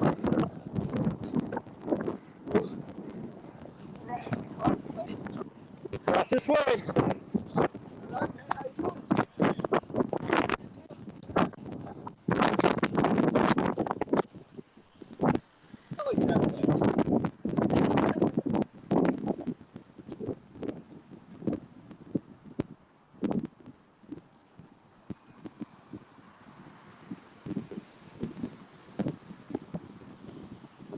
That's where the party's at, right? Straight ahead, baby. Straight ahead, all right. I left that birch. Yeah, sometimes the urban flags are safe. Yeah, I know. I can imagine.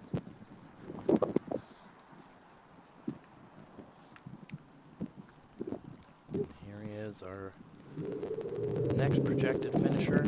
How many folks in one of these? Ooh! Probably first Cocodona. And let's show you see. Look at that.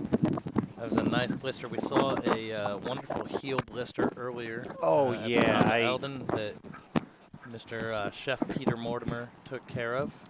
Did he throw it on the grill afterwards? That thing was epic. That thing was pretty epic. And here goes Mr. John Wright, and it looks like we have our finisher coming. So much action. Right behind him here, too. You can literally see John in the shot. And this is bib number 90 or 80.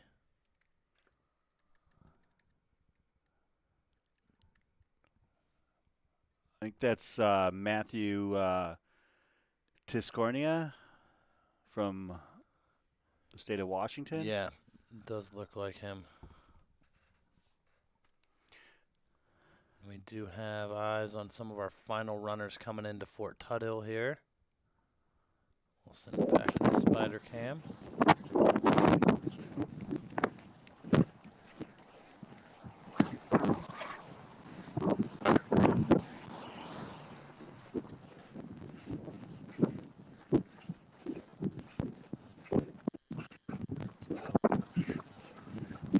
A little bit behind. Matthew should be Tanya Keys and Jeff Goldstein.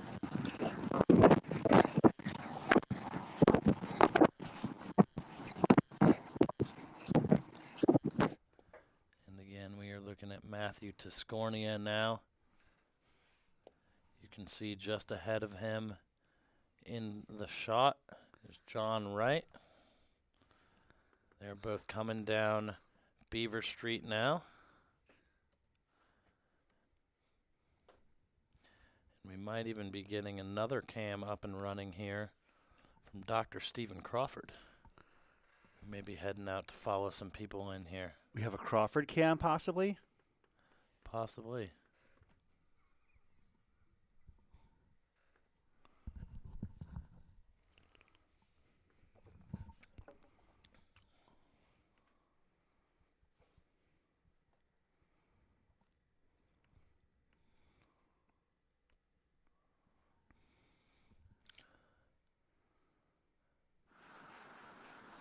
We have John Wright waiting to cross the street here, right outside Beaver Street Liquors. Apparently, we have somebody in the chat who used to run with John Wright. Bobby Bradley mentioning that he's a good friend. You too. And 5 years ago, Bobby said he talked him into going on a run and could barely do a half mile, and now he's about to finish the Cocodona 250. That's pretty amazing. And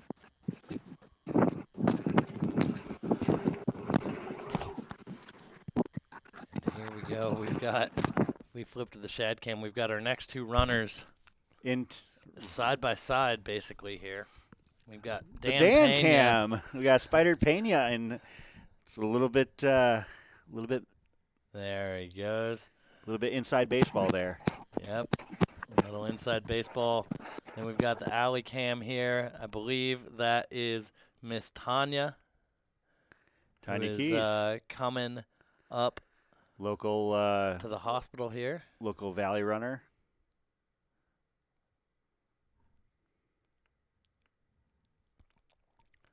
And it looks like Jeff Goldstein shouldn't be too far behind her, but let's send it back to the Spidey cam. For John Wright.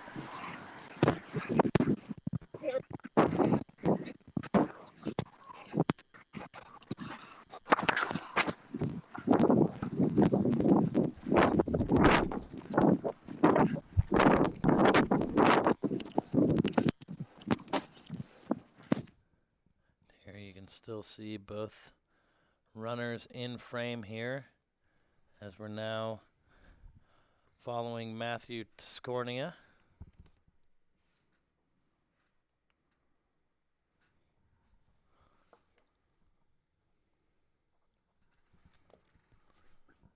And there getting close. Love the support. Got people cheering here.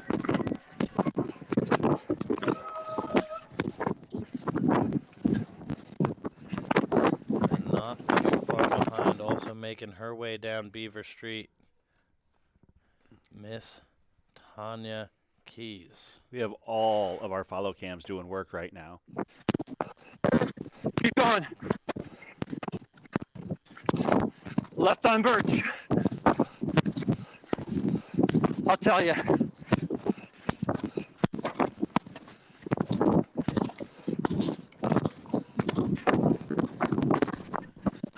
runner we saw coming into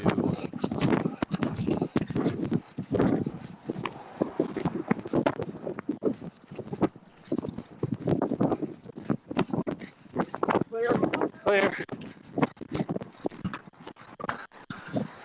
No.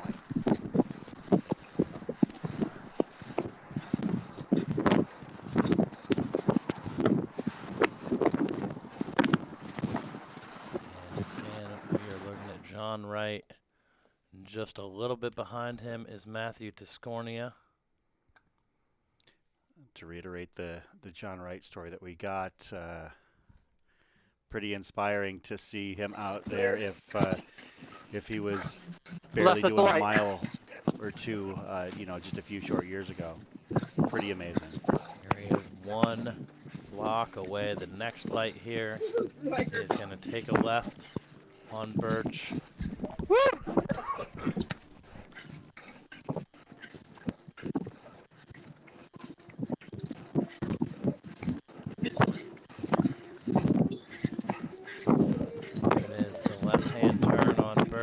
All right, cross the street. That's all right. We've got Shad Cam. Oh, and they're going to be on opposite sides of the street now. I was just thinking about right that. here, yeah. I wonder if it's, Now here he comes. He realized that he'd rather cross the street now than wait for it later. You can see him just a bit ahead there. His pacer in the green. And here we have John Wright, who's going to be followed immediately by Matthew Tiscornia. We're going to send it to our static cam at the Take a finish right line after this. just here in a second. We got a guy standing right there. Anna asking Here they come. about runners leading in at night. We'll get to that question in just a moment. We have runners coming to the finish line.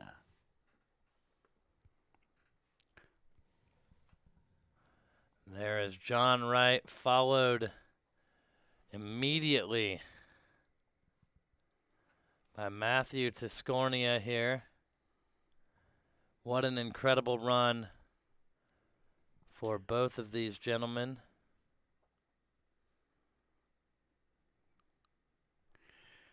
And we will have Miss Tanya coming in here soon. Absolutely. She is just past Beaver Street Liquors here.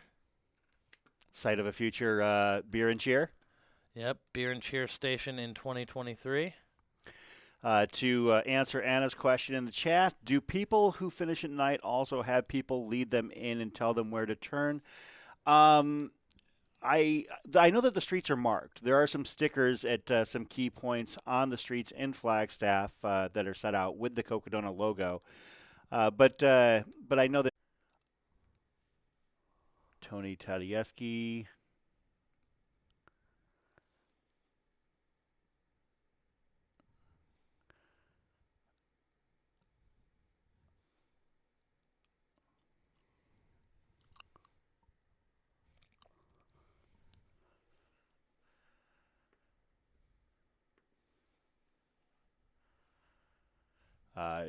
Tony is still on course, the Denim Cowboy, Tony Tadieski. I believe he's around mile 225 or so. So he's on his way to Walnut Canyon.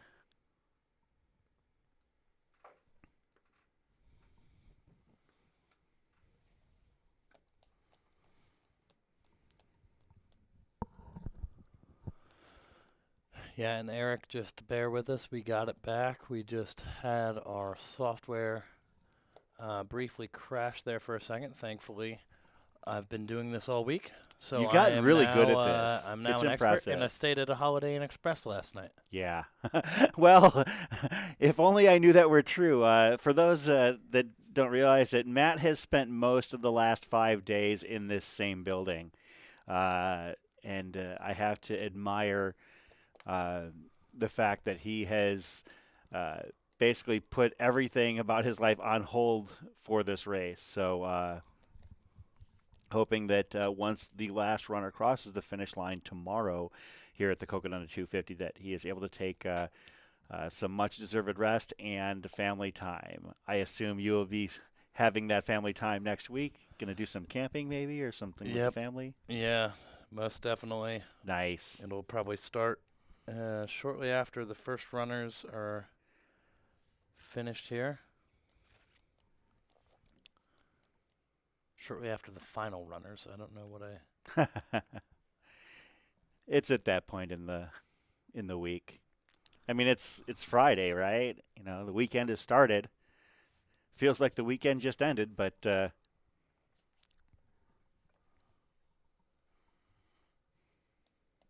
yeah, we were talking about Joan Hellman in the chat. Yeah, Joan has made her way. I would assume, well, she was actually on Eldon at that point when our follow cam had her on the screen. I would assume that she is either at or very close to the very last aid station on the course at this point.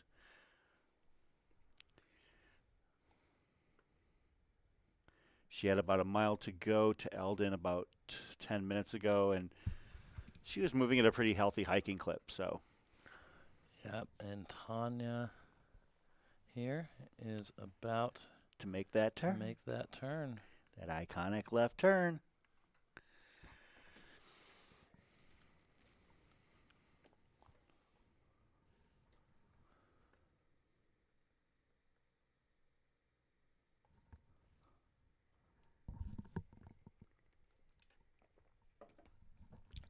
And Tanya is heading down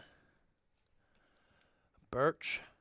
She's got the run steep, get high visor on. Thank you, Chris. And she looks so friggin' strong right now. Yeah.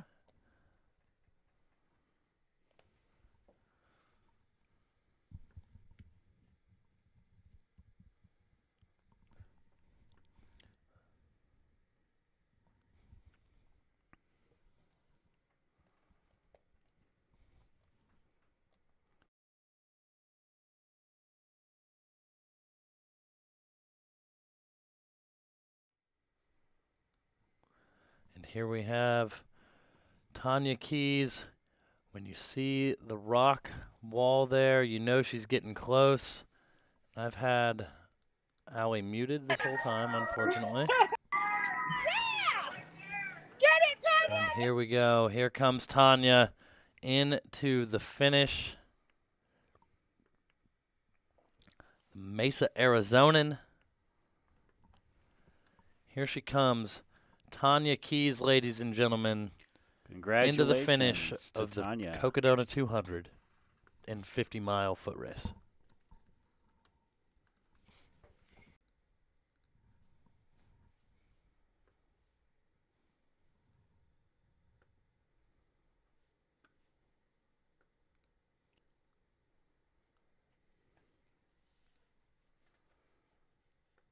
And there we have Tanya Keys, the Mesa native.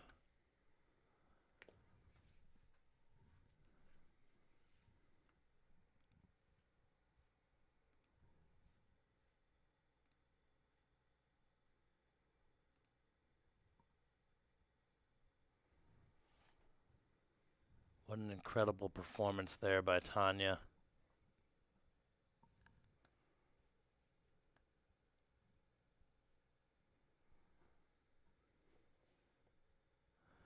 And I think we will be having our next runner, Mr. Goldstein, coming through shortly.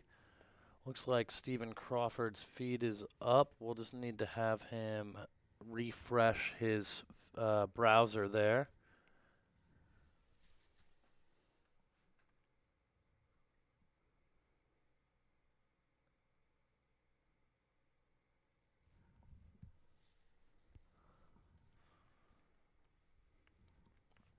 See if we can get a follow cam up to see Mr. Jeff Goldstein to the chat, or to the finish line here.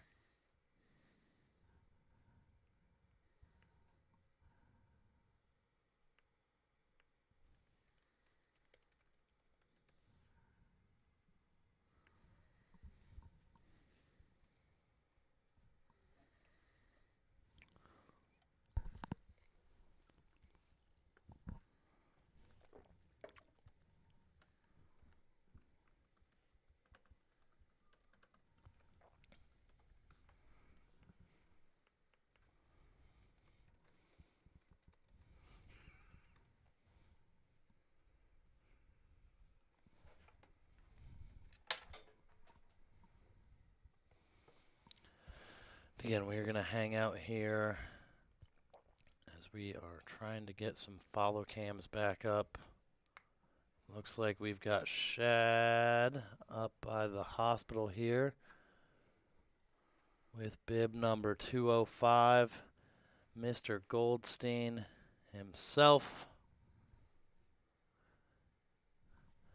making his way down to downtown Flagstaff to the finish of this event.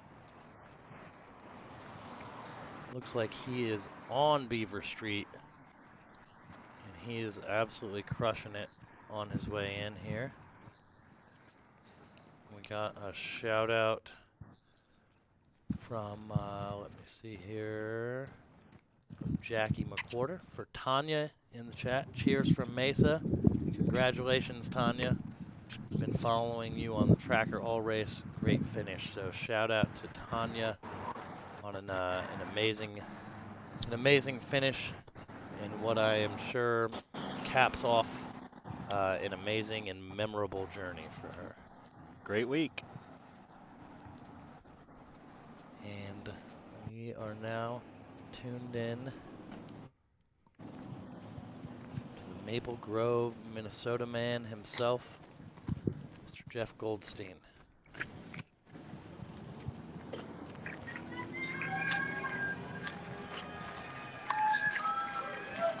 We have somebody coming in. Jeff is making his way down, nice. Beaver here.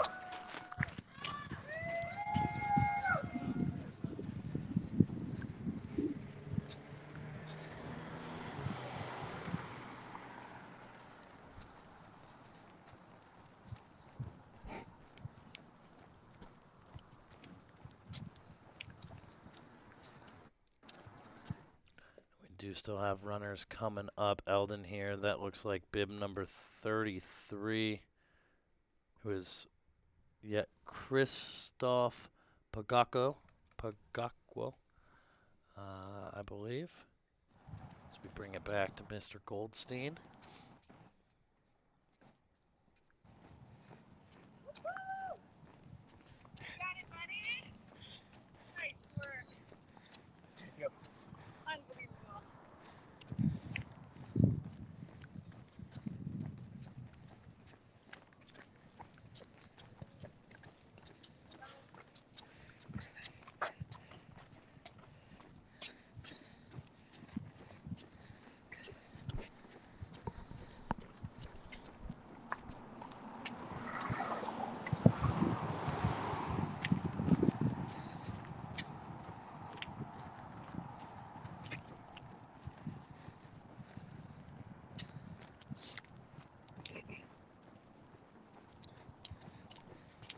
Down to the light, we're gonna hang a left.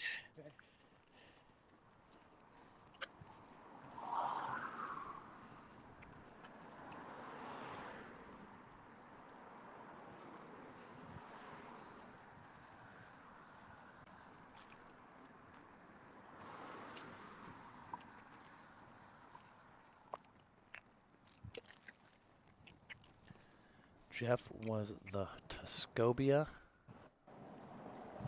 160 winner this year. Last runner has just made it through Fort Tuthill.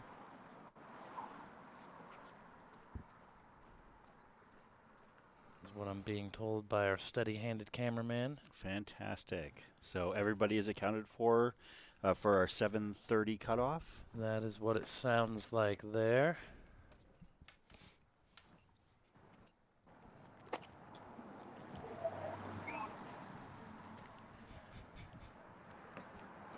Patrick Morse in the chat. With a funny joke. Giggle, giggle. I saw that Anna was asking about the married couple, if they were still in it. But it's okay, because once you get past... Yeah, if Anna means the Vidrios, they are still in the race as far as I can tell. It looks like they're around mile 220. Yep, we saw them leave Fort Tuthill a little bit earlier. So they're about 10 miles out from Walnut Canyon Aid.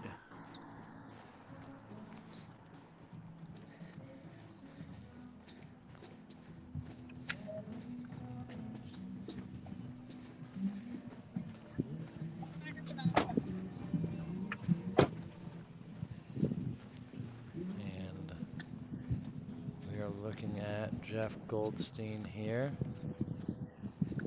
It looks like super chat here as well. Shout out to Brian. You're going to cross over to the other Kelly side of the chat. street at the light. Thank you for the amazing coverage. Thank you, Brian. Very generous.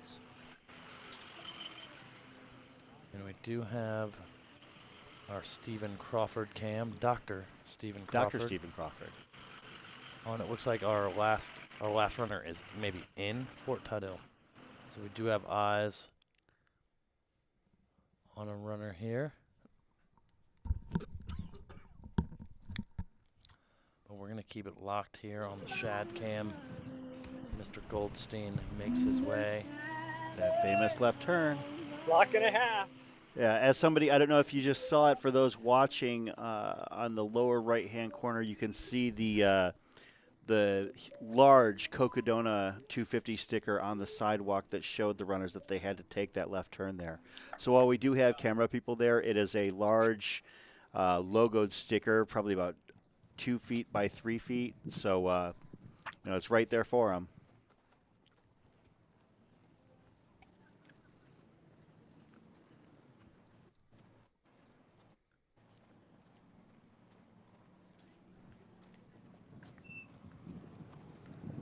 Here he is making his way down Birch, where he's going to take a right-hand turn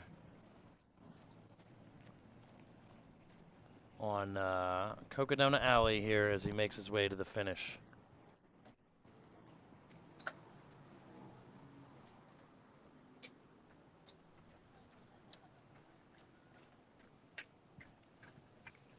Nice job. Congrats.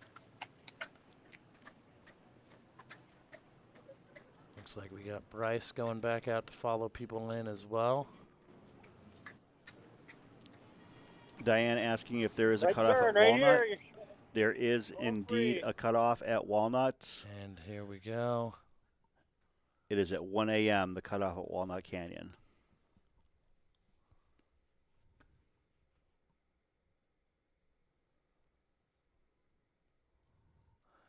Here is Jeff Goldstein.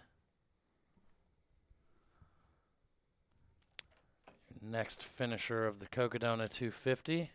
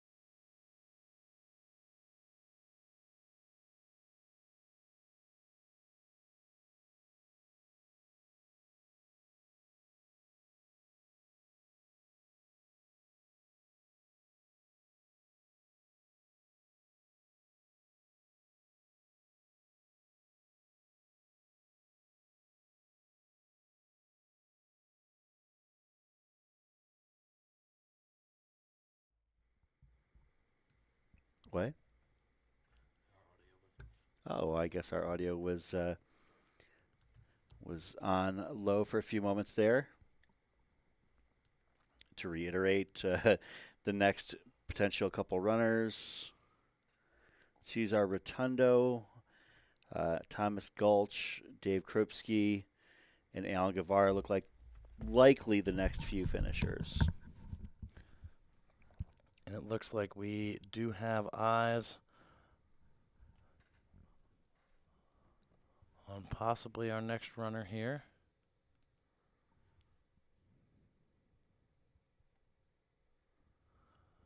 Crossing by Beaver Street Liquors. If Dan can unmute, we can see if we can hear who that is. That looks like Cesar. Yeah. So we've seen him a few times here.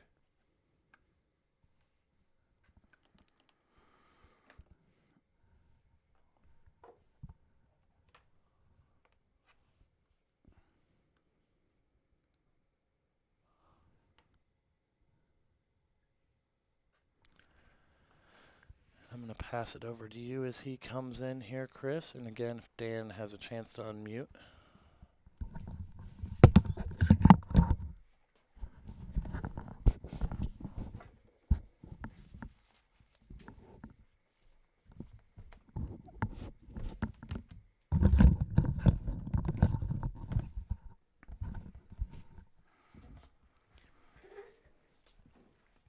Thank you, Matt. Now I believe he is going to go and grab some well-deserved food and maybe a beverage to take care of his thirst. He has been in the studio much more than I have over the past few days. I've been coming in to provide relief and Aravaipa After Dark. And again, yeah, hats off to all these runners for all the great work they're doing.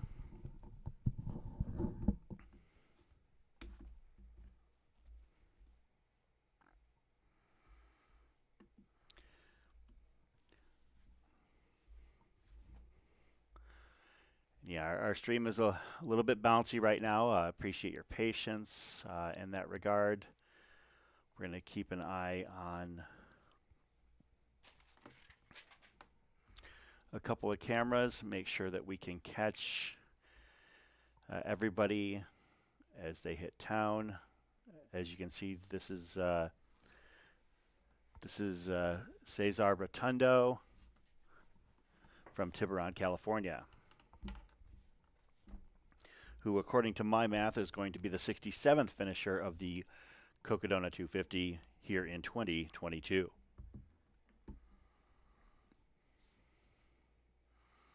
Being congratulated by people on the street.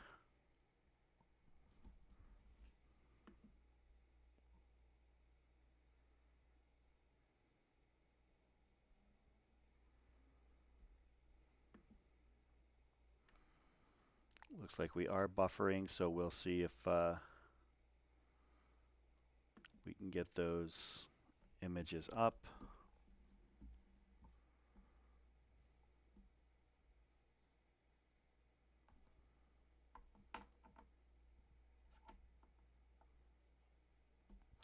No, it's not just for you, John.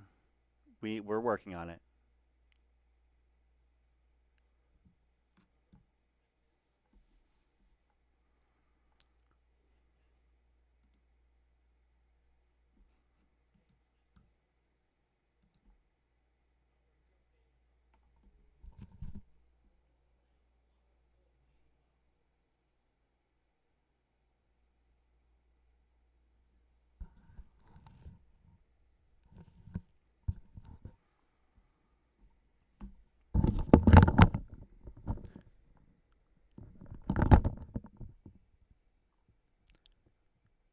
Looks like our cam is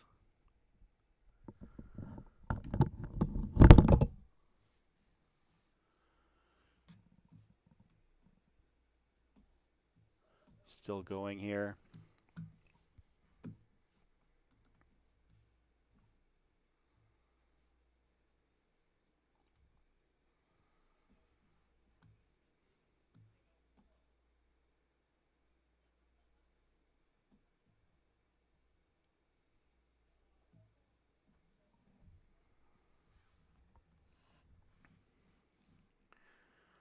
following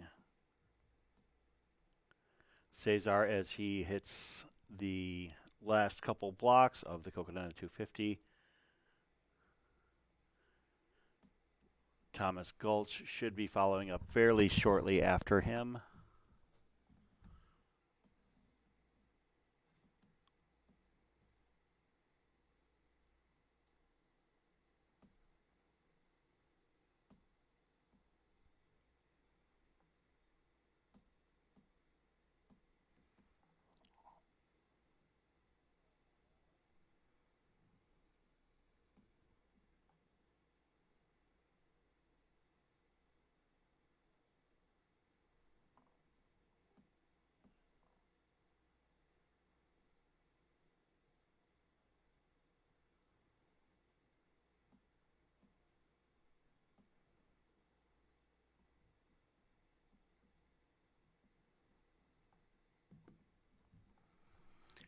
Head back to the spider cam here.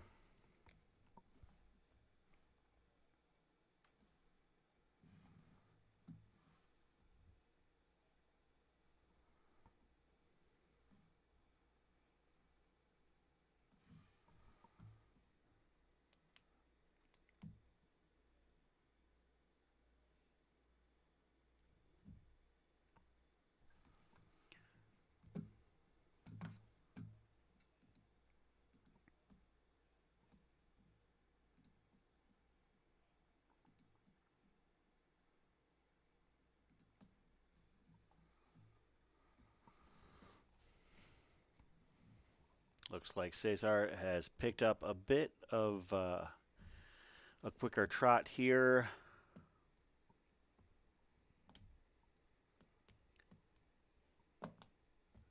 Making his way down the sidewalk on Beaver Street. Almost to that iconic left turn.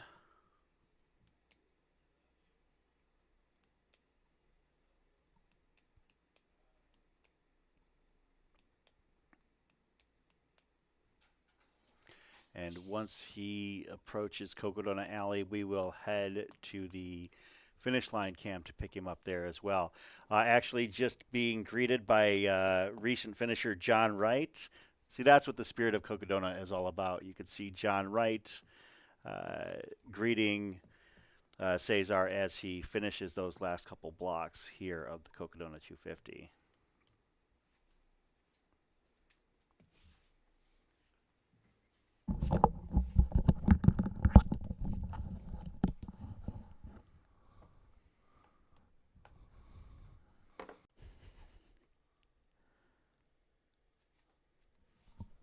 Awesome. All right. We'll see if we can. We need to head to the finish line cam here, probably. Mm-hmm.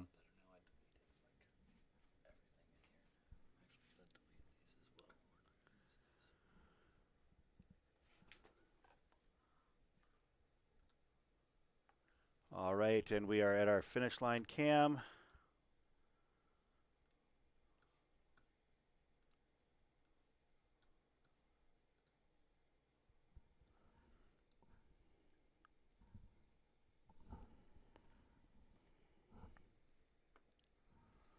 And congratulations to Thomas Gulch on finishing the Cocodona 250.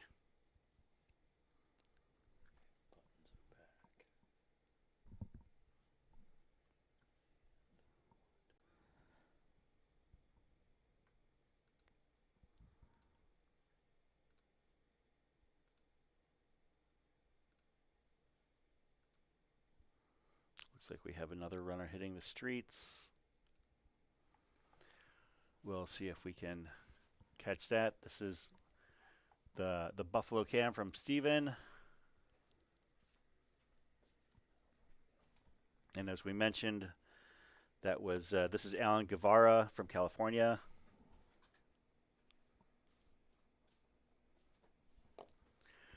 Very nice run indeed for Alan, as it looks like he'll be the 69th finisher of the Cocodona 250. Nice.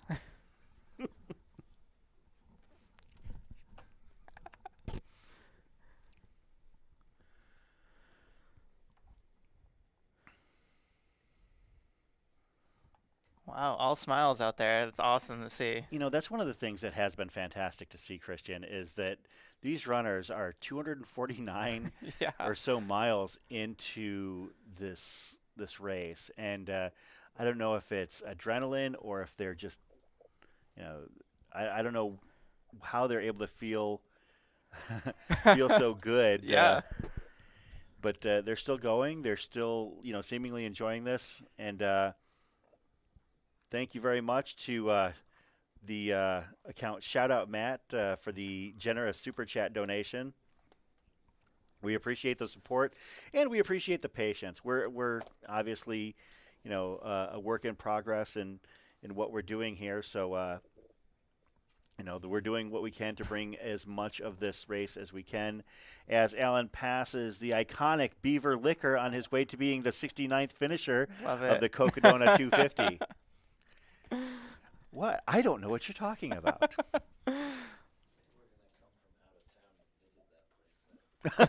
Oh, I think that Beaver Street Liquors definitely is going to owe us a kickback after after this race. I mean, you know, first of all, we're going to end. Yeah, it is. It's a 10-hour promo. I mean, they're going to have bleachers built outside of that place by the time we're done. Yeah, exactly. But yeah, Alan, you know, looks like he's out for a stroll.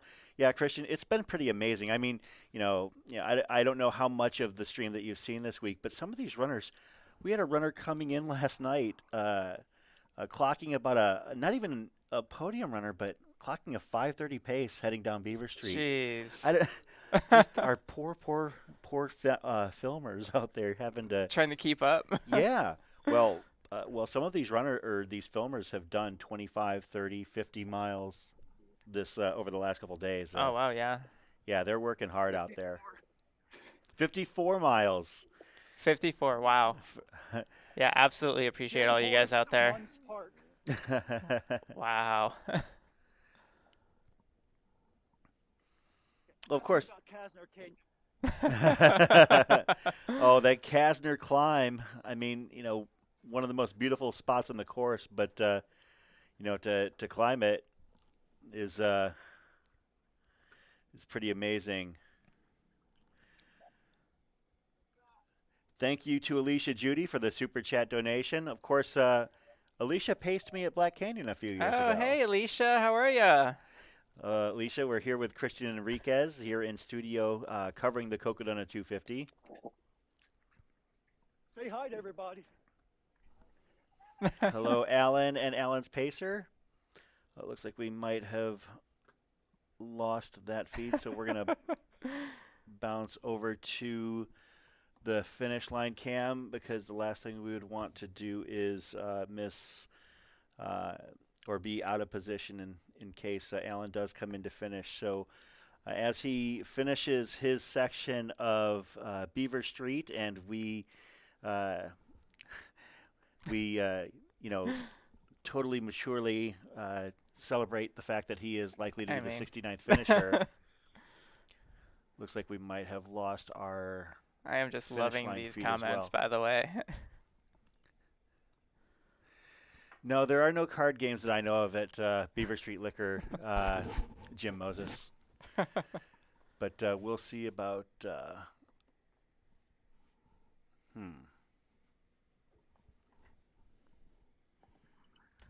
We'll go back to the Stephen Cam here for a moment. Yeah, it looks like we might have lost our finish line cam, so we'll see if we can get that back up. Maybe if somebody listening to the live stream down at the finish line can refresh.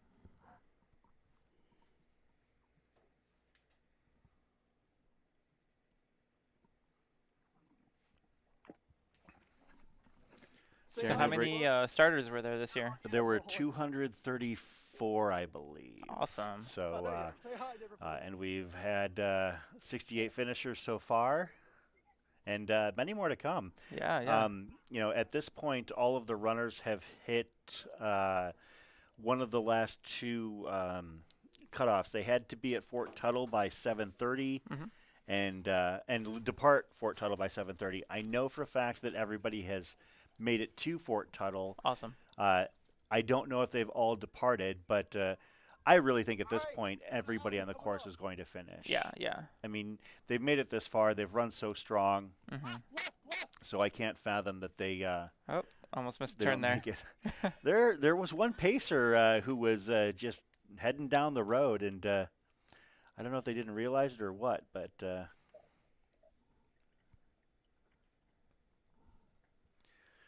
See if our finish line cam is up and running again yet. If not, let's.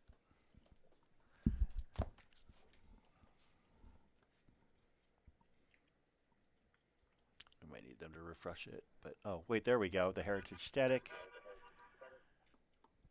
is there, but it's what? Oh.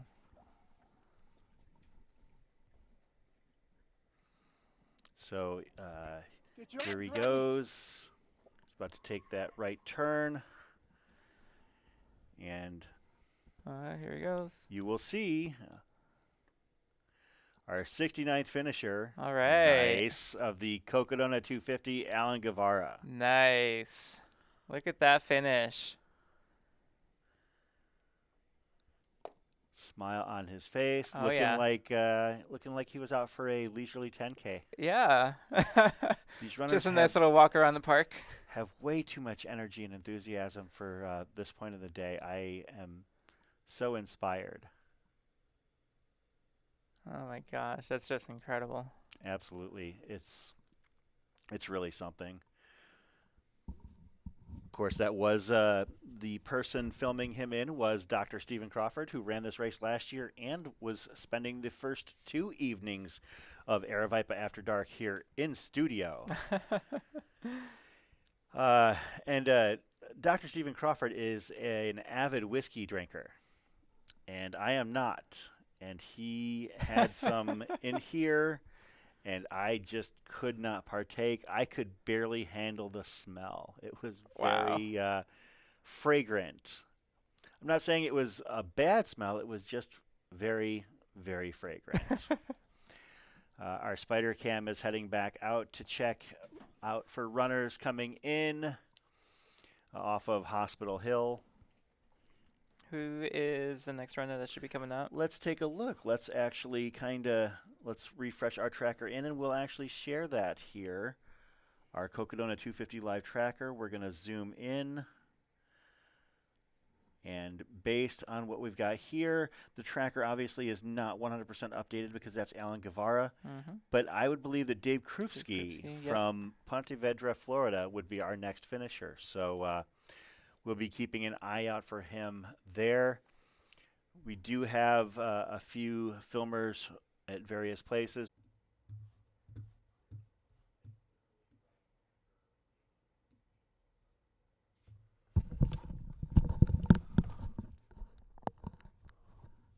All right, y'all, we should be back.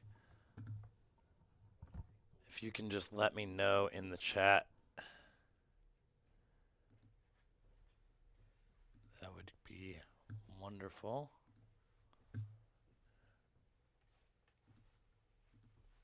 We've got our camera feeds back in. We've got that.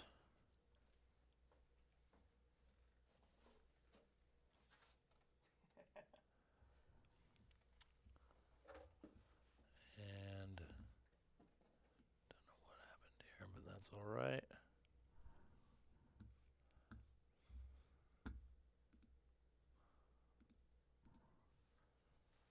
All right. Hey, thank you all so much for hanging with us. Sometimes when this happens, we just got to shut the entire operation down here and get it back started. So I'm going to turn it back over to Chris, and we're going to keep it rocking. Thank you all so much.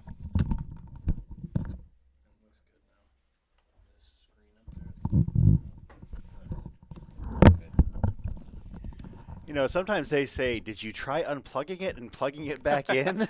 You know, 7 years in the Air Force, and that was 90% of the fixes for our F-16s in the military. Yeah. Sad to say. Well, you know, I think that's kind of what we did there, just a little bit of unplugging and plugging it back in. And now, you know, we have this beautiful, high-quality shot in Heritage Square in downtown Flagstaff. Wait a minute. So hold on a second. I'm looking in the chat, and of course we were kind of, you know, mentioning, you know, whenever I said Dr. Crawford. Oh, there it is. Well, wait a minute. Oh, that's not really Dr. Is Stephen that Crawford. That's where does he get the time? Somebody has had a lot of time this week. Let me tell you, to create a lot of accounts in a very short period of time, because they have been on point. They've absolutely been on point. I'm gonna.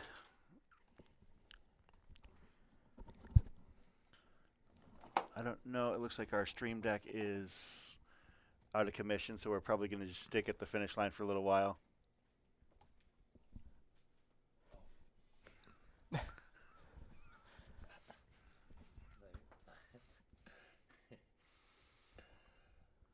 As you know, you can see the. There's a lot of action. I see that the onesies are now out at the finish line. It must be getting a little bit chilly up in Flagstaff. I don't know what the temperature is like. I'm going to pull that up. That sun actually set pretty quick, it looks like. Yeah, and actually, I know that we've actually tried to avoid having a weather widget on screen simply because the runners have been so spread out. But by and large, you know, since pretty much everybody is Fort Tuthill or beyond, we might have to see if we can get that up. The IT department looked at me with a very particular look. But for those wondering, it is about 66 degrees in Flagstaff right now.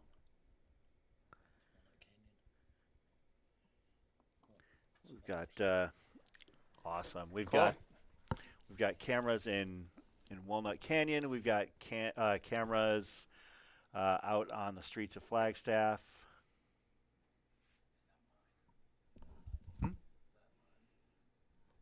Yeah.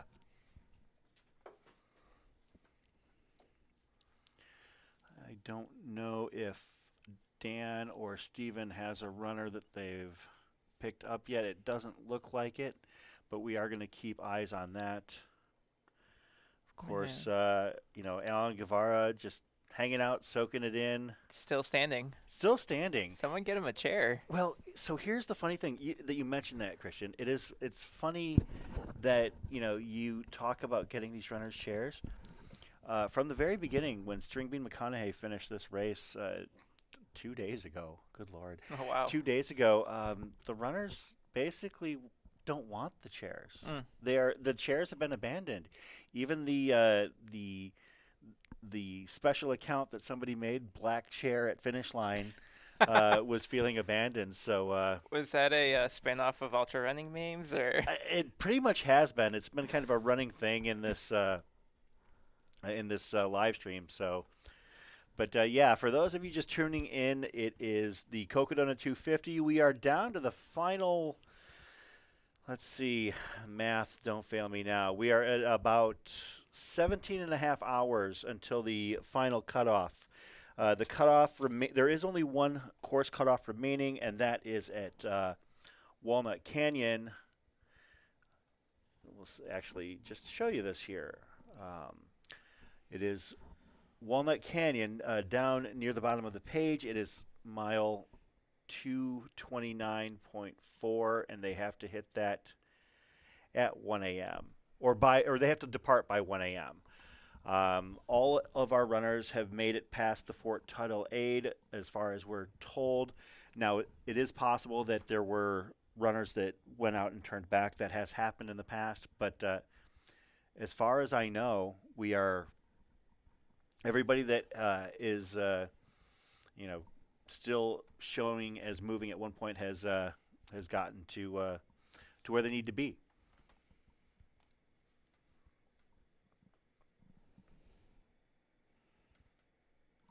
Eric Senseman's beard was my favorite name. That doesn't even make sense. He doesn't. When did he have ever a had beard?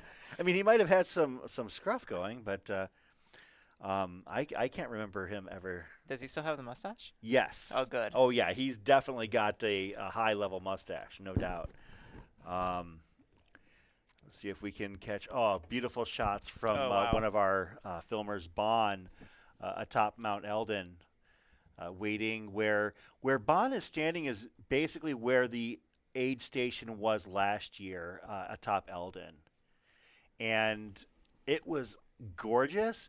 But the wind in that particular area was merciless. It shredded a couple of tents up there. So I'm not sure who this is. We'll see if we can check on our.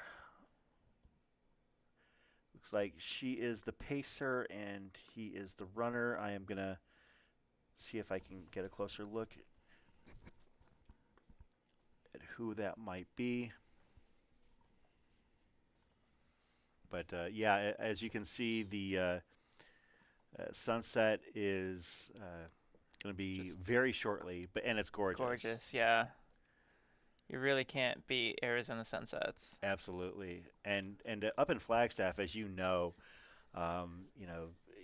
when you can get to some of these peaks, such as Eldon, and I've been completely honest and not shy about the fact that I particularly don't care for Eldon as a climb myself.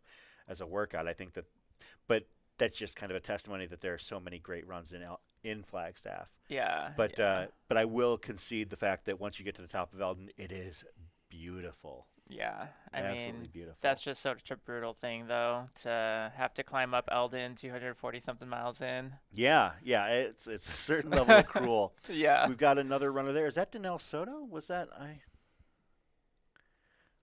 don't have audio. Oh, I'm not sure. No, but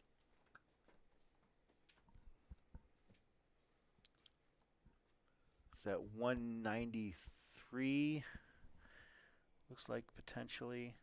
Yeah, it looks like 193. We'll take a look and see. There's Phyllis Stanley. Somebody was asking about Phyllis Stanley in the chat. Fastest known Navajo. Congratulations to Phyllis Stanley for making it to the top of Eldon. And I did see that some people in the chat were cheering her on from just right down the road. And for those of you that were talking about that, head on down to downtown Flagstaff. Yeah, check it out. Go cheer some of the runners on. Yeah, we've got plenty of time. Yep. Runners are going to be coming in for the next 16 and change hours. So I mean, if you're in Phoenix, it only takes about 2 hours to get up there. Yeah, no excuses. If you're in Vegas, it's about 4.5. Yep. I mean, how far would you have to be that you couldn't actually make it to Flagstaff before the end of this finish? race? Yes, exactly. That would be, figure 16 hours going, what, about 75 miles an hour, 80 miles an hour? I mean, you could make it from. I mean, you could probably catch a red eye from Phoenix or from Chicago. Oh, if you're talking flying, you could, you could probably make it from, Panama or London by the time that you, I mean, it might be cutting it close, but yeah, you can definitely make it to Flagstaff if you're within a 2, 3, 4 hour drive. Yep. Actually, if you're in Colorado, I would think that you absolutely could make it in time. I know that I've made it from Phoenix to Denver in about 12 hours before. Oh my! So you were moving very quickly. You can absolutely make it, no matter where you are in Colorado. Well, yeah. I mean, 12 hours would give you 4 hours to enjoy the finish of the race. So, San Francisco, in theory, you could. Yeah, in theory. I mean, you're more than welcome to test that theory. Portland, the Flagstaff, yep. No problem. Okay, I think we're pushing it a little bit, but again, catch a red eye. Yeah, I mean, if you can grab a flight, it's entirely possible. So, but yeah, such a beautiful shot right there atop the mountain. Oh, I love as that. as Phyllis makes her way over to the aid station. So for those that ran it last year that are running it this year, I hope they were paying attention to the runner guide, because the aid station is a little bit further. I mean, not a ton, but maybe like I don't know, a quarter of a mile further or a little bit more. Yes, Rob Ricardo, you are correct. Hey, That is Rob. the voice of Christian Enriquez.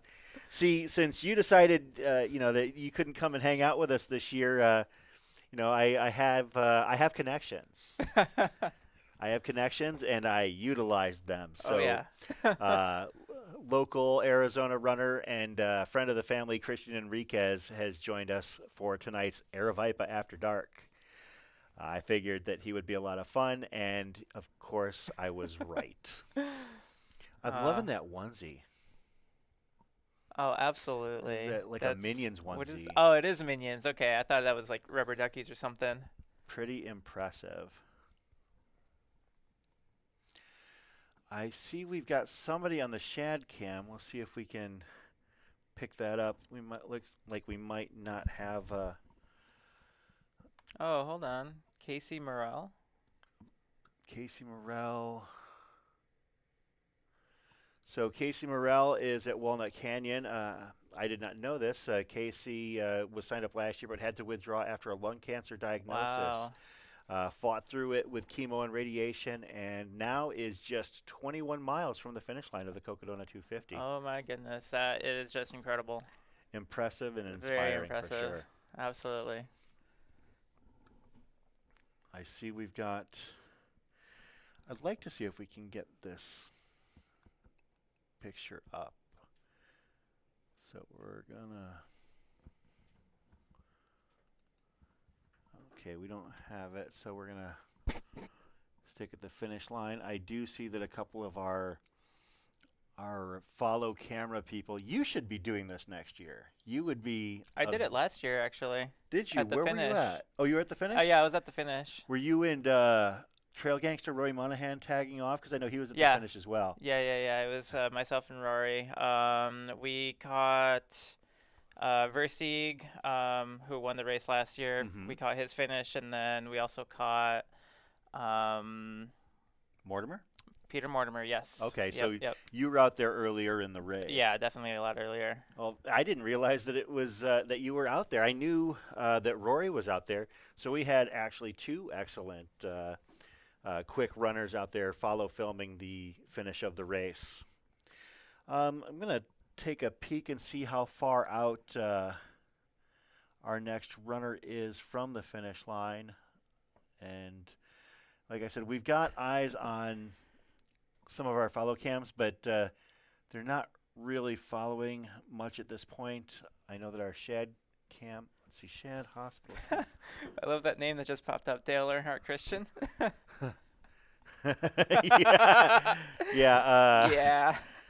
Yeah, Christian definitely has a heavy foot when it comes to driving. It looks like Dave Krupski is our next one, and he's making his way, it looks like, through Buffalo Park, and then or he just got through Buffalo Park, and he's heading down that diagonal trail down to where he's actually going to hit the streets of Flagstaff. Awesome. So, let's head back to Bond's cam atop Eldon. It looks like we can savor. It's a little bit dark, but we still got a couple minutes of daylight.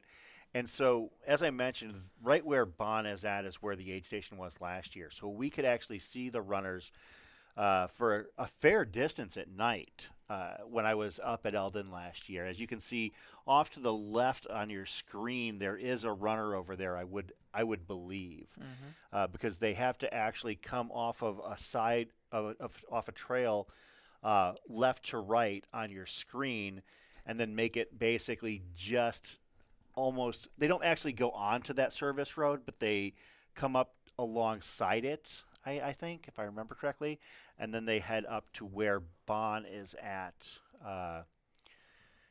So that's the scoop at Eldon.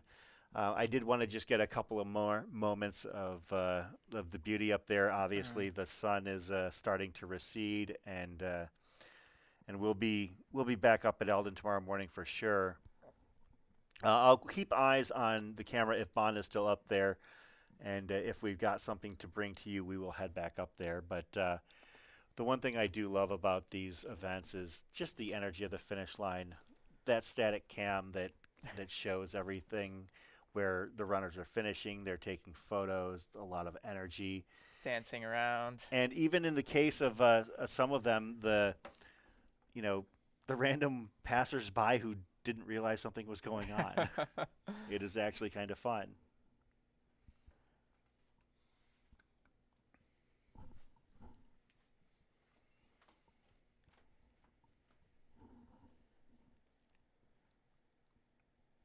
And once again, we did this earlier this week, but I'm not one that is too far gone. I mean, I'm not too proud. I'll use the same gimmick twice in a week. There you go. You know, if you've been following along with us this entire week and you want to call me out on it, I totally get it, but I don't care. We've obviously been hanging out with you folks for many hours this week, and we appreciate you being here. And if you want to post to Instagram with the hashtag Cocodona250 and show us your setup for how you're watching the race this week, you know, if you've got the big screen, the 72-inch, beast on the other end of the room while you're sitting there on your laptop actually trying to work. I get it. Or if maybe with a tall boy in one hand and a ham sandwich in the other, that's how I would be doing it if I weren't here in studio. I've actually been taking tall boys of liquid death to keep me going this week. But yeah, if you want to, post to Instagram with the hashtag Cocodona250, we'll possibly do some wraparounds and share some of those things. If we can get the chance. Obviously, the runners come first and foremost. It looks like we've got somebody on the shad cam, but I want to only okay. So yeah, the shad cam is not transferring through. So we'll see if I can get that trouble shot, because we do have another runner hitting Buffalo Park, I do believe. Possibly even actually on the streets. It's kind of hard to tell. It is a little bit dark out there.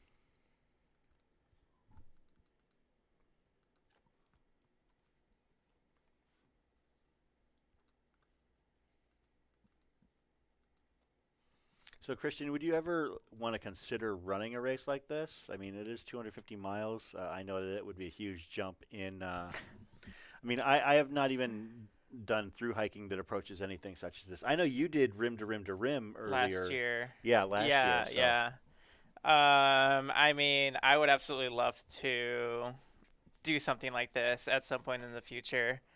I definitely did joke around this being my comeback race this year, but obviously it didn't happen. So wow, go big or go home. Wait, I think that's a verbal. 2023, Christian 2023, verbal yep. Cocodona 2023.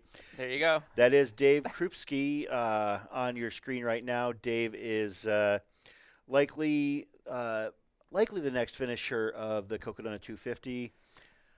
The Floridian is about 2 miles out from the finish line at this point, so we'll keep eyes on him for the time being. Absolutely, Rob. I will pace you in 2024. Oh, so Christian's pacing duties have been, or pacing skills have been requested for 2024. I think we're seeing the next year or two of race plans for people come together while they're watching Cocodona. Yep. One of the cool things, Christian, that we did last night was I just told people to share, hey, while you're watching this race, have you felt inspired enough to register for a race yourself? And all of a sudden, the chat was, as long as my arm with names that runners were throwing out there. I got to learn names of all sorts of different races all over the country. Yeah. I did see several people register for some Aravaipa races, which is great. Awesome. Obviously, shameless self-promotion. Uh-huh. I'm not going to shy away from that. But also, whether they be races here, there, or anywhere, it's just good to know that there's an energy level that's part of this kind of event. And, not everybody can come to Arizona and be a part of it. I mean, I wish they could, but Right. but the energy is definitely there in our audience, and we're gonna see it through. I mean, we've got we're coming up on hour 106 at the top of the hour of the Cocodona 250, which means we've got 16 more hours to go. We are going to, keep coverage going into the night here, as Benny Mardones would say, for those of you that are early 80s rockers and big fans of one-hit wonders. But we are going to keep things going fairly late tonight and then pick things up very early tomorrow morning because we're going to be here at the very end. I don't know if our final finishers are going to, cut it close down to the final moments, or if they're going to, come in with 30 minutes, 60 minutes to spare. I mean, with a race like this, anything can happen. I mean, you might have somebody, chasing that final cutoff, but then again, you might have, several runners that are, coming in a pack together that, might finish 90 minutes ahead of the cutoff. But we'll be here to be here to witness it. Anything can happen in the next 14 hours now? Yeah, 16. 16, there we go. Math is terrible. But Laura Mathis, last year's Cocodona coverage made her sign up for her first 50K, and it was Crown King Scramble. Awesome. Yes. All right. Best race on the planet. I am the only person who feels that way. You either love that race or you hate it. Yes, that is true. It is a very polarizing race. Crown King, kind of a throwback. As I had a conversation with Andy Jones Wilkins, classic trail running and ultra running writer, and he mentioned the term campfire culture, and it's exactly what it sounds like. And Crown King Scramble, and you've been up there for Crown King, you know what it's like. We make a weekend of it. You run from the edges of the Valley of the Sun up into the mountains, and then you stay up there and hang out with your friends over a campfire or over at the Crown King Saloon. That's what it's all about. Absolutely. Then wake up the next morning for pancakes. For pancakes, yes. Of course, Crown King Scrambled Eggs is the event we're referring to.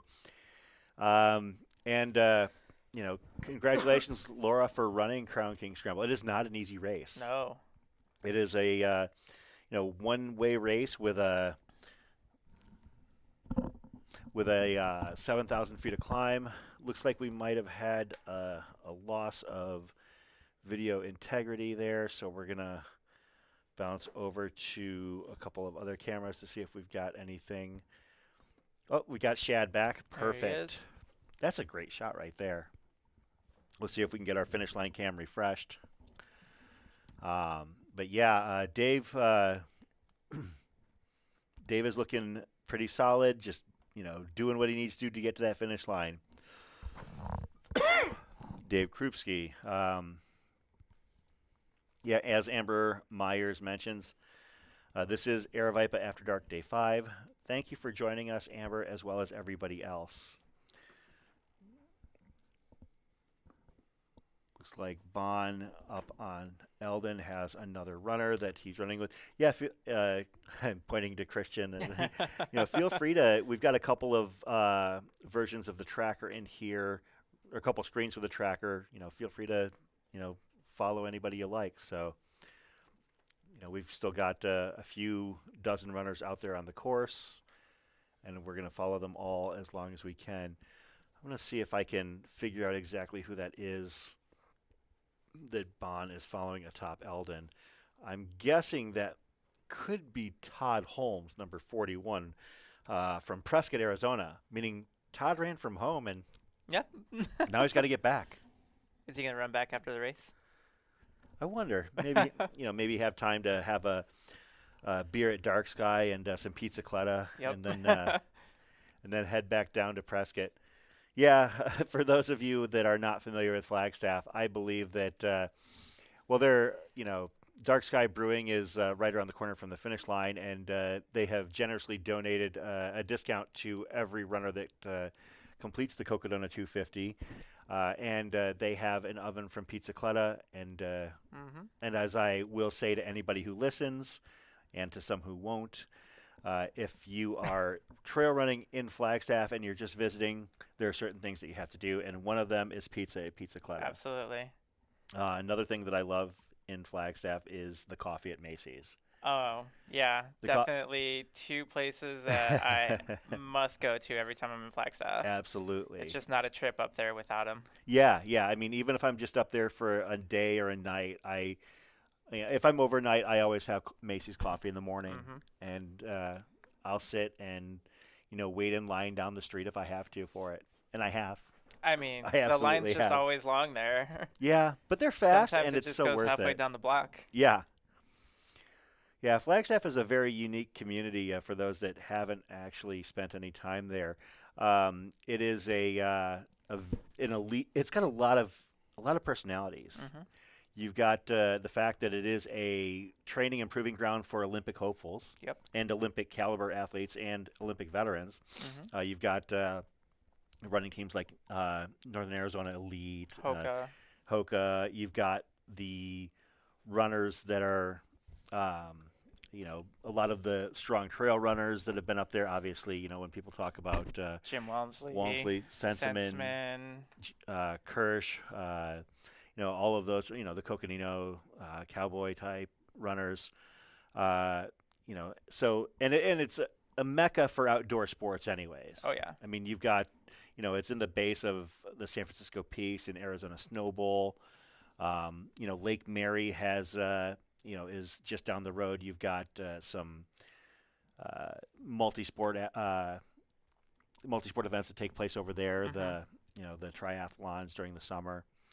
But it's also a town that's bisected by a lot of railroad tracks. Oh yeah. And one of the things about Flagstaff is there are trains going through that town at all times. The one thing that annoyed me the most when I lived up there was getting caught by a train on my way to class. Yeah. It was just the most annoying thing. Especially when you're already running late. But you weren't running late because you drive really fast, right? True. But yeah, Flagstaff, there's a lot of things that I love about Flagstaff. It is a very unique town. Of course, Northern Arizona University is up there as well. So as you can see, our current runner that we're following, once again, that is Dave Krupski. He's passing what looks to be the medical center right now on Beaver Street. So he is just a few short steps from the finish line. We'll see if we can want to verify that we've got our static finish line cam is still a little bit rugged at the moment, but if we can get that back, maybe if somebody down there can refresh the cam, we'll have a great shot of Dave as he finishes this race. Although part of me has suffered a little bit during this race because I just haven't had time for my runs this week. Oh yeah. I've been going from work to come in here. But I wouldn't miss it.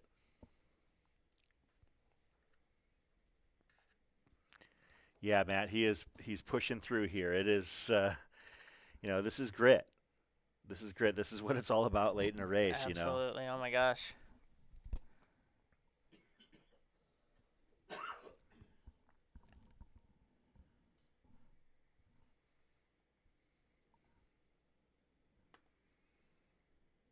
And I don't think they have cots necessarily at the finish line for the runners to sleep, but I know that they've got the med tent that'll have cots in it. Yeah. So I mean, they're not gonna tell somebody you got to go. They're not gonna, you know. I would hope not. Yeah, they're gonna give them ample time to rest and to relax and decompress. So.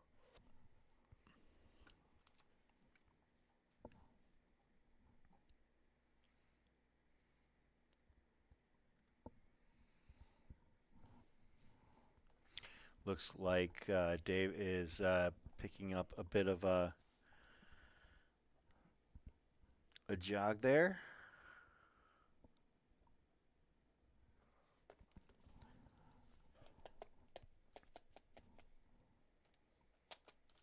Wow, coming from Florida to run the mountains out here. Well, you know, I was told how Floridians get their vert in. I found it. I thought, wow, that's crazy. But then I realized, well, it makes sense. You know, parking garages. I've done that. I've done that. It just sounds so rough. Yeah. So rough. Oh, bridges. There you go. Yeah. I mean, you know, you want to get, and I've done this before. I went to Clearwater Beach last year. You want to run from Clearwater Beach to the mainland and back, you'll get your vert. Yeah. That bridge that connects Clearwater Beach to the mainland is no joke. Mm-hmm. Yeah, I think we did have a few hills in Chicago, few and far between. We had Peyton's Hill, Walter Payton's infamous training hill out there. I believe that was like right off the Kennedy Expressway, if I remember correctly. But never saw him out there. Of course, that was a long time Rob ago. Ricardo running 2024. Yeah, I think it's that official. Rob Ricardo is now officially committed to Cocodona 2024.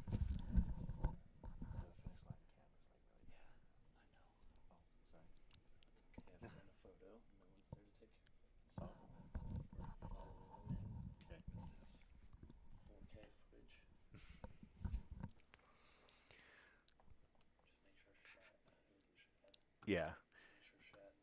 And yeah, Shad, if you know, when you get to the finish line, can you follow him in? Oh, passing the iconic Beaver Street Liquors. There it is.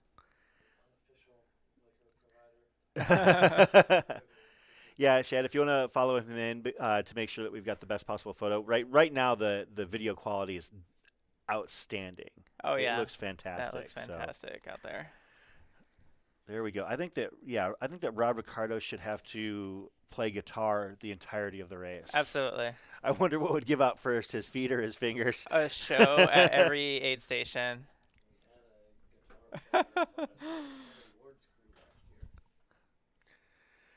Rob said his wife says he's only allowed to run Coco in 2024 if she can pace all the way from Whiskey Row. Christian, you're relieved of your duties. Awesome. Thank goodness. Well, you know, I mean, you know, you're a very, very talented runner, Christian. But you know, what's amazing, I mean, for a race like this, you know, some of these pacers are running, you know, 100+ miles. Henry Ward, you know, local runner here in Arizona, his pacer at last check, or one of his pacers had done 116 consecutive miles with him. Wow. How early can you pick up pacers in this race? You can pick them up from, I believe it was mile 60 or thereabouts. Mile 61. Oh, yeah. wow. So, okay. So from the 100K mark. So for the last 189, 190 miles, yeah, you know, you can have a pacer, and then there's nothing to say that it can't be the same pacer. But right. But yeah, I couldn't fathom pacing somebody for that long. I mean, the longest I've ever paced somebody for in a race was, it would have been about 20 miles, maybe, a lap at Haviland 100, I want to say, one year. But have you ever paced somebody for what's a seemingly excessive period of time in a race, or?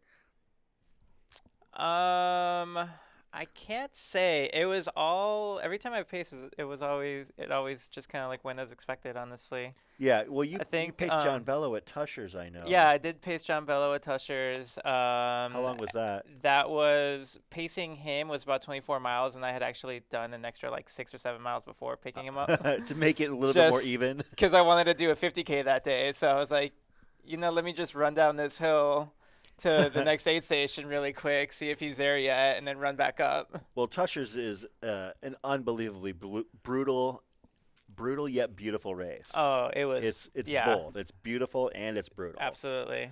It's very remote. I mean, from anywhere it takes several hours to get there. Yeah. I mean, from the valley, it's about an 8.5-hour drive. From Las Vegas, it's 4.5 hours, which is what I did. I actually stayed in Vegas for a couple of days before I went up there and worked remotely. Nice. And, drove up to Tusher's. But one of the cool things about it is that you can use that as an opportunity to go and make a long weekend of it and go to Bryce National Park, Bryce Canyon. You can go to Zion. I mean, they're right there. Bears Ears is right there as well. Bears Ears, yeah. So many beautiful areas. That was one of the things I was surprised about when I moved out here was that I knew that Arizona had the Grand Canyon, but there's so much more to the Southwest beyond that. I mean, I got to be honest, when I first moved out here, I was legitimately upset that I got orders to Phoenix, Arizona. My very first station in the Air Force was Luke Air Force Base over here in Glendale, Arizona. As soon as I saw Luke Air Force Base, Arizona, I got so upset and so angry because I just did not realize how beautiful Arizona was at the time. I had never seen it. All I knew was Chicago and, Chicago. That's it. And now, I mean, we're both huge fans of just getting out and after it and, running all of the vast expanses. I know that you've run, many races out here. I know that you've run, a lot of the local races to the Phoenix Valley, but also, you've run up on the Mogollon Rim. Like I said, you lived in Flagstaff for a little while, so you got to run up there, on a daily basis for a little bit of time. But yeah, we're very fortunate to have as much as we do out here, and exploration is half the fun. Like there are times where I'll be driving somewhere in Arizona and I'll just pull over because I see an Arizona Trail sign. Yeah, that's another cool thing about this state too, is the Arizona Trail from Utah to literally Mexico. Yeah. So many segments you can just jump on at any given time. Exactly, yeah. I mean, obviously there's a segment in Flagstaff that goes right through it. We'll see if we can get sound from... yeah, and we do actually. I think we've got sound from Dave. Is it Krupski or Krupski? How do you pronounce your last name? Krupski. Krupski. Dave. Awesome. Congratulations on finishing things out here at the Cocodona 250. How you feeling? Pretty beat up.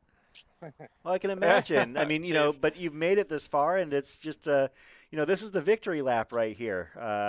This is, the end of the race, and what was the best part of this event for you? What was your favorite part of running this race? The best part of it, my favorite part of the course was coming out of Cottonwood, Deer Ranch, something like that. Running up to, or Dead Horse coming up to Deer Ranch. Yeah. It's like mile, I want to say like, I don't even know. Somewhere around 100. So, yeah. But it was just a really, really smooth single track with no rocks. I'm from Florida. I do all my training with zero elevation. I 100% roads. Awesome. No altitude, nothing. So, like, this race was just complete fish out of water for me. So when I run trails, I really like the smooth stuff. I mean, I must have kicked every rock on that course. Yeah, it is. Cristiano Ronaldo. The Cristiano Ronaldo of trail running. Yes. The Cocodona soccer team.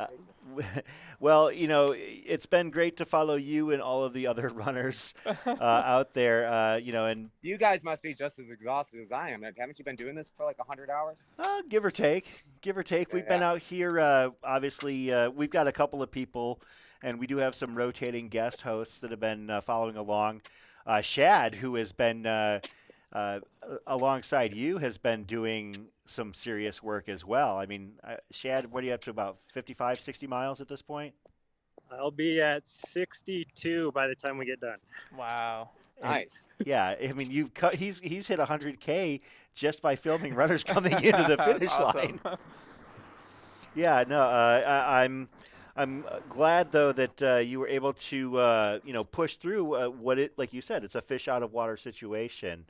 Yeah, I was out here last year for the first year, and the Bradshaws just tore me up, and I wound up dropping at like mile 37. And I was telling Shad when we first started that my girlfriend and I had an Airbnb after the race up here in Flagstaff, so we still came up here, and I was just pissed off for like 3 days, and I just ran around Buffalo Park and like this area for 3 days, and like ran this part of the course, and just said to myself, you know, it's gonna happen.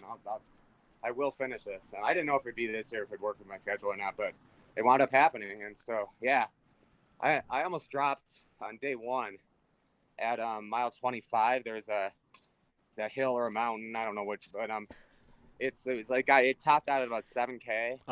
And I haven't been above like 50 feet of elevation. Oh my. Yeah, I mean. So yeah, I started getting altitude sickness there, and I'm like, oh great, here we go again. Because I've done the distance, excuse me, but in Florida, and like I ran Spartathlon in Greece, and this race called Ultra Milano San Remo in Italy. Yeah. But those are road races, and they're predominantly flat, and so it's just much more my comfort zone than this stuff. But I mean, this is really cool to do something that's just so far out of your comfort zone. Well, it's interesting that you mentioned that, talking about the elevation. I mean, yeah, each year so far of the 2 years of the Cocodona 250 have presented a different set of problems. Last year you had that huge climb with the unbelievable heat. Well, for somebody coming from Florida, where there's, you're running at low elevation and flat, you're starting out this race at 5,000 feet right off the bat. Yeah. So, I just wasn't prepared for that, honestly, at all. But, it's... Well, whatever the races where everything goes well, those are sort of the easy, boring ones, Yeah. I'll have a lot more stories from this one. Is this where we turn? Yeah, you're just heading up to the infamous left turn, as we're calling it, or the famous left turn, the biggest left turn in endurance sports at this point. And yeah, whatever, talking about, things going right, enough went right for you to make it to the finish line this year, and I hope that you're able to, take it all in and enjoy the celebration when you get to the finish line, because we're very happy to see you do so well. So congratulations, Dave, thanks on a a lot, race well guys. done. I really appreciate it. Well, you go in and soak in the finish line vibes, and we're happy to have followed along and pass out whenever you're ready. Yeah, there you go. There's cots in the med tent for you. So that was Dave Krupski, sorry. And he is, as you can see, heading to the finish line of the Cocodona 250. We've got a couple. There he goes. All right. Yeah. He's got one. Now that I know I have an audience. He knows that now that he's got hundreds of people watching him at home, and probably over 100 people at the finish line last I checked. So. Awesome. Yeah, he knows that he's got an audience rooting him on, and had an excellent race. So, and right up here, he's going to be taking a hard right down Cocodona Alley, as we have now commandeered that section of Flagstaff. Hey, thanks, dude. We called it. All right, good run. And Woo! Yeah, Shad, if you can follow him in, that would be fantastic. Thank you so much.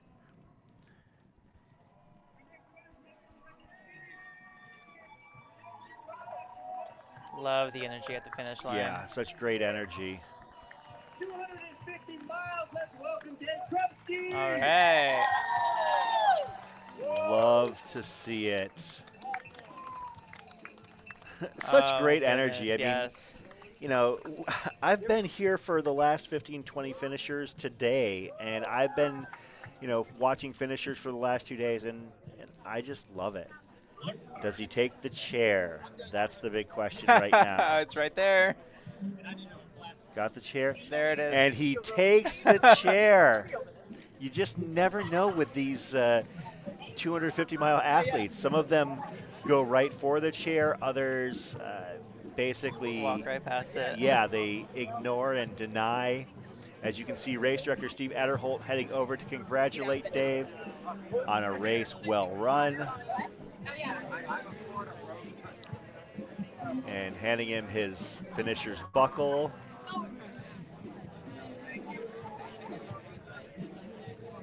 The black folding chair at Heritage Square. You the real MVP. No, Valiant Vegan, we didn't say pass out. We were repeating what Dave said. Dave was the one that said he might pass out when he gets to the finish line. Yeah, we wouldn't say that unless we were reiterating it. Of course, Dave is now celebrating and enjoying, I think that's a liquid death that he's got down by his feet.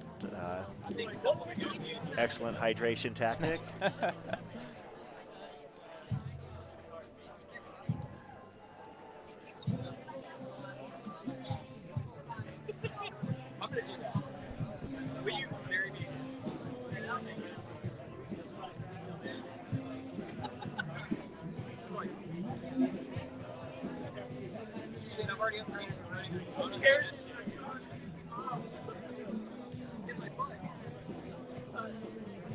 We're going to bring the audio down a little bit. I hear some music in the background, and I don't want to go.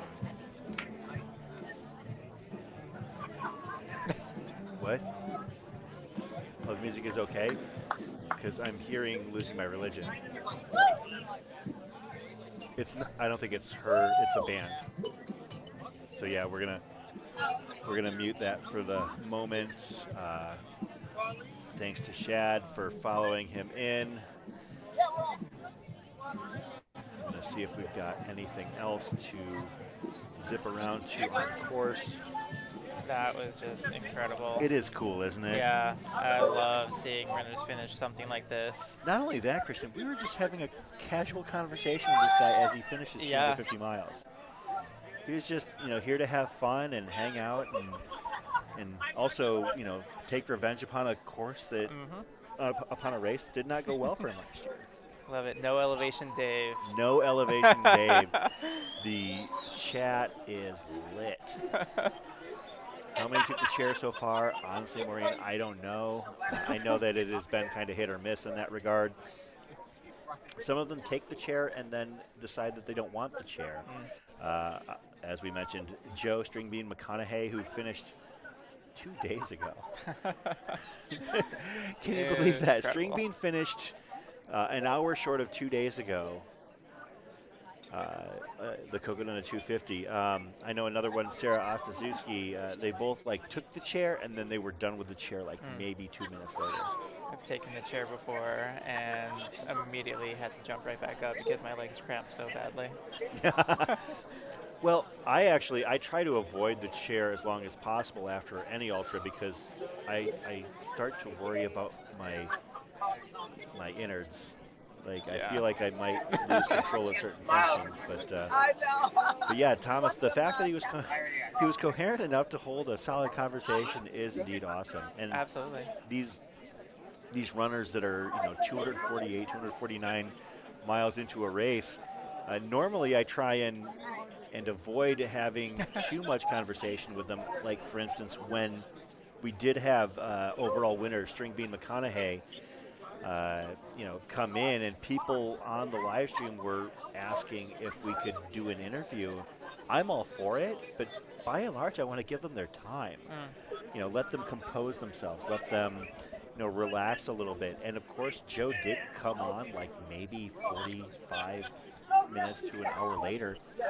And I was just going to try and keep it to a question or two, but he was so lucid, and he was, I was trying to give him questions that he could answer, like, after, with a few words, but he was, he seems like the kind of guy that you ask him what time it is, and he'll tell you how to build a watch. Yeah. He is a very analytical person. I talked to him about his, his experience this race and his preparation. Like, for instance, talking about how he worked with his coach, Connor Holt, and getting prepared. But Dave Krupski grabbing something to eat from the Aravaipa crew. I see one of our overlords of the aid station, Jen Gustafson, sitting down, hanging out, making sure that he is well taken care of.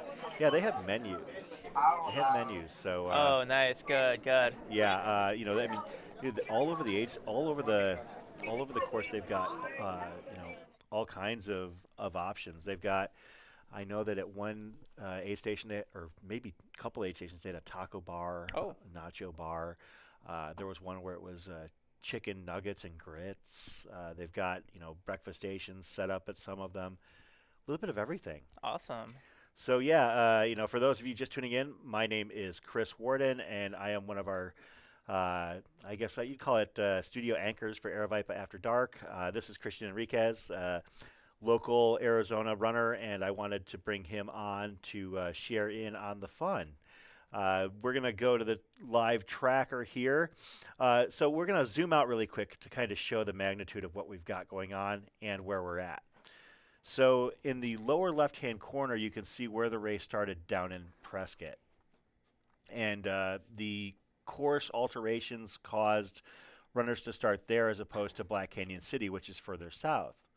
Now, all of the runners, who are still, participating, have made their way to the final 35 or so miles of the course, as they all had to hit Fort Tuthill they had to be there by 7:30 tonight and depart. So as far as I can tell, we've got our sweep tracker following our final couple runners. Tom Addard looks like is towards the back, kind of give some love to the back of the pack here. Joshua Garza, Danny Westergaard, Stephen Park. Well, it looks like there was somebody hidden like right next. I believe this would be, it's Stephen Kuntz, the pride of Madison, Wisconsin for this race. All right. Another, as Matt would say, another Midwesterner out on the course. Christine Kitzler from Myrtle Beach, South Carolina. Christine had a bit of a scare earlier, I believe. At least her tracker did, because it was at one point a couple miles off course. Oh. And some of us were concerned. I have to admit, because I had somebody text me to tell me this, that my reaction to this person that texted me was that, oh, she's probably not off course. It's probably just a tracking error, a pinging error, because she was off course in such a way that there were no particular trails. I was like, there's no way she ended up there from the trail. But yeah, so they got her and corralled her back to the course. Oh, so, wow, okay. So she's back on course and back and still on pace for a Cocodona finish. Helgi Olafsson is also out there as well. These are just some of the names that are bringing up the back of the pack that we still expect to finish the Cocodona 250. They might be somebody that we're following in, maybe 12, 13, 14 hours from now, but that keeps them out. All they've got to do is beat the cutoffs. Mm-hmm. And as we mentioned, the last cutoffs are at Walnut Canyon at 1 a.m. and, of course, the finish line at 12 noon. So the runners are by no means in any sort of danger of missing cutoffs at this point. They've made it this far. I truly believe that everybody that's still on the course is going to finish. So Lee Connor from Cleveland, Ohio. Let's get a little bit more granular. Cassidy Hood from Meridian, Idaho. Colleen Vidrio from Vista, California. David Doran, a Flagstaff guy. All right. David is, he took some great pre-race photos that you might have been able to find on Instagram, representing with a bib in one hand and a PBR in the other. I love it. Nathaniel Lee from Monument, Colorado. Saul Vidrio. Saul and his wife are both running this race. His wife, I can't remember her name, but I would assume that she's around here somewhere very close then if Saul is right there. We'll see if we can get eyes on Saul Vidrio's wife. Local runner Lisa Kravitz making her way. Lisa and I have trained together for races in the past. She is much stronger than I. We'll see if we can get some action around the course here. I know that we've got a couple of cameras. I believe we have one at Walnut Park, but I don't know what kind of quality we've got. So we're going to bounce back to the iPad actually and kind of zoom out and check to see who our next finishers might be. Our next finishers might be among these people here: Ken Burke, Sean Nakamura of San Diego, and Lizzie Hughes of Cambridge, Ontario. I actually spoke with Lizzie before the race, and she had wanted to run this race last year, if I remember correctly, but due to travel restrictions was unable to attend. At least, it made the logistics very difficult. So, but she's here now, and it's only a few moments before she actually finishes the Cocodona 250. I think that, like I said, if they're at Walnut Canyon or beyond, it's a formality. They've got, 20 miles to go, and even climbing up Eldon, such as it is, as brutal as it can be, they're fine. But we shall see if we can get some eyes out on the course. I know that we've got a few filmers out there.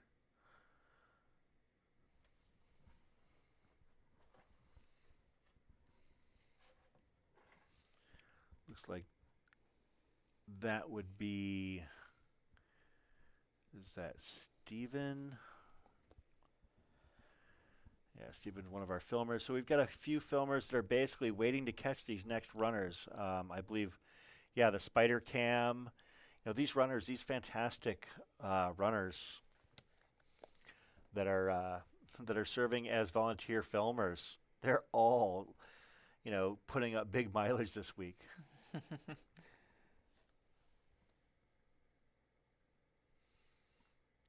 Yeah, maybe the phrase "only 20 miles to go" was not the best Only turn of 20 phrase. miles to go. But at this point, I mean, if they're at 20 miles to go, they've gone 230. Yeah. So. Of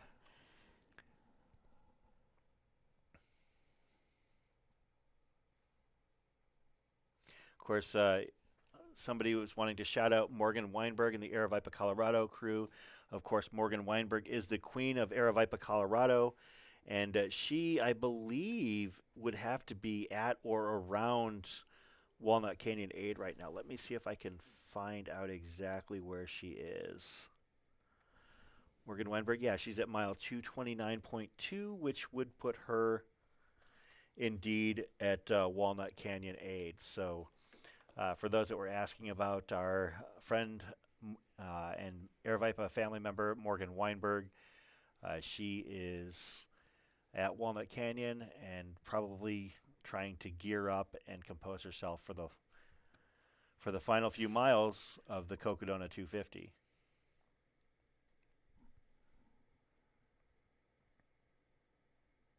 Yeah.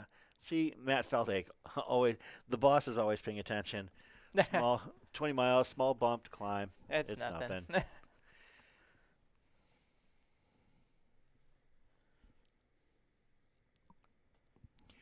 Yeah, it's part of the fun is the anticipation of checking to see who is still out there.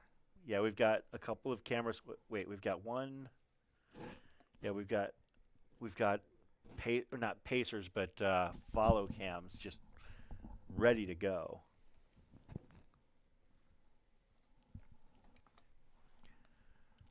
Looks like, yeah. We're trying to figure out which, at this point with it being dark, we've got the Blair Witch effect going on right now with Bond's camera atop Eldon, but I do see a headlamp a little bit down there. I don't, oh, okay, so actually that's not too bad of footage. It's not terrible. It's pretty dark, so it's kind of hard to... It's like 2 lights out there. TB, if you're talking about David Doran, we would be well, I guess we're not on the networks, but the censors would definitely have their ears perking up if David Doran were co-hosting with us for a bit. I am a huge fan of Dave's, but whoo boy, giving him a live hot mic is a very risky proposition. I love this turn of phrase. Sketch Diddy just crested Eldon, because we do have a racer by the name of Sketch Diddy out there.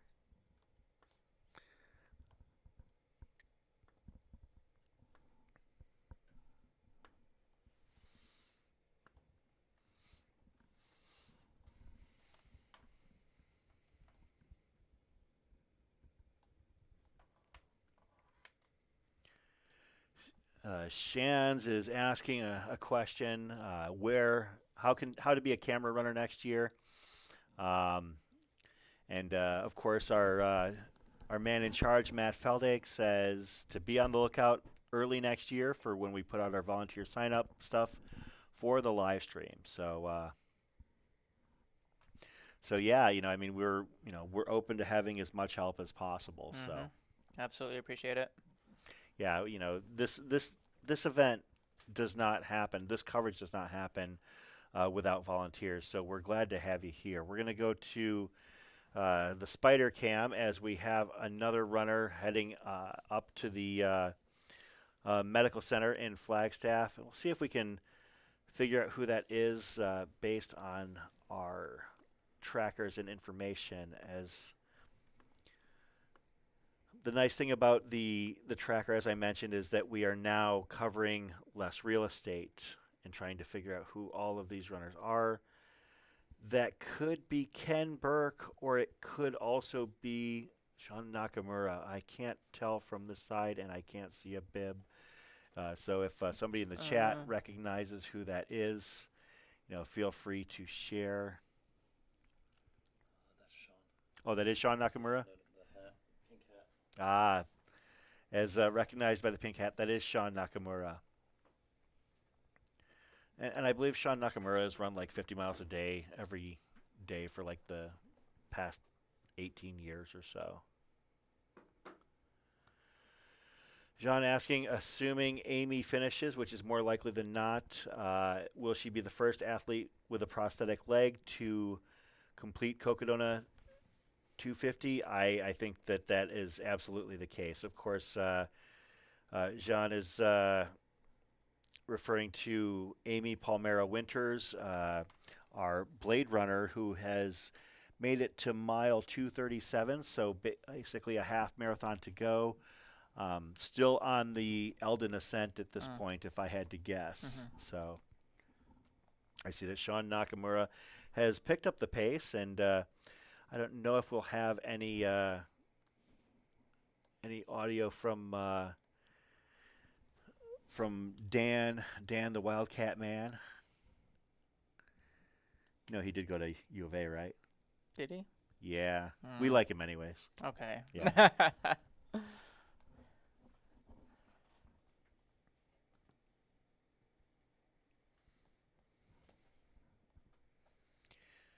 Yeah, somebody asking about Andrew Glaze. I do believe that Andrew is on his descent from Eldon as well. I don't have it in front of me exactly, but I thought that he was fairly close. Yeah, my tracker has him on Eldon still, but on his way down, having left the aid station maybe about a mile and a half prior. So I would expect him to be arriving in the next hour and a half, 2 hours.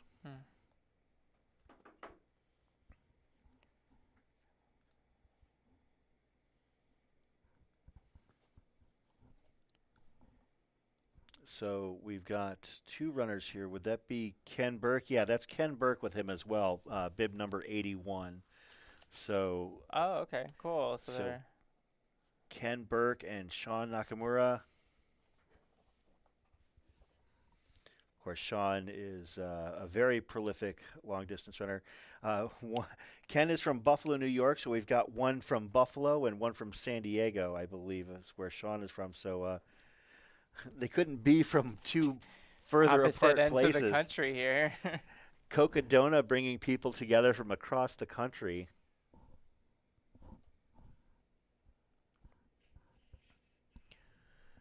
And I do also expect that Lizzie Hughes will be coming in to finish as well fairly soon. So we'll be keeping an eye out for her as well.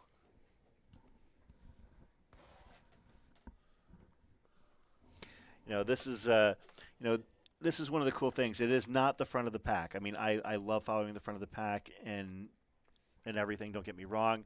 And obviously our audience, loves following the front of the pack, but there's a lot more going on, in terms of finishers, a little bit further into the race. I mean, we are, 2 days after the front of the pack has finished this race, and now we've got a lot of action. So, yeah, we've got Sean Nakamura and Ken Burke running basically not quite side by side, more like single file, but they're just a few blocks out on Beaver Street.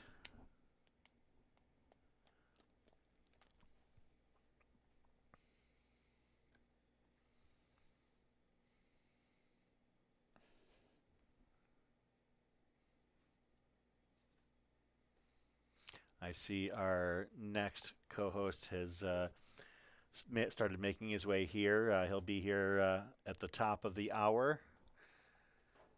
That would be Aravaipa's own TJ Gardner, the man with the golden hat. Oh, I don't know. I should have told him to bring the golden hat. I hope he did. How will people on social media recognize him without the golden hat?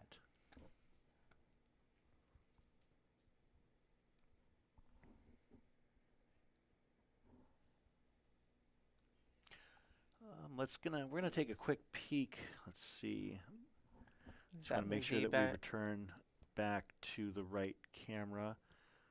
So we've got that, and we've got Steven. This I would assume that this is Lizzie Hughes right here, as she is following just behind the other 2 as well.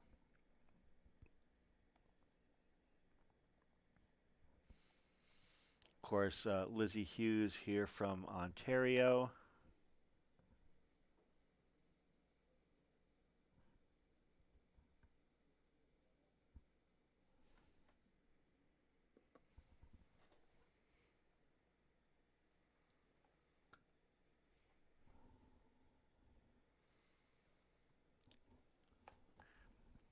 We'll see what the finish line cam looks like. Yeah, is it back up? It's up, but it needs a refresh. Oh, okay. So we just need. Who do we know that's down there right now that we can send a text message to? Send a little bit of a nastygram. Tell them to. I'm gonna send one to Noah Doherty simply because.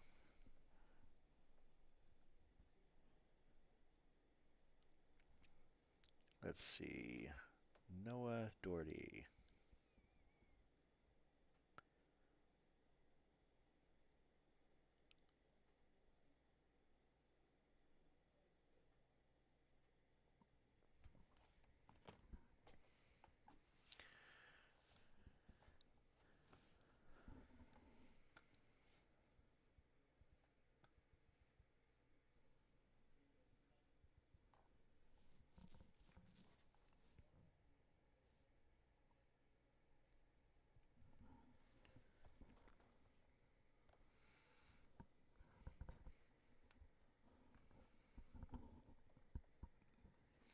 Of course, Sean and Ken making their way through the city of Flagstaff on their way to Heritage Square.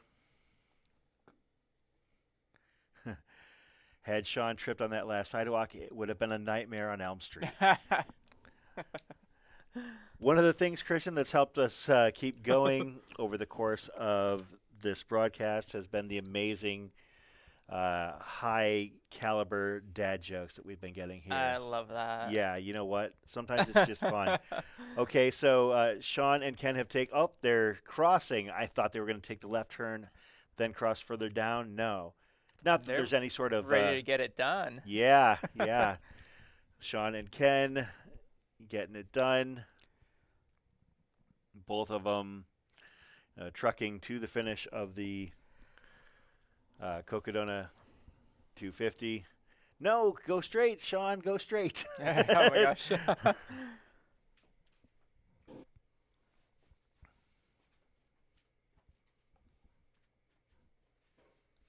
Yeah, Sean's got some interesting shorts.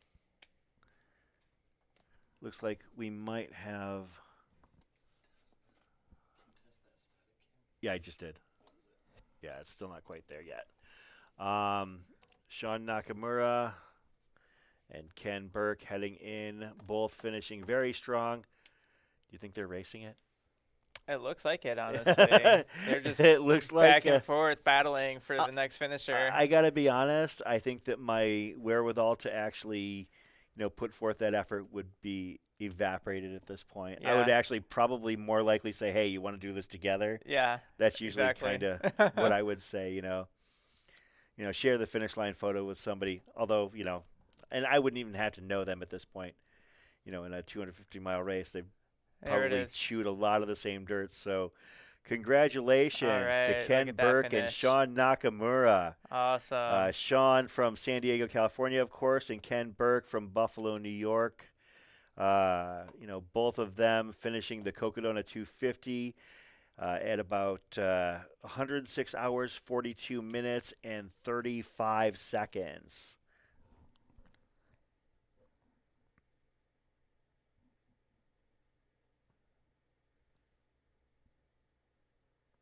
Shaun of the Dead. Yeah. Well, he can now relax as if he were, but yeah. But yeah, congratulations. Another couple runners crossing the finish line here at the Cocodona 250. I got to tell you, I am really excited about the idea that we're going to get these, a high number of runners crossing the finish. Looks like we actually have audio on the finish line. Good job, Pacer.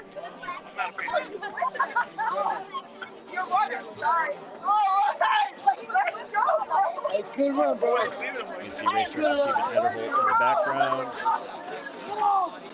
Yeah, way to go. Great job, guys.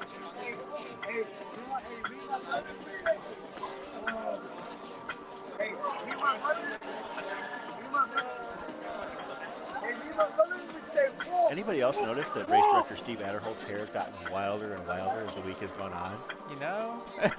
It started out kind of mellow, and at this point, as you can see, it's kind of taken on a life of its own.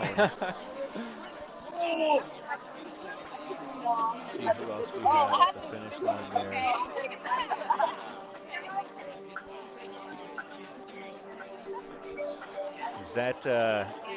Is that local running legend Tim Hackett there? Yeah, there he is. In the middle of the screen. Tim Hackett, veteran of Western States and a regular site at Born to Run every year, and a leader here in the Aravaipa community. Hanging out. He runs in California pretty frequently. I assume that's how he knows Sean. So, although Sean runs all over the place. I mean, I've seen him out here at Javelina. Absolutely. And Black Canyon. Yeah. Very talented. Very. I don't remember the stats on his run streak. I'm sure somebody in the chat can remind us. But yeah, Sean Nakamura has an amazing running streak. I wish I knew exactly how long it was, but yeah, as Jem Rooney, it's such a famous run streak that it's known in Australia. Wow. As Jem Rooney is sharing the fact that Sean Nakamura is the run streak king. So yeah, somebody knows exactly how long and how what the parameters are for his run streak. Every day. So I found the Strava. He's Yeah. run every day since December 11th, 2010. Oh, wow. He won the Tahoe 200 in 2017, Moab 240. He has run 100 plus ultras, including 10 200 milers and 51 100 milers. That's impressive. Yeah. Well, you know, he can add another one to the list. And again, you know, my broadcast partner, Christian Enriquez, I knew there was a reason I brought him on. He's got the goods. Definitely glad to have you here. Yeah, he's got a 12. His running streak is 11 and a half years old. I know people who, yeah, I mean, I can't imagine waking up and I don't think I've probably put on pants that many days in a row. I definitely haven't. Let's see. And they're all, it looks like, at minimum 30-mile runs. Yeah, he's a beast. TJ, will he run tomorrow? I'm guessing yes. I mean, you got to keep the streak going, right? Yeah, I mean, I'm sure that he's going to do the minimal, what he considers, or the bare, or close to it. I mean, now some people, you know, say a mile, some people say a 5K, some people say, you know, 5 20, miles. 30 minutes. Yeah, I would assume that Sean's run tomorrow is going to be one that is close to or at the minimum that he requires to keep it going. I would hope. I mean yeah. Of course, you can see all of the energy here at the finish line, people hanging out. There are a lot of people out there. There are so many people out there. This is incredible. A lot more people than last year. Yeah. I mean, you know, there were some people hanging out, but this year it's gotten to be a really big,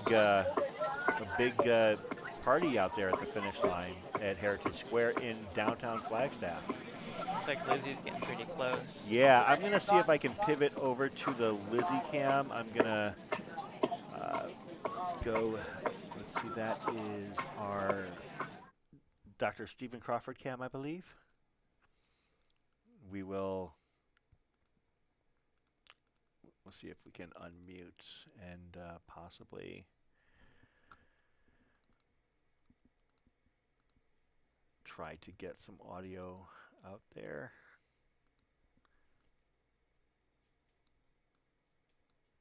I don't know if we've got any audio, but we do have eyes on her, obviously. Lizzie Hughes, bib number 51 from Cambridge, Ontario.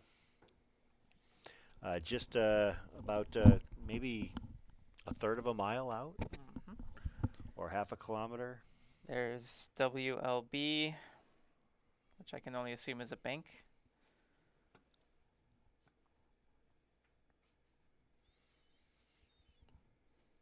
She's right there.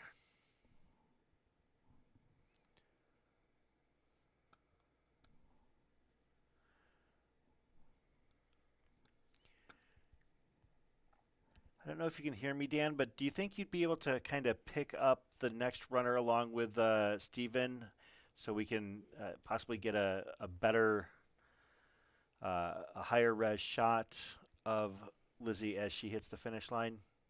Maybe pick her up at the Aravaipa, or not the Aravaipa, the Cocodona alley.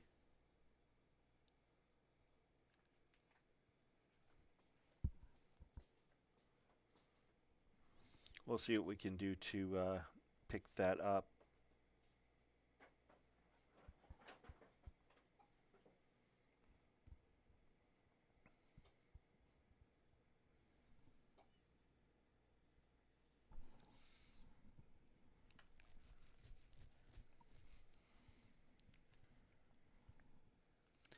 Yeah, it was great to see. I agree, Jackie. It was great to see Sean and Ken come into the finish line together. You know, I mean, I don't know if they know each other or not. They are from opposite ends of the country, but not that they couldn't know each other. But you know, they basically just, you know, brought in and shared the moment together. So I thought that was pretty cool.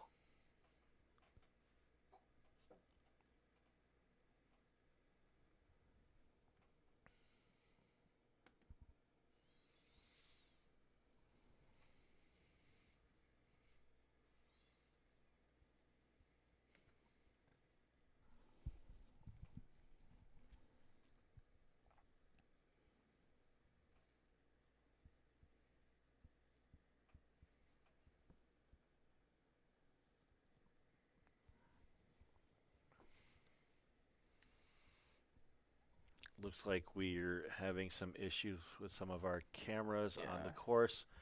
So we are going to just kind of show for comparison's sake exactly where Lizzie is at,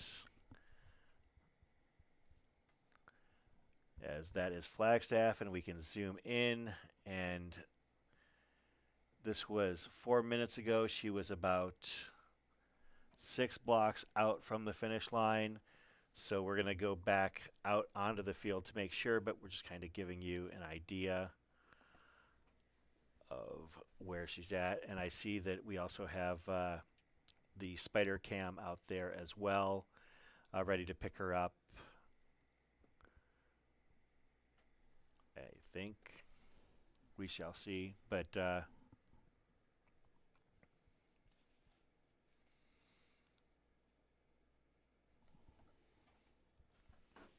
yeah, she's making her way to the finish. A job well done.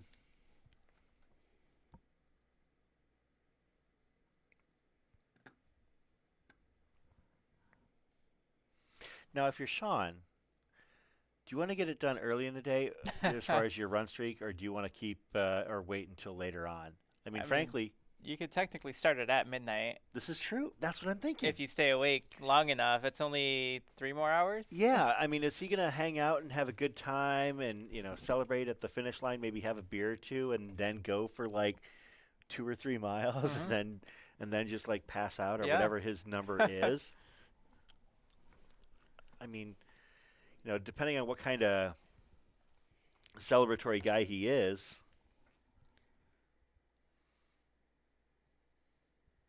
We could, these are the kind of questions that go through my head when I follow these runners for 100+ hours over the course of an entire week. So, yeah, we're trying to, pick up some images. We do have, we're kind of limited on what we've got out on the course right now. But we will bring you what we can, as long as it's, of the best possible quality. I can see we've got a couple of cameras that are just not quite what we're hoping for, but we're working on it. So, do what you can. Yes, we do what we can.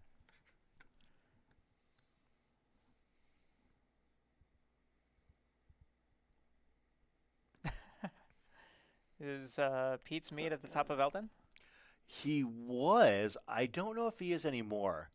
If it's like last year, this is about the time I got up to the top, and there were no more Pete's meets to be had. Oh, no. I was sad. It's very sad.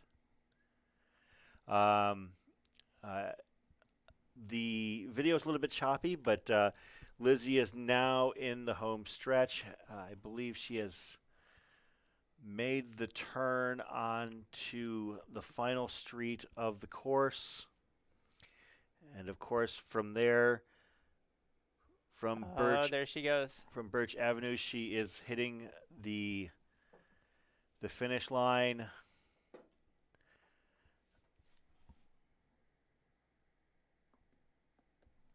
We will do what we can to at least catch some images there.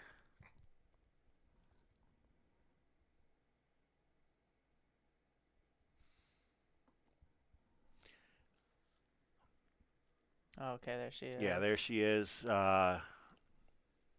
Congratulations, Lizzie, on Lizzie Hughes of Cambridge, Ontario, for finishing the Cocodona 250.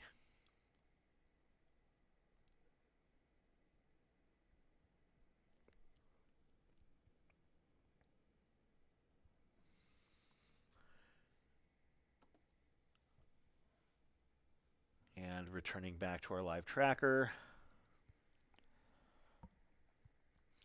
we can see who is potentially next. We might be looking at Steve Ellis running home back to his home. Wow, that's in a Flagstaff. crazy roundabout way to get back to his house. Or it could be Peter Ward. Or it could be, let's see, we've got a couple of runners in there as well. Benjamin Calvert from Potter Valley, California. Joan Hellman, who we saw atop Eldon a little bit ago, all smiles. All right. Joan Hellman from Scottsdale. And Christoph Puguaco. I apologize if I am butchering the name, but Out of Palatine, Illinois. from Palatine. Midwesterner. All right. It's so funny. For those of you, obviously, you can't see in the studio, but whenever you name somebody from, and mention that they're from a town in Illinois, Matt gets excited. I love it. I absolutely love it. I see Joseph Sutton, FKT specialist out east, has entered the chat. When is golden hour East Coast time versus West Coast time, Chris? We're about a 3-hour difference right now. Yeah, we're at 3-hour difference. 9 a.m. It's so confusing because Eastern, well, we don't change 3 our time p.m. zones, and I've completely lost track of daylight savings time. Yeah, so 3 p.m. Eastern time. 3 p.m. on the East Coast is 12 p.m. over here on the West Coast. So Joseph Sutton's brother Travis has crewed me at Black Canyon the last 3 times I've run it. Yeah. And you've met Travis. I have, and, yes. And I challenged Joseph to come out here and and run Black Canyon, but I don't know if he's brave enough to do it. Oh. I mean, I know that he is much faster than me. I believe he's. I think he had a top 10 finish at UROC one year, but he still hasn't answered the challenge to come out here. So obviously he's afraid, right? Sounds like it. Yeah. No, just kidding. I mean, it's just 100K. Yeah. It is just 100K, but no. It's 9. If it's midnight out east, then yeah, it's a 3-hour difference. Yep. Much easier to go over it, to work through it that way. Yeah, we're gonna try and grab some eyes out on course. It looks like all of our follows and statics are down right now, so we're gonna pick up what we can. I don't know. No, yeah, we just still don't have anything from the course, but yeah. So this right here is Mount Eldon. From Mount Eldon, they've got about 8 miles to go. That is the high point of the course. Oof. Of course, that's where Sketch Diddy is right now. Sketch Diddy from Holly Springs, Georgia, a favorite in the chat. What? Sketch Diddy is up there. Todd Holmes, Jose Hernandez, Julius Drellick, Adam Foley, Michelle Wager. So interesting thing about Michelle Wager from Glendale. She paid for this race entirely in volunteer credits. Wow. Yeah. Okay. That's a lot of race credits. That's a lot of time. Yeah, it's a lot of time, a lot of devotion to other runners, giving of herself, Absolutely. I mean, yeah, it's a way to save some money doing something, but at the same time, that's a lot of volunteer hours at various events. And Amy Palmero Winters, as we mentioned, is an amputee runner from Hicksville, New York, and is running a Blade Runner, and she is making her way. It looks like she's just about to begin the Eldon ascent. It's a good amount of people just starting the Eldon climb. Yeah, there's a couple people. They tend to congregate down there because it's like you get to the base of Eldon and you're like, oh, wait a minute, what? Yep. Crowd favorite Deb Hamberlin is down there. Henry our buddy Ward. Henry Ward is out there as well. Tony McDermott, who did get turned around, is now turned in the right direction from the looks of things. Abraham Mancino is out there as well, and Maxime Enzo Amara. So yeah, we've got runners, a little bit further back as well. As we mentioned, Amy Palmero Winters, Hernan Garcia, Clifford Matthews getting ready to cross underneath I-40.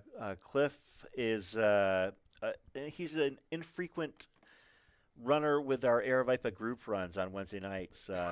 He does make his way out here from time to time, and he's got a pretty robust running resume, as I remember. Aaron Fleischer, Nate Durbin, Russell Kosteka, James O'Brien, Aaron Drasler. I'm sorry, they were actually ready to cross 89. The runners that are getting ready to cross I-40 would be Niloy Sen, the denim cowboy himself, Tony Tadieski. Oh, there he is. For those wondering, yeah, the denim cowboy is currently at mile 230, so it looks like he has just left Walnut Canyon. Brian Schreiber, Jason Vanderhoel, and those are your runners that have left Walnut Canyon Aid that are on their way up to the Eldon Climb and then back down the other side. Of course, as we mentioned, Lizzie Hughes was the most recent finisher. It'll probably be a moment or two until the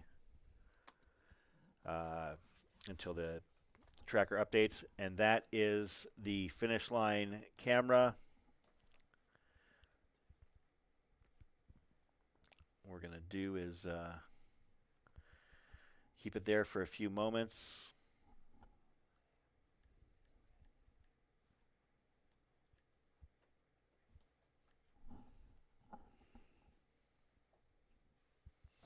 And we're going to take this time actually to share a couple of things here that have been posted with hashtag Cocodona250. As we mentioned, we've got a lot of support out there on the internets. I can already tell you what this is. This has got to be a Howie Stern shot. I didn't even have to. There it is. Yeah.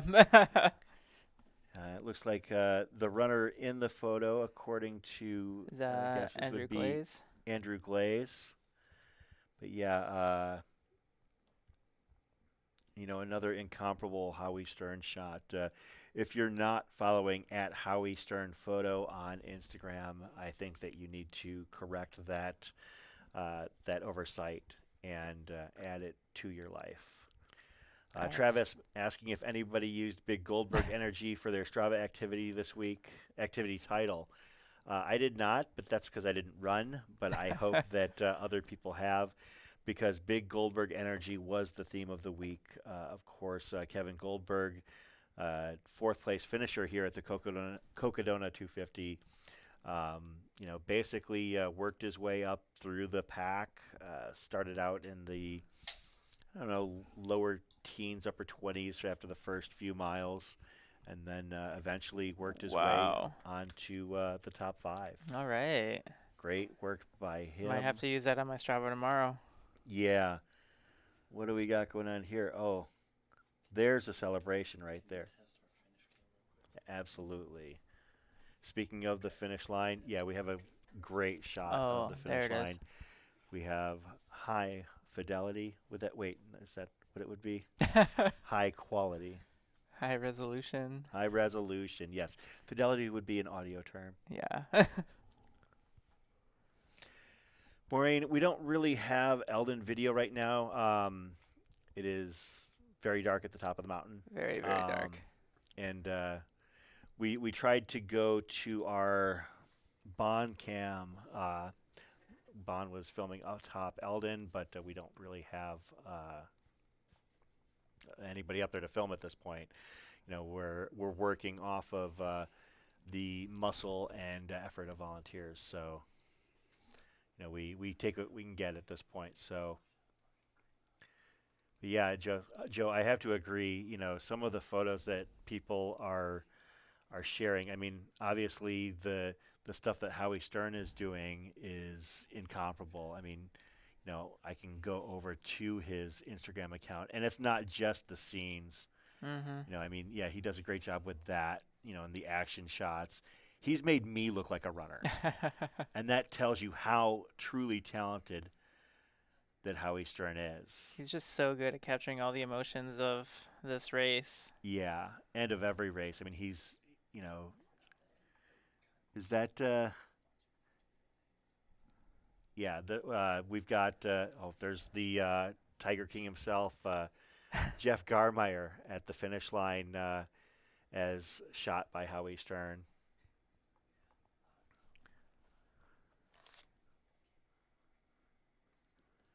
Go back to the finish line. And we're hanging out, anxiously awaiting our next finishers. It might be a few minutes on that. Our next anticipated finisher might be Steve Ellis or Benjamin Calvert, but they're a couple miles out, so.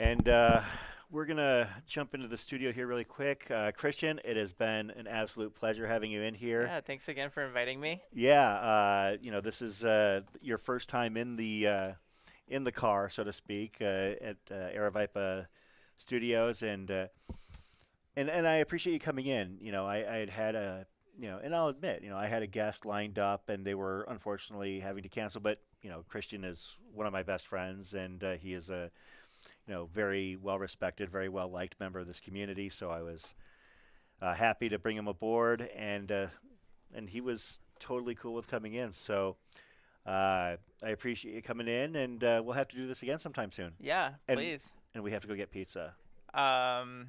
Me, you, and Henry Walker. Absolutely. We need to go get pizza. It's been way too long since we've gotten pizza. So we go and get pizza like once every couple weeks. So, you know, once we go and usually Chicago. Usually, yeah, Chicago-style pizza of some kind. But regardless, we just hang out and have a good time. So, Christian, again, thank you so much. Yeah, thank you. Good seeing you. And we'll bring our next guest here in a little bit here at the Cocodona 250. This is Aravaipa After Dark. I am your host, Chris Warden, and we're going to take a quick moment to breathe, but we are going to keep the video right on point, and we will be back with a new guest commentator here in just a moment.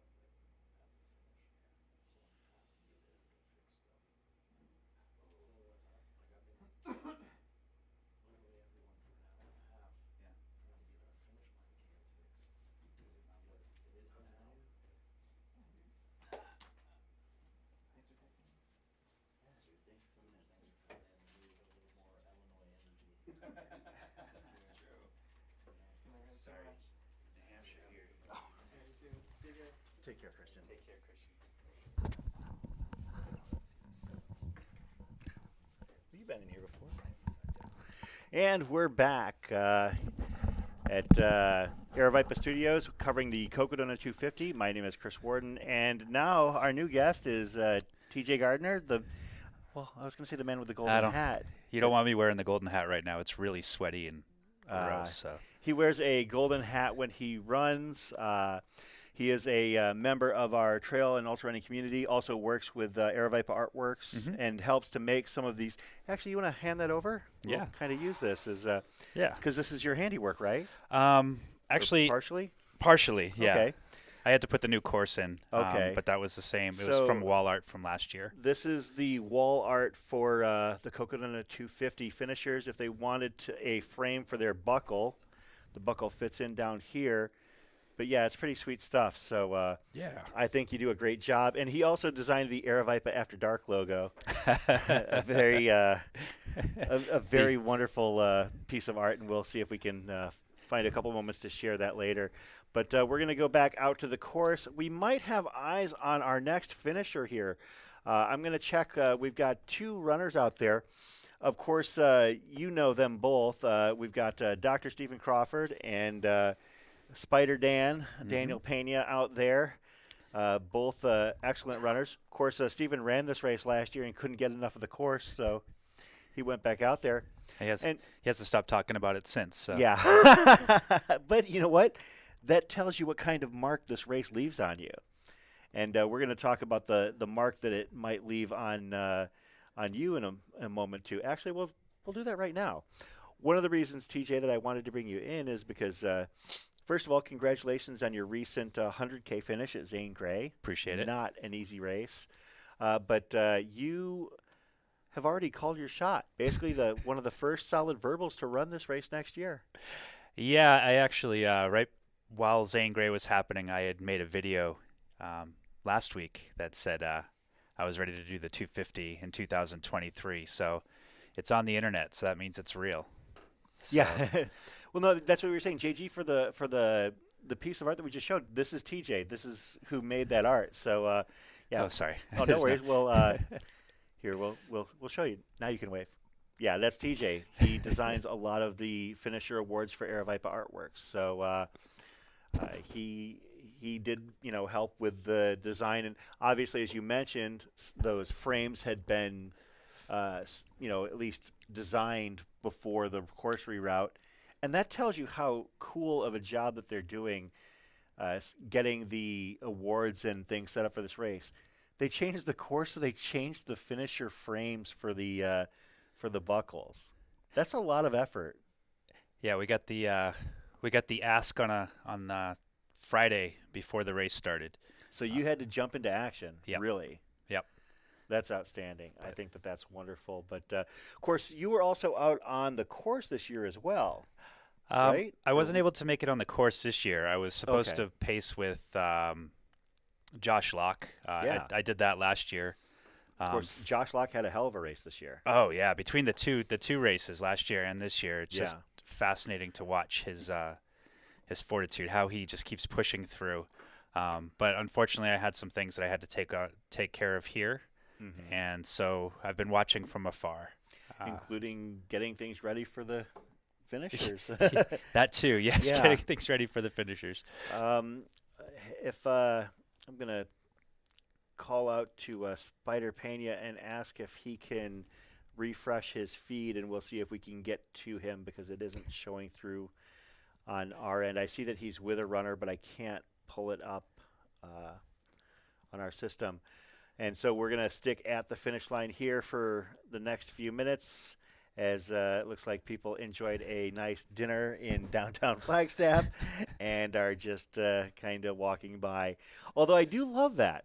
I love the energy. I mean, yeah, it's kind of funky and weird, but I love how how the town is still like moving and operating, while this race is going on. And I'm sure that a lot of people have gotten to figure out that there is a big race going on. But for those that might not realize it, they might just be like, hey, I didn't realize that that this was happening. So yeah, I think they probably hear the music in Heritage Square thinking something's going on, and I'm going to guess this is the last thing they think is happening. Yeah, So, yeah. I mean, you're used to seeing like little live music or maybe some sort of like food festival or ethnic festival in Heritage Square. You don't expect to see the finish line for a 250-mile race set up for basically 3 days is how long the finish line has been set up. yeah, I gotta say something about this part of the race. These are the people that I'm so fascinated with. They've been out there for over 100 hours. Mm-hmm. If you think about that, that's exposed to the elements. Yep. Sleeping wherever they can sleep. Cold, it's hot. The finishers, the front runners, they're only out there. I mean, this is where I'm going to use the word "they only." They're only out there for 60 hours, while the people who are doing this part are out there for 100 to 120 hours. It really shows the grit that we're seeing out there. Yeah, absolutely. Well, it looks like we've got a potential follow cam. We'll keep an eye on our feeds to see if we can get some decent visuals out there.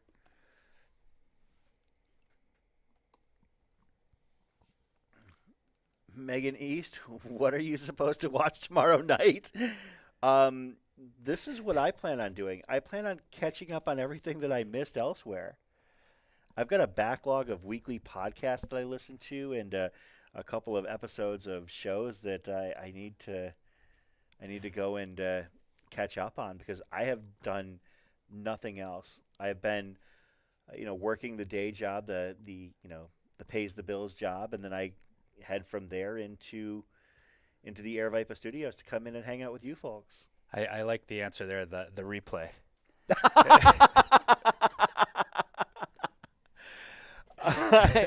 We did have. I know that Stephen Crawford ran the race last year and then did end up watching the entirety of the replay.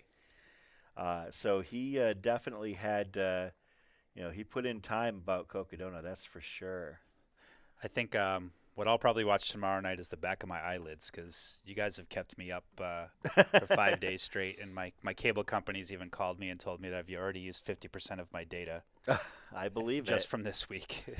So we've got a visual on, I would assume, our next runner to hit town, and we'll see if we can figure out exactly who that is. Is that 125? Would that be Steve Ellis of Flagstaff, Arizona? Oh no, I'm sorry. That would be Benjamin Calvert. So Steve Ellis is somewhere around there as well. They're both okay. So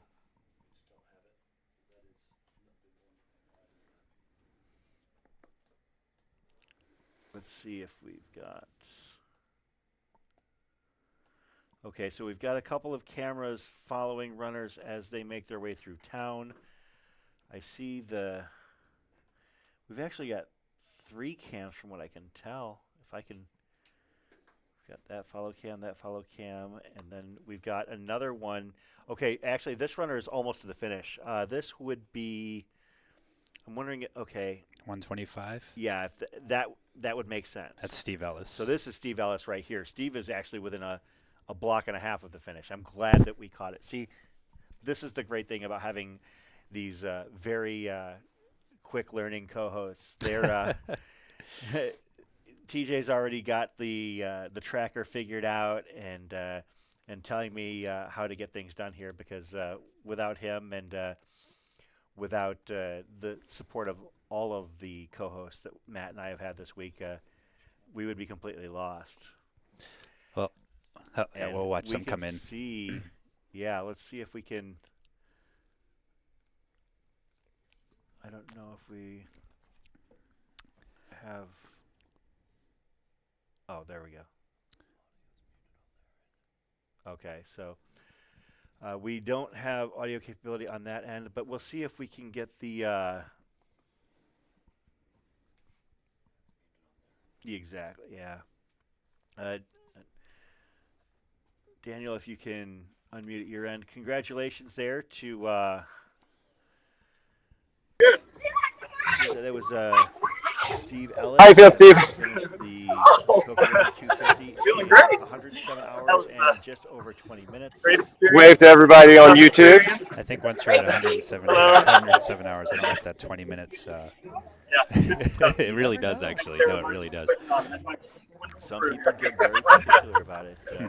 And if he wants to run it back next year, I mean, what happens if he cuts it close? True. And I see that we have some people anxiously setting up. Okay, so Steven is out by the medical field, but we've also got Spider Pena coming into the last few blocks of the race as well. And we've got Daniel at the finish line actually speaking to race director Steve Adderholt. We have a lot of energy going on. We have some people waiting at the finish line for runners. I love seeing children of the runners at the end. They get so excited. Absolutely. I mean, and these runners, I mean, Yeah. and these kids probably Awesome. have only got Way to go. Good work.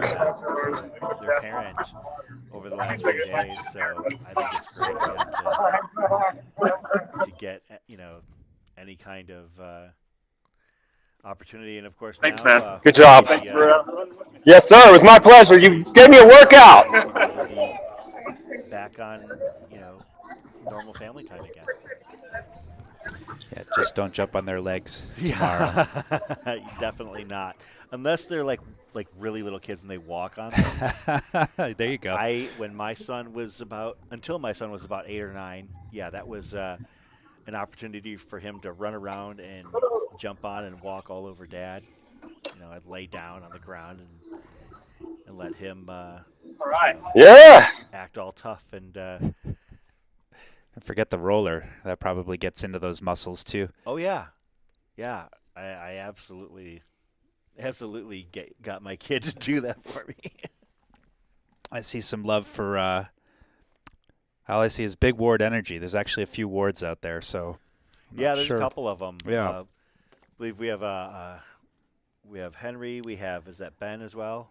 Yeah, I'm trying to remember. I know the Henry ward. I don't remember the Peter ward. That's correct. Yeah. So yeah, I've been watching Sketch Diddy. He's up at Eldon right now at the aid station. Pretty cool story about him coming in from Georgia.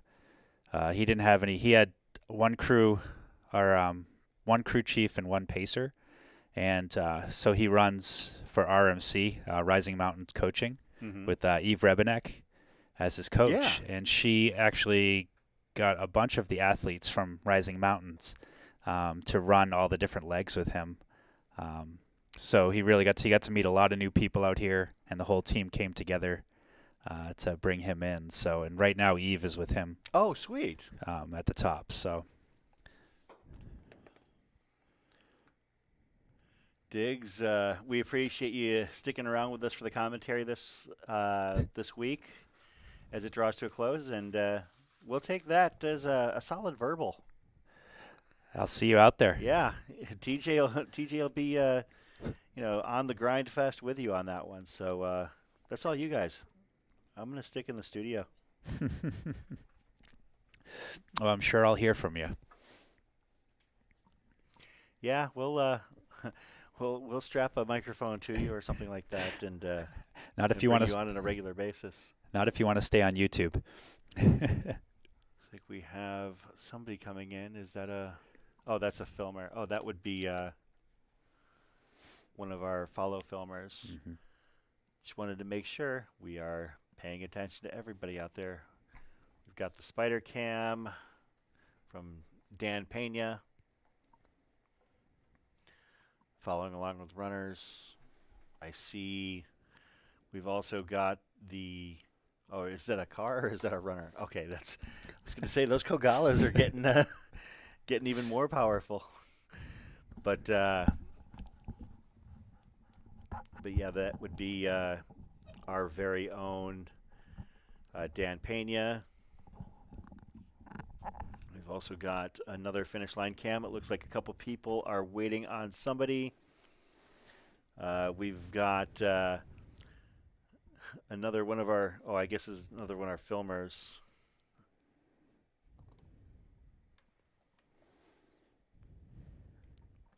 It looks like looks like at the airport when you see all the airplanes coming in for a landing at night. We just have a lineup of a lot of people coming into town right now. So lots of energy coming through Flagstaff in the next hour or two. Well, next 12 hours.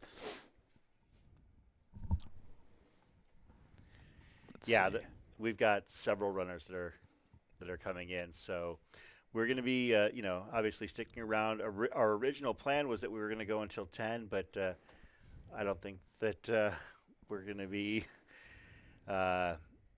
heading off the air anytime soon. As we've mentioned, we've got several runners. Solid verbal. Hey, how did I get roped into that? Okay, yeah, so Peter Ward, I'd actually seen his name when I was looking at the entrance. He's from a small island, British island, off of in the Caribbean, Anguilla. Yeah. So I thought that was really interesting that he came from such a small place to come run the desert out here. I'd love to, if anybody knows a little bit more about him, please let us know. I'm looking at the Wikipedia for for Anguilla. Oh, it's way out there. It's way out there, yeah. Yeah. British Virgin Islands past Puerto Rico. I think when I was looking it up, I think they had 2 hills. So I'm thinking and he did repeats on both. I'm thinking he probably went elsewhere to do a little bit more training.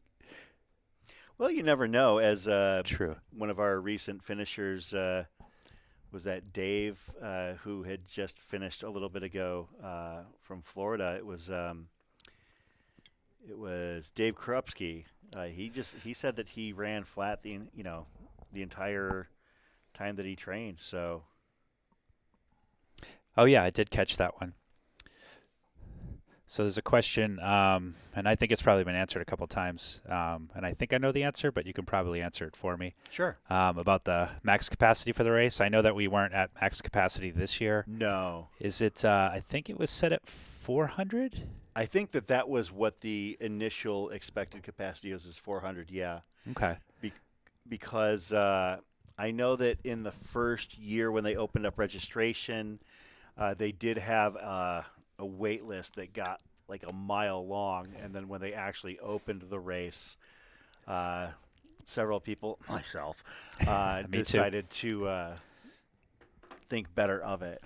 And so, yeah, the wait list I know was several hundred people long, and then I think it was like 200 brave souls or so thereabouts.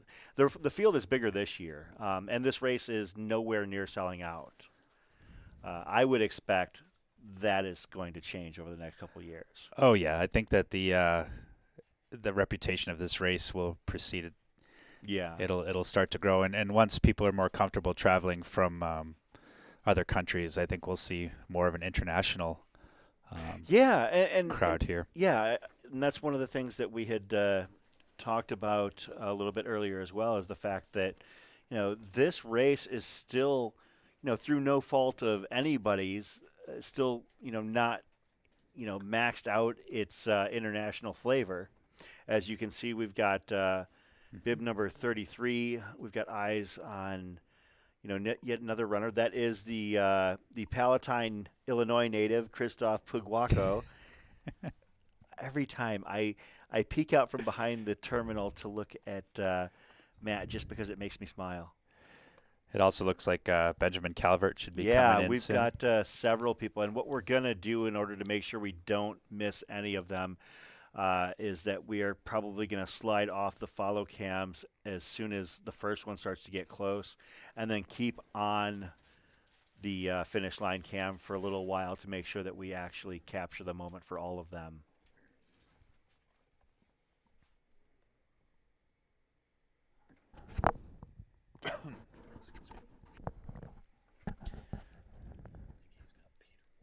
Oh, let's take a look at the shad cam. We've got Oh, excellent shot of Peter Ward there. There we go.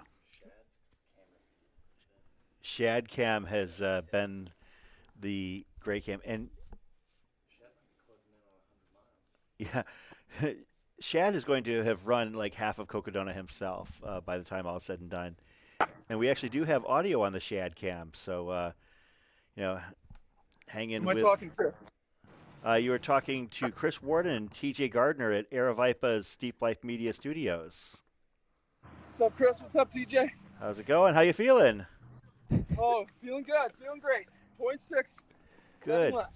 So what brought you to head from Anguilla all the way up here for this race? I failed at this race last year. Oh, I so don't like failing things, so this is a redemption run? This is redemption, or I'd like to see what we're capable of, and what a better way to test yourself with something crazy like this. And I certainly was not prepared last year. So God had me really focused for the last year in preparation. And now I'm back, and I'm very excited for this to be almost over. I'd go. Thank you. Awesome. Well, Peter, we're going to catch up with you here in just a few moments. We're going to spin back to the finish line, and we'll definitely see you there at the very latest, as we've got a few runners that are just off of the finish line. If we can go to the spider cam, Dan Pena is right behind the next runner, Benjamin Calvert. That would be Benjamin Calvert, that is about to finish, and we're going to get to the other side. You can see a crowd of kids in the lower right-hand corner. I'm assuming that this is family, or maybe they just love runners in general. They may be out there for everybody for the next till the race is over. That would be cool. But I think I assume they're his kids. Congratulations to Benjamin Calvert for finishing the Cocodona 2.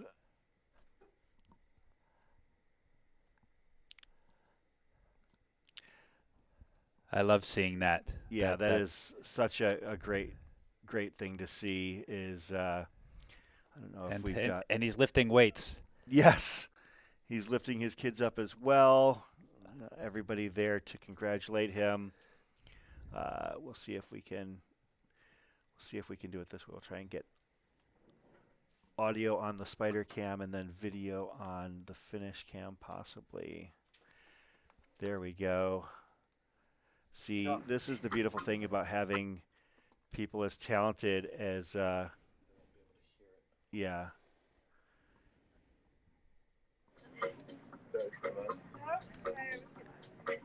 Congratulations to Benjamin Calvert on a beautiful finish here at Cocodona 250, being congratulated by race director Steve Ederholt and Steve Ederholt's hair, which has gained sentience over the past 100 hours. It's all that liquid death. So yeah, Peter trained primarily on Anguilla. The highest point is Crocus Bay at 64 meters. So a lot of hill repeats on that 210-foot climb. So someone was saying that he owns a treadmill with a really good incline. So, dude, have you seen some of those treadmills? Oh yeah. Have you seen Jamil's treadmill? Oh yeah. Yeah. Jamil Curry has a treadmill that basically puts you upside down. It's no joke. I think he did a video where he was actually trying to keep it at the max and run. And it was pretty funny. So yeah, congratulations to our newest finisher of the Cocodona 250, Benjamin Calvert. Peter Ward is, I would expect, next. I'm actually going to see if we can go back out to the Shad cam because we had such good quality on that, and maybe we will listen in on that as well. I'm going to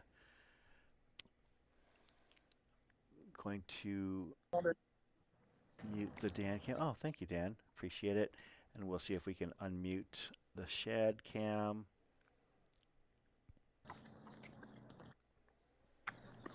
All right, Peter, you are doing a fantastic job. You are just obviously a few moments away from finishing the Cocodona 250. Are you satisfied with your redemption this year, having finished the race?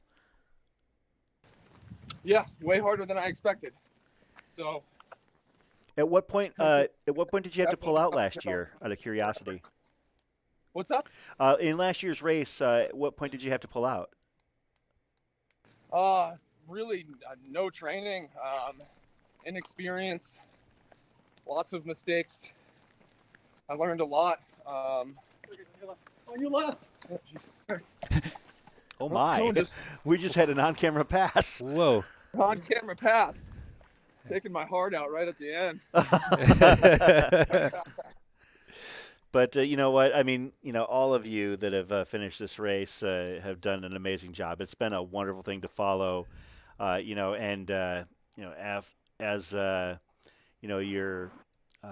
race draws to a close. What's next? I got Tour de France in September. Fantastic. Oh, I was thinking a beer or a nap, but you are definitely aiming big. Second thoughts about that race. Tour de France. So, well, congratulations, Peter. We'll see you at the finish line, and great job this week. Thank you, guys. Thank you guys for doing what you do. Really appreciate it. Hey. I'll see you guys. Thank you. See ya. And thank you, Shad. Take Great care. job again. Yeah, that was a pretty great moment. On your left, we had the pass cam active. I believe that is Stephen Crawford with well, that must have been who would that have been that passed Peter Ward right there? That would have been Christoph Puguaco, I think, from Illinois. From Palatine. Oh, yeah. Yeah, that had to be him, I would assume, right there. So, well, anything's possible watching Cole running that 6:30 in last night. That was nuts. That was insane. Yeah, obviously, was that Cole Crawford? Yeah. Crosby. Cole Crosby, rather, yeah. Cole Crosby running that, sprint to the finish. Truly fantastic stuff. So Matt O'Brien was saying that Peter was actually 6 going into Mingus. Really? Yeah. Well, that's amazing. I mean, he held on. Yeah. To finish this race, and I don't know what his goals were specifically, but as he mentioned, this was a redemption run. Simply, having not had the event that he had hoped last year. So, no, I love that this race is only 2 years old, and we already have people that are getting redemption on it. Yeah, for sure. I know Henry Ward is also one of those, and yeah, he's been having just the best time of his life out there. He's been sending us pictures of lizards, funny-looking trees, places he's slept.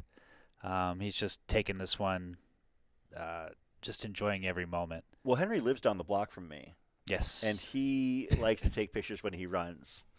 And I know that for those of you that have been tuning in for the last few days, Henry Ward, who is still out on the course, he bib number 147. He's about 10 miles out, so he's climbing up Eldon right now. But he has made a habit of taking pictures of things in my front yard when he goes out for a run in the neighborhood. It cracks me up. He's a great guy with a great sense of humor, and I couldn't be prouder of him to know that he's finishing this race. Amazing. As we can see, our most now recent finisher, Christoph Puguaco, finishing the Cocodona 250. We don't have audio right now. I apologize for that, but Christoph with a great finish here, about 107 hours, 40 minutes, and 25 seconds perhaps.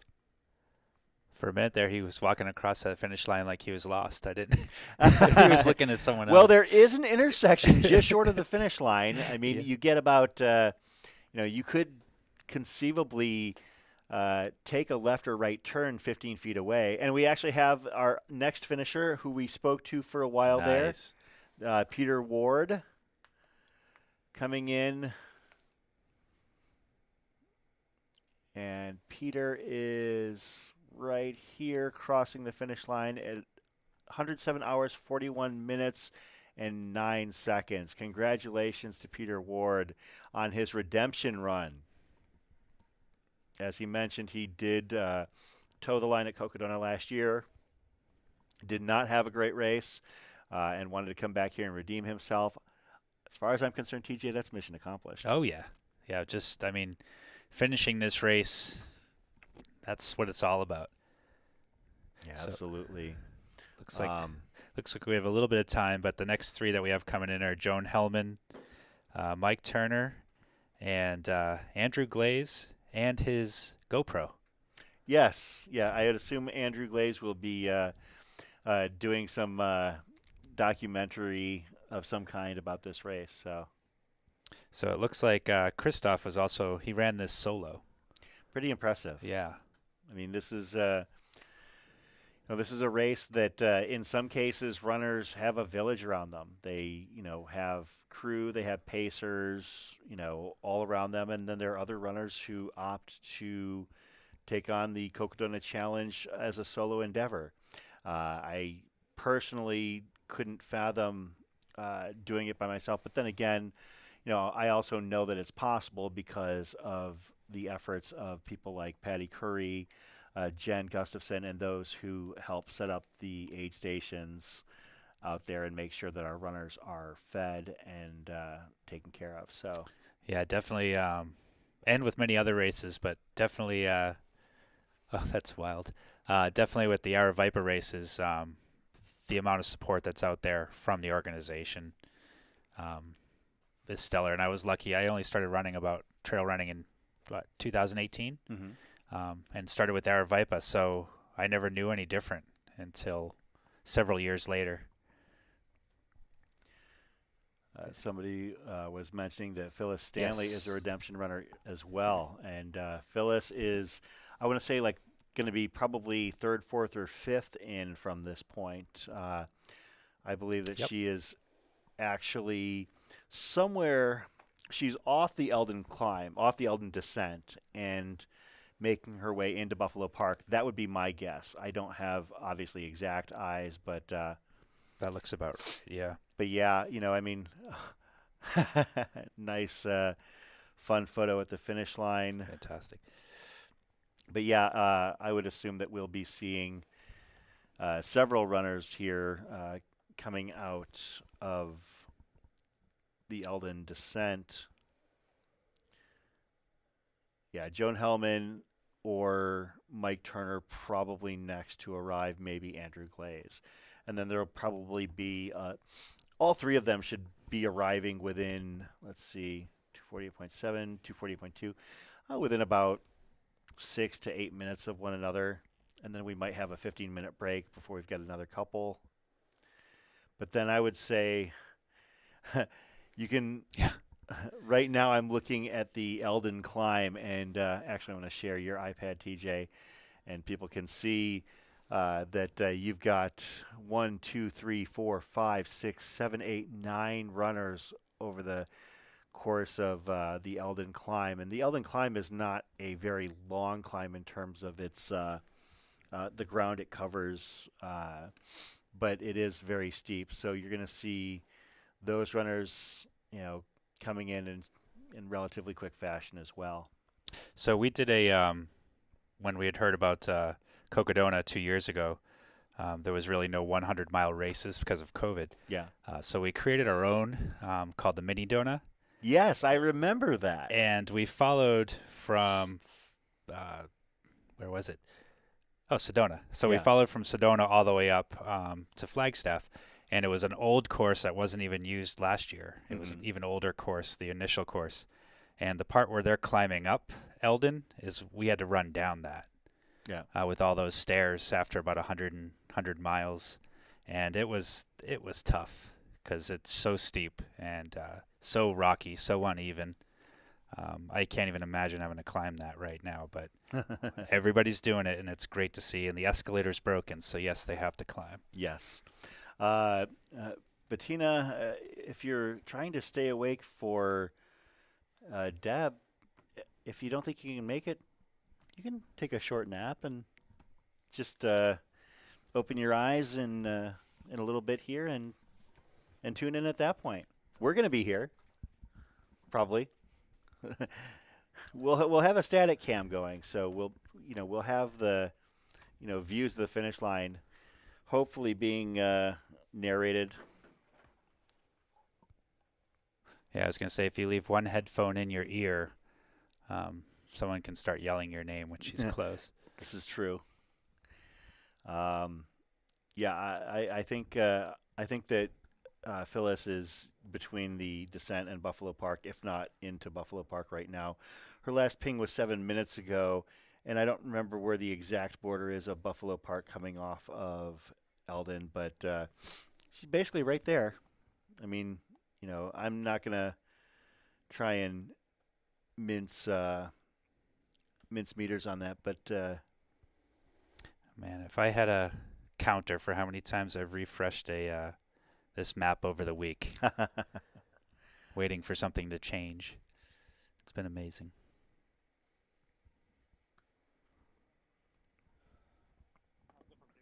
Of course not. Of course, our follow cams are getting into position probably for the next few runners. Thanks again to Shad, to Spider Dan, and to Stephen Crawford for hanging out.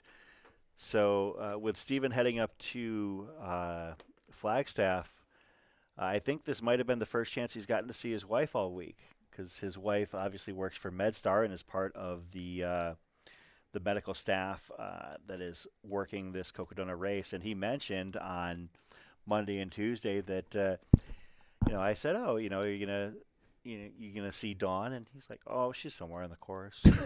He just, it's kind of one of those things where whether it be last year when he was running it and she was working it, or this year when he was live streaming and she was working it, it's kind of a week where they just kind of, they're both involved in the same event, and they just kind of meet up at the end of the week. Although this year he can't use the excuse that his feet hurt to go visit her. Well, he probably, I think she worked finish line at least for some time last year, if I remember correctly. So, he had to hurry to go and see her.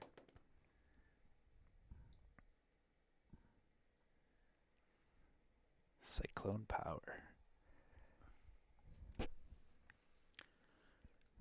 Joan Hellman should be finishing fairly quickly. Cyclone, is she from Iowa State? My tracker says Scottsdale, so I don't have any information on her. But no one's really from Arizona, so. Yeah, that is true. Everybody is from somewhere here. Well, most of us are from somewhere here. Because if you say that in front of somebody who was born and raised here, they take umbrage. Oh yeah. I like which one?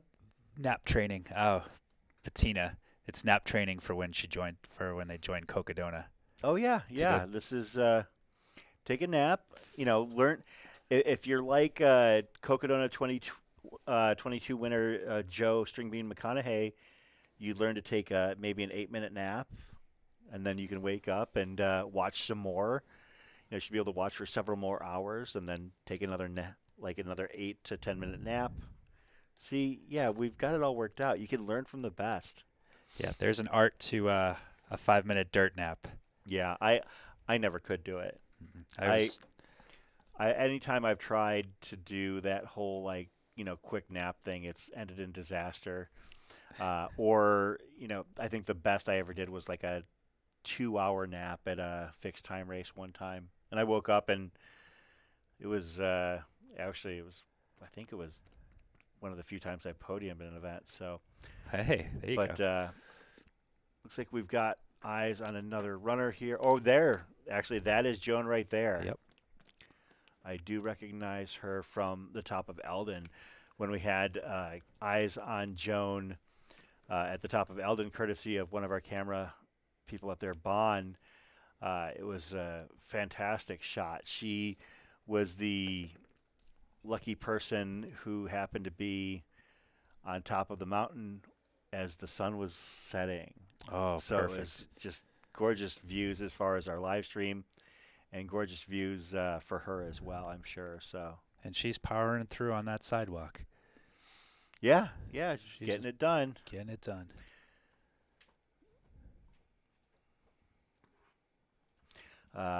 Somebody asking if there had been any finishers that didn't use a pacer. Yeah, there've been several. One of our most recent finishers, I do believe, had done Cocodona without a pacer. Christoph Puguaco. Mm-hmm. And then Andrew Glaze is coming in shortly. Yeah. Also.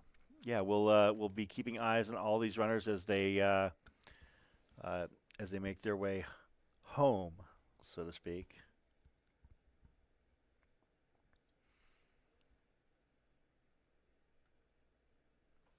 Yeah, I'm with you. I've been refreshing this this feed and this stream so much over the last couple days. Of course, we are actually coming up to the top of the hour, which means we are about 14 hours and 7.5 minutes away from the final bell, so to speak, of Cocodona 250 here in 2022. Thanks for all of you that have been following along, tuning in. My name is Chris Warden. I am here tonight with TJ Gardner. And TJ is the first person to verbally declare himself entering the 2023 Cocodona 250. And we're holding him to it. Yeah, I should probably tell the family about that. Yeah. And are you going to, obviously, you have been, friends with and part of the crew, prep crew of Josh Locke. Are you going to have him, is he going to run the race next year and you're going to try and keep up with him, or are you going to? As of now, Josh is an interesting guy. As of now, I don't think he wants to run it again. He'll start to get itchy by the time it comes around. But I think it's actually Alyssa's turn to run the race. And I don't know if it'll be next year, but I know that she has said she would like to do it. Of course, Alyssa Jones was his crew chief. And she's a very talented runner in her own right. Yeah, she ran the 91 at Whiskey Basin. Was about a week ago or 2 weeks ago now. Yeah. And then came in. I think she paced about 50 miles. It was a week ago at the start of this race. Yeah, at the start of this race. Now it's 2 weeks ago. So she was out there on foot and also in van for quite a while. Yes, Amber Myers. It is TJ, like TJ Gardner, the guy who is in chat a lot this week. That would be who we are here with, TJ Gardner. And TJ, just like Christian before him, they're both willing to come in on short notice and hang out, and I'm grateful to them, and I think that they are both proving to have been excellent choices. I'm patting myself on the back for that, because you guys do add a lot. I'll help you. I'll pat you too. Oh, look at this. She just did a little turn. Yeah, she's Joan is getting it done. She's just a few minutes away from finishing the Cocodona 250. Looks like we've got a couple people behind her as well. Mm-hmm. Actually, it looks like they might be going for the pass here. That would be Mike Turner. Perhaps Mike Turner. Of course, talking about pace. Yeah. Yep, 85. Yeah, right. That is. That's actually Andrew Glaze. That's Andrew Glaze. Yeah. Yep.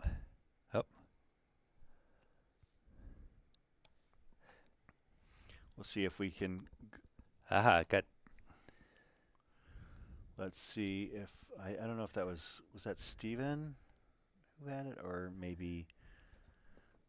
No, we're gonna go back to the to Joan, but we're also, if we do see that next runner who passed Joan hit the Cocodona alley, we are going to go back to our finish line cam right away. We've got eyes on that as well. So we are doing our best to make sure that we bring as many finishers as possible up as they cross the finish line. Yeah, I got to admit, Shans, we saw that him dart into view. I don't have audio, but it would have been kind of fun to hear him say on your left or on your right as the previous runner did. So she's like, screw this, fired up. But she is moving forward quicker. Yeah. Yeah, Joan is definitely moving a couple steps quicker now. So I don't know, DJ Keen, the double crossing of the Bradshaws to make up for this year. Let's do it. Really?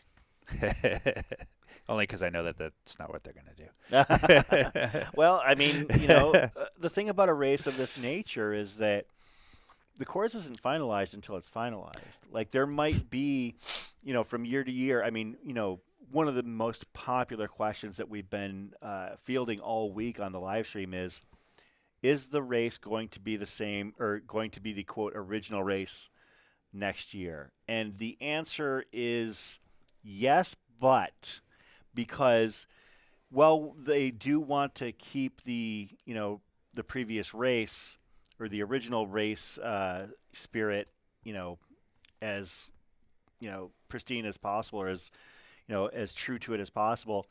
There might be, some adjustments or, I would say slight reroutes potentially. I mean, you're not going to have, you're going to climb up Eldon.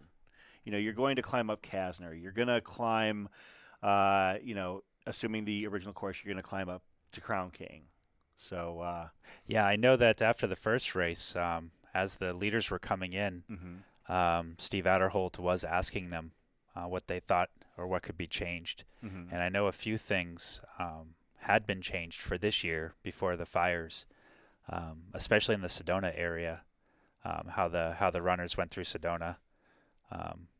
So I know it's a work in progress. I'm sure there will reach a point where it is more set in stone, but I think for the next few years we're going to see a lot of small changes, like you were saying. Yeah. I mean, and even still, like, obviously, I've run a lot of Aravaipa events, as have you, and there are times in where I've run multiple races or raced multiple times where there might be a slight change in an access trail or an aid station location. Like, for instance, one of the largest Aravaipa events, Black Canyon 100K. The last big aid station that you hit is Table Mesa, and they've moved that aid station location around a couple meters this way or that way. And one of the reasons that they had to move it is because the race just got so darn big. And now it's kind of funny because have you been out to Table Mesa during Black Canyon the last couple of years? I ran it in 2020. Okay. So so you did go through Table Mesa. I did go. Yeah, I did the 100K. So I did go through Table Mesa. Well, Table Mesa in 2021 and 2022, because of 2021, because of Yavapai County restrictions, became like the first place where you could actually pick up your pacers and stuff. Oh, I remember seeing that. Yeah. And it became a party. And now in 2022, even though you could, Yavapai County restrictions were lifted and you could access your runner at Bumblebee as a crew or as a crew/pacer at Black Canyon City, it became a party in terms of, just everybody going up to hang out. I mean, Table Mesa is like the Black Canyon version of Jackass Junction, and you don't have to run 10 miles to get there. No, it's pretty beautiful up there too. I came in right at the golden hour, so got to catch a really beautiful sunset at that area too. So yeah, somebody asking if we missed Glaze at the finish. Not as far as I can tell. I mean, he is moving, but unless he went full blown flash, we didn't miss him. Yeah, we're keeping an eye on our finish line cam on this end. So I wonder if that's just a guy coming home from dinner, talking with Joan. I was wondering, is that is that a I mean, it doesn't look like a pacer. It looks like a guy out for a nighttime stroll. Yeah, Shans, don't worry. We'll make sure that we get back to the finish to watch. Glaze come in. We're keeping an eye on the finish line. We've got a view down Cocodona Alley. So, speaking of, we're gonna take a look. Okay, so there's somebody. So this is Cocodona Alley, and once we do see a headlamp heading down that direction, we will head back to the finish line. But that was a pump I'm fake. out for a stroll with Joan right now. If Yeah. y'all don't mind. Just like that gentleman off to her left. So I went for a run this morning, and while I was running, I couldn't stop thinking about your is it ASRM? Or ASR? What's the sound, the rhythm of the feet? Oh, the trail crunches. Yeah, the trail crunching. I was like, wow, that would actually make a really good YouTube channel. Yeah, just basically put it on, repeat for, a few hours. You could do different things of like if you wanted to listen to speed workouts, or if you wanted to listen to hiking, or it all has a different rhythm, a different cadence. Yeah, Ryan, we said we're watching for Glaze, so we're not going to miss him. We've got eyes on the finish line. So, yeah, Vivian was out there at Black Canyon this year. Yeah, Table Mesa was party central. It was one of the bigger parties that I've seen at a trail event. So,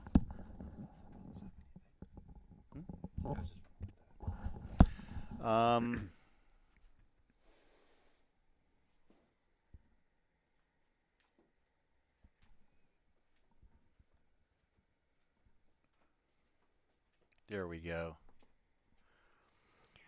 All right, we are back at the finish line, and unless we miss our guest, this would be Andrew Glaze coming in for the finish. It's the tie-dye. That's him. Yes, congratulations to Andrew Glaze for finishing the Cocodona 250, 108 hours, 3 minutes.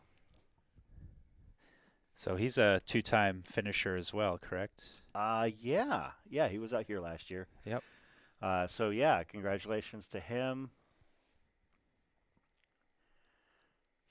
We don't have any follow cams currently at the finish line, but I did see that we might have. I'm not sure. Let's see what we've got going on. It looks like we've got to I want to take a peek up at Bond's cam up at Eldon. I'm not sure who we're looking at here, but this is the high point of the course at over 9,000 feet. Mount Eldon, the last big challenge that these runners have before they head down into town, into Flagstaff.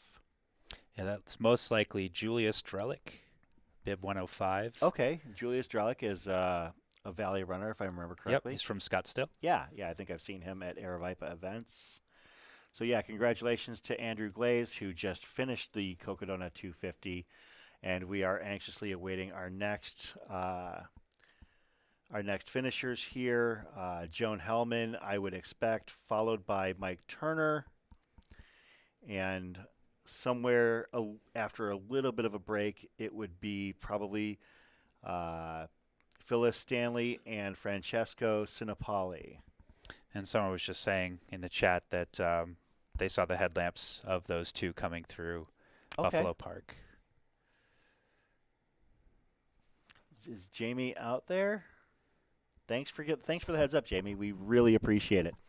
Again, this is one of the cool things about the this event is that people will pop in that are out there on the course or wanting to be a part of the event, and we are all here for it. We are grateful for the content that you provide as an interactive audience. That's what makes these possible. We're not broadcasting on on a network to millions of people. We're broadcasting to a few hundred or maybe a couple thousand of our friends, and for the runners, for their families, for their friends, and for the people who just love the sport as much as we do. I always say that, all it takes is, each runner in a race like this to tell a half dozen people, hey, watch the live stream for me. And we know that everybody can't be, watching the entire time unless they're crazy like us. But, we are happy to have, everybody tuning in. So thank you very much for choosing to spend a whole week with us, because frankly, that's what a lot of you have done, and we wouldn't be here without you. Yeah, it's actually been a lot of fun being in the chat this week. Just kind of following along with everybody. Yeah. It just gives you a stronger connection to the race. The fact that you can be part of it. Yeah, if you can't be here or you can't be in Flagstaff, you can be interactive, and as long as we're happy to, share and interact with those that are contributing, in a positive manner to the broadcast. That's what we're happy here for. There are certain accounts that don't seem to be contributing in a positive manner. I can't imagine what I'm talking about right now, but. I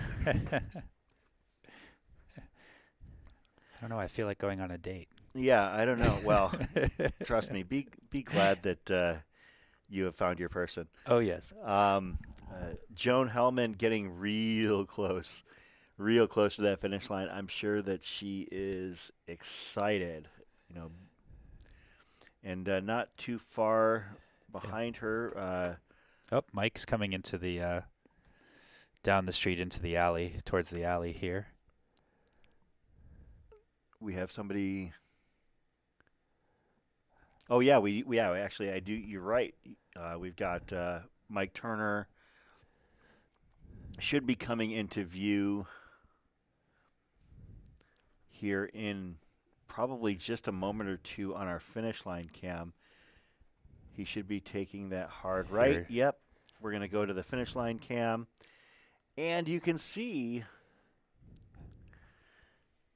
Oh, Shan's just take a nap and then join us in a little bit. You can see right there, that is going to be Mike Turner from Meadow Vista, California. Mike Turner finishing the Cocodona 250 in 108 hours, 8 minutes, and 9 seconds. Okay. Okay. For sure. And it looks like Joan has turned the corner and is heading down Cocodona Alley. Yep, there's a headlamp coming our direction. Awesome. And we are going to stick it here. She is excited. Fantastic. I just saw her raise her arms in celebration. Congratulations to Joan Hellman of Scottsdale, Arizona, for finishing the Cocodona 250 in 108 hours, 8 minutes, and 54 seconds. She's still going. she looked like, she was still going at the finish line, and maybe she's ready for a few more miles. You never know. Some of these runners. Yeah. Some of these runners. Absolutely fantastic athletes.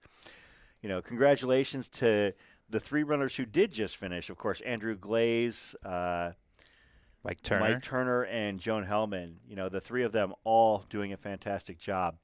I want to give a heads up that, we do intend to keep the stream going. And frankly, TJ, I told you that, we're here from, 9 to 10. As far as I'm concerned, you can stay as long as you like and, head out whenever you're ready.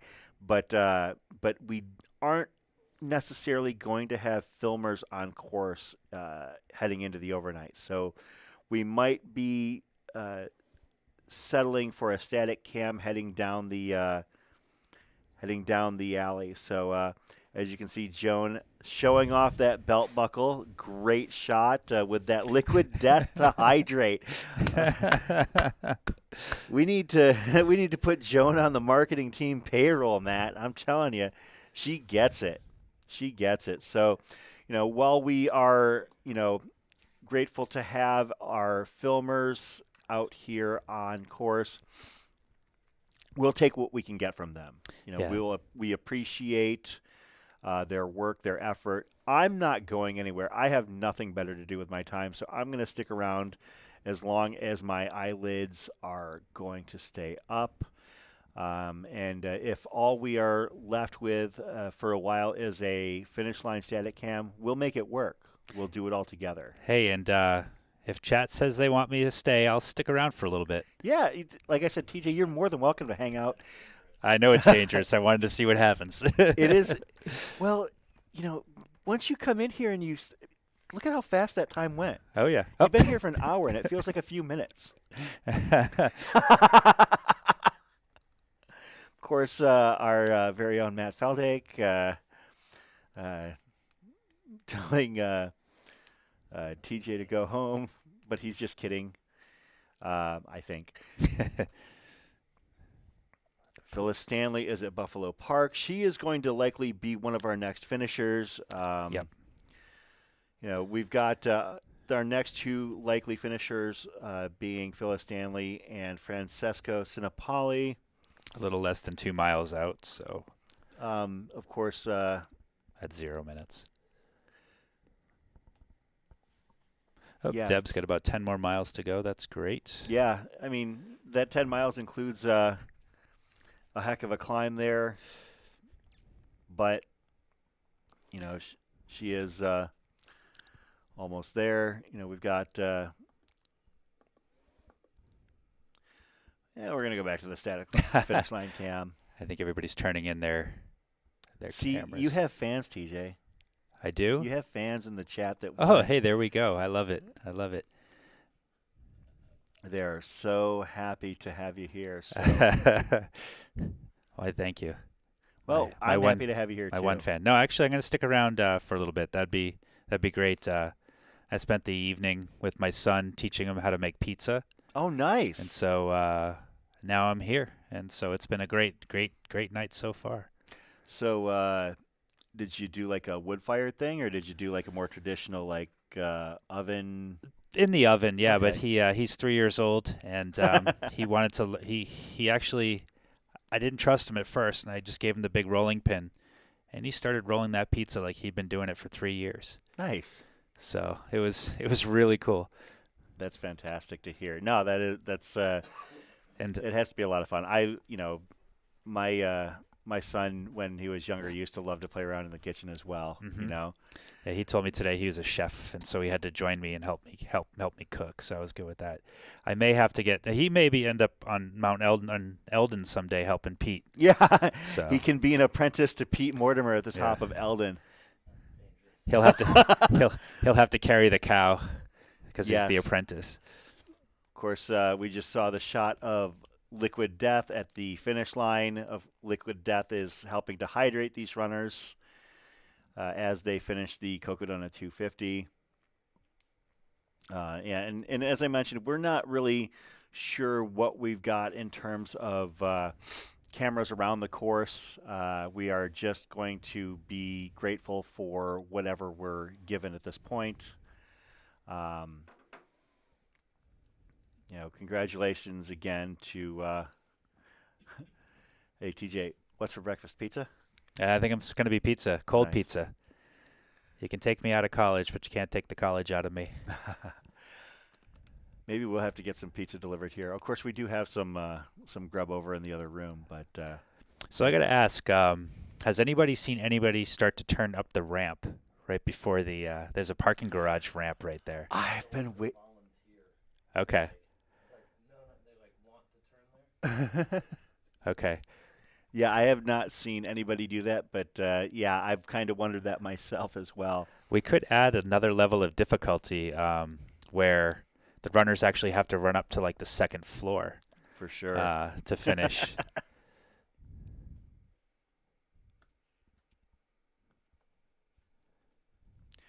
For those of you just tuning in, we've had a couple of people ask in the chat how they can support this. Obviously we have the super chat capabilities, but we do have some merch if you're interested. We've got these are sweet, these Cocodona long sleeve plaids, and I think that $35 is actually a pretty great price for these. They do have the Cocodona logo on them. Of course, I know that some people had reservations about wearing a shirt for a race they did not run in. If that's the case, well, you can pick up a Keep It Steep tee like Matt Feldake was wearing earlier in the week. We've got all sorts of cool stuff. The Run Steep Get High is a classic, or some of the various designs that we have as far as the steep life stuff. So, there are ways to support what helps keep us on the air here at Aravaipa Running and Steep Life Media. So, if that's something that you're interested in, we can definitely help you out with some swag. So, once again, I am Chris Warden. This is the man in the golden hat wearing a gray and black hat. Gray and black hat, yeah. TJ Gardner, and we are here bringing Cocodona 250 2022 to you from Phoenix, Arizona is where we're at, but this is Flagstaff, Arizona, live at the finish line. So what's interesting, we were looking at those shirts. I just started running in button downs recently. Mm-hmm. It actually is really comfortable. I always thought it would be terrible with the packs and everything like that. I wondered about that. But having the neck open a little bit more, it's great. We just got a reminder, a second reminder, in the interest of full disclosure. What? Yeah, we're gonna take a break, and we've got to switch streams here. So bear with us. It's just gonna be a few moments. We're gonna go and handle the things we need to handle for a few moments, and we're gonna flip the stream over, and we will be talking to you here in just a few moments. So thank you for joining us, and we will be back in just a couple moments.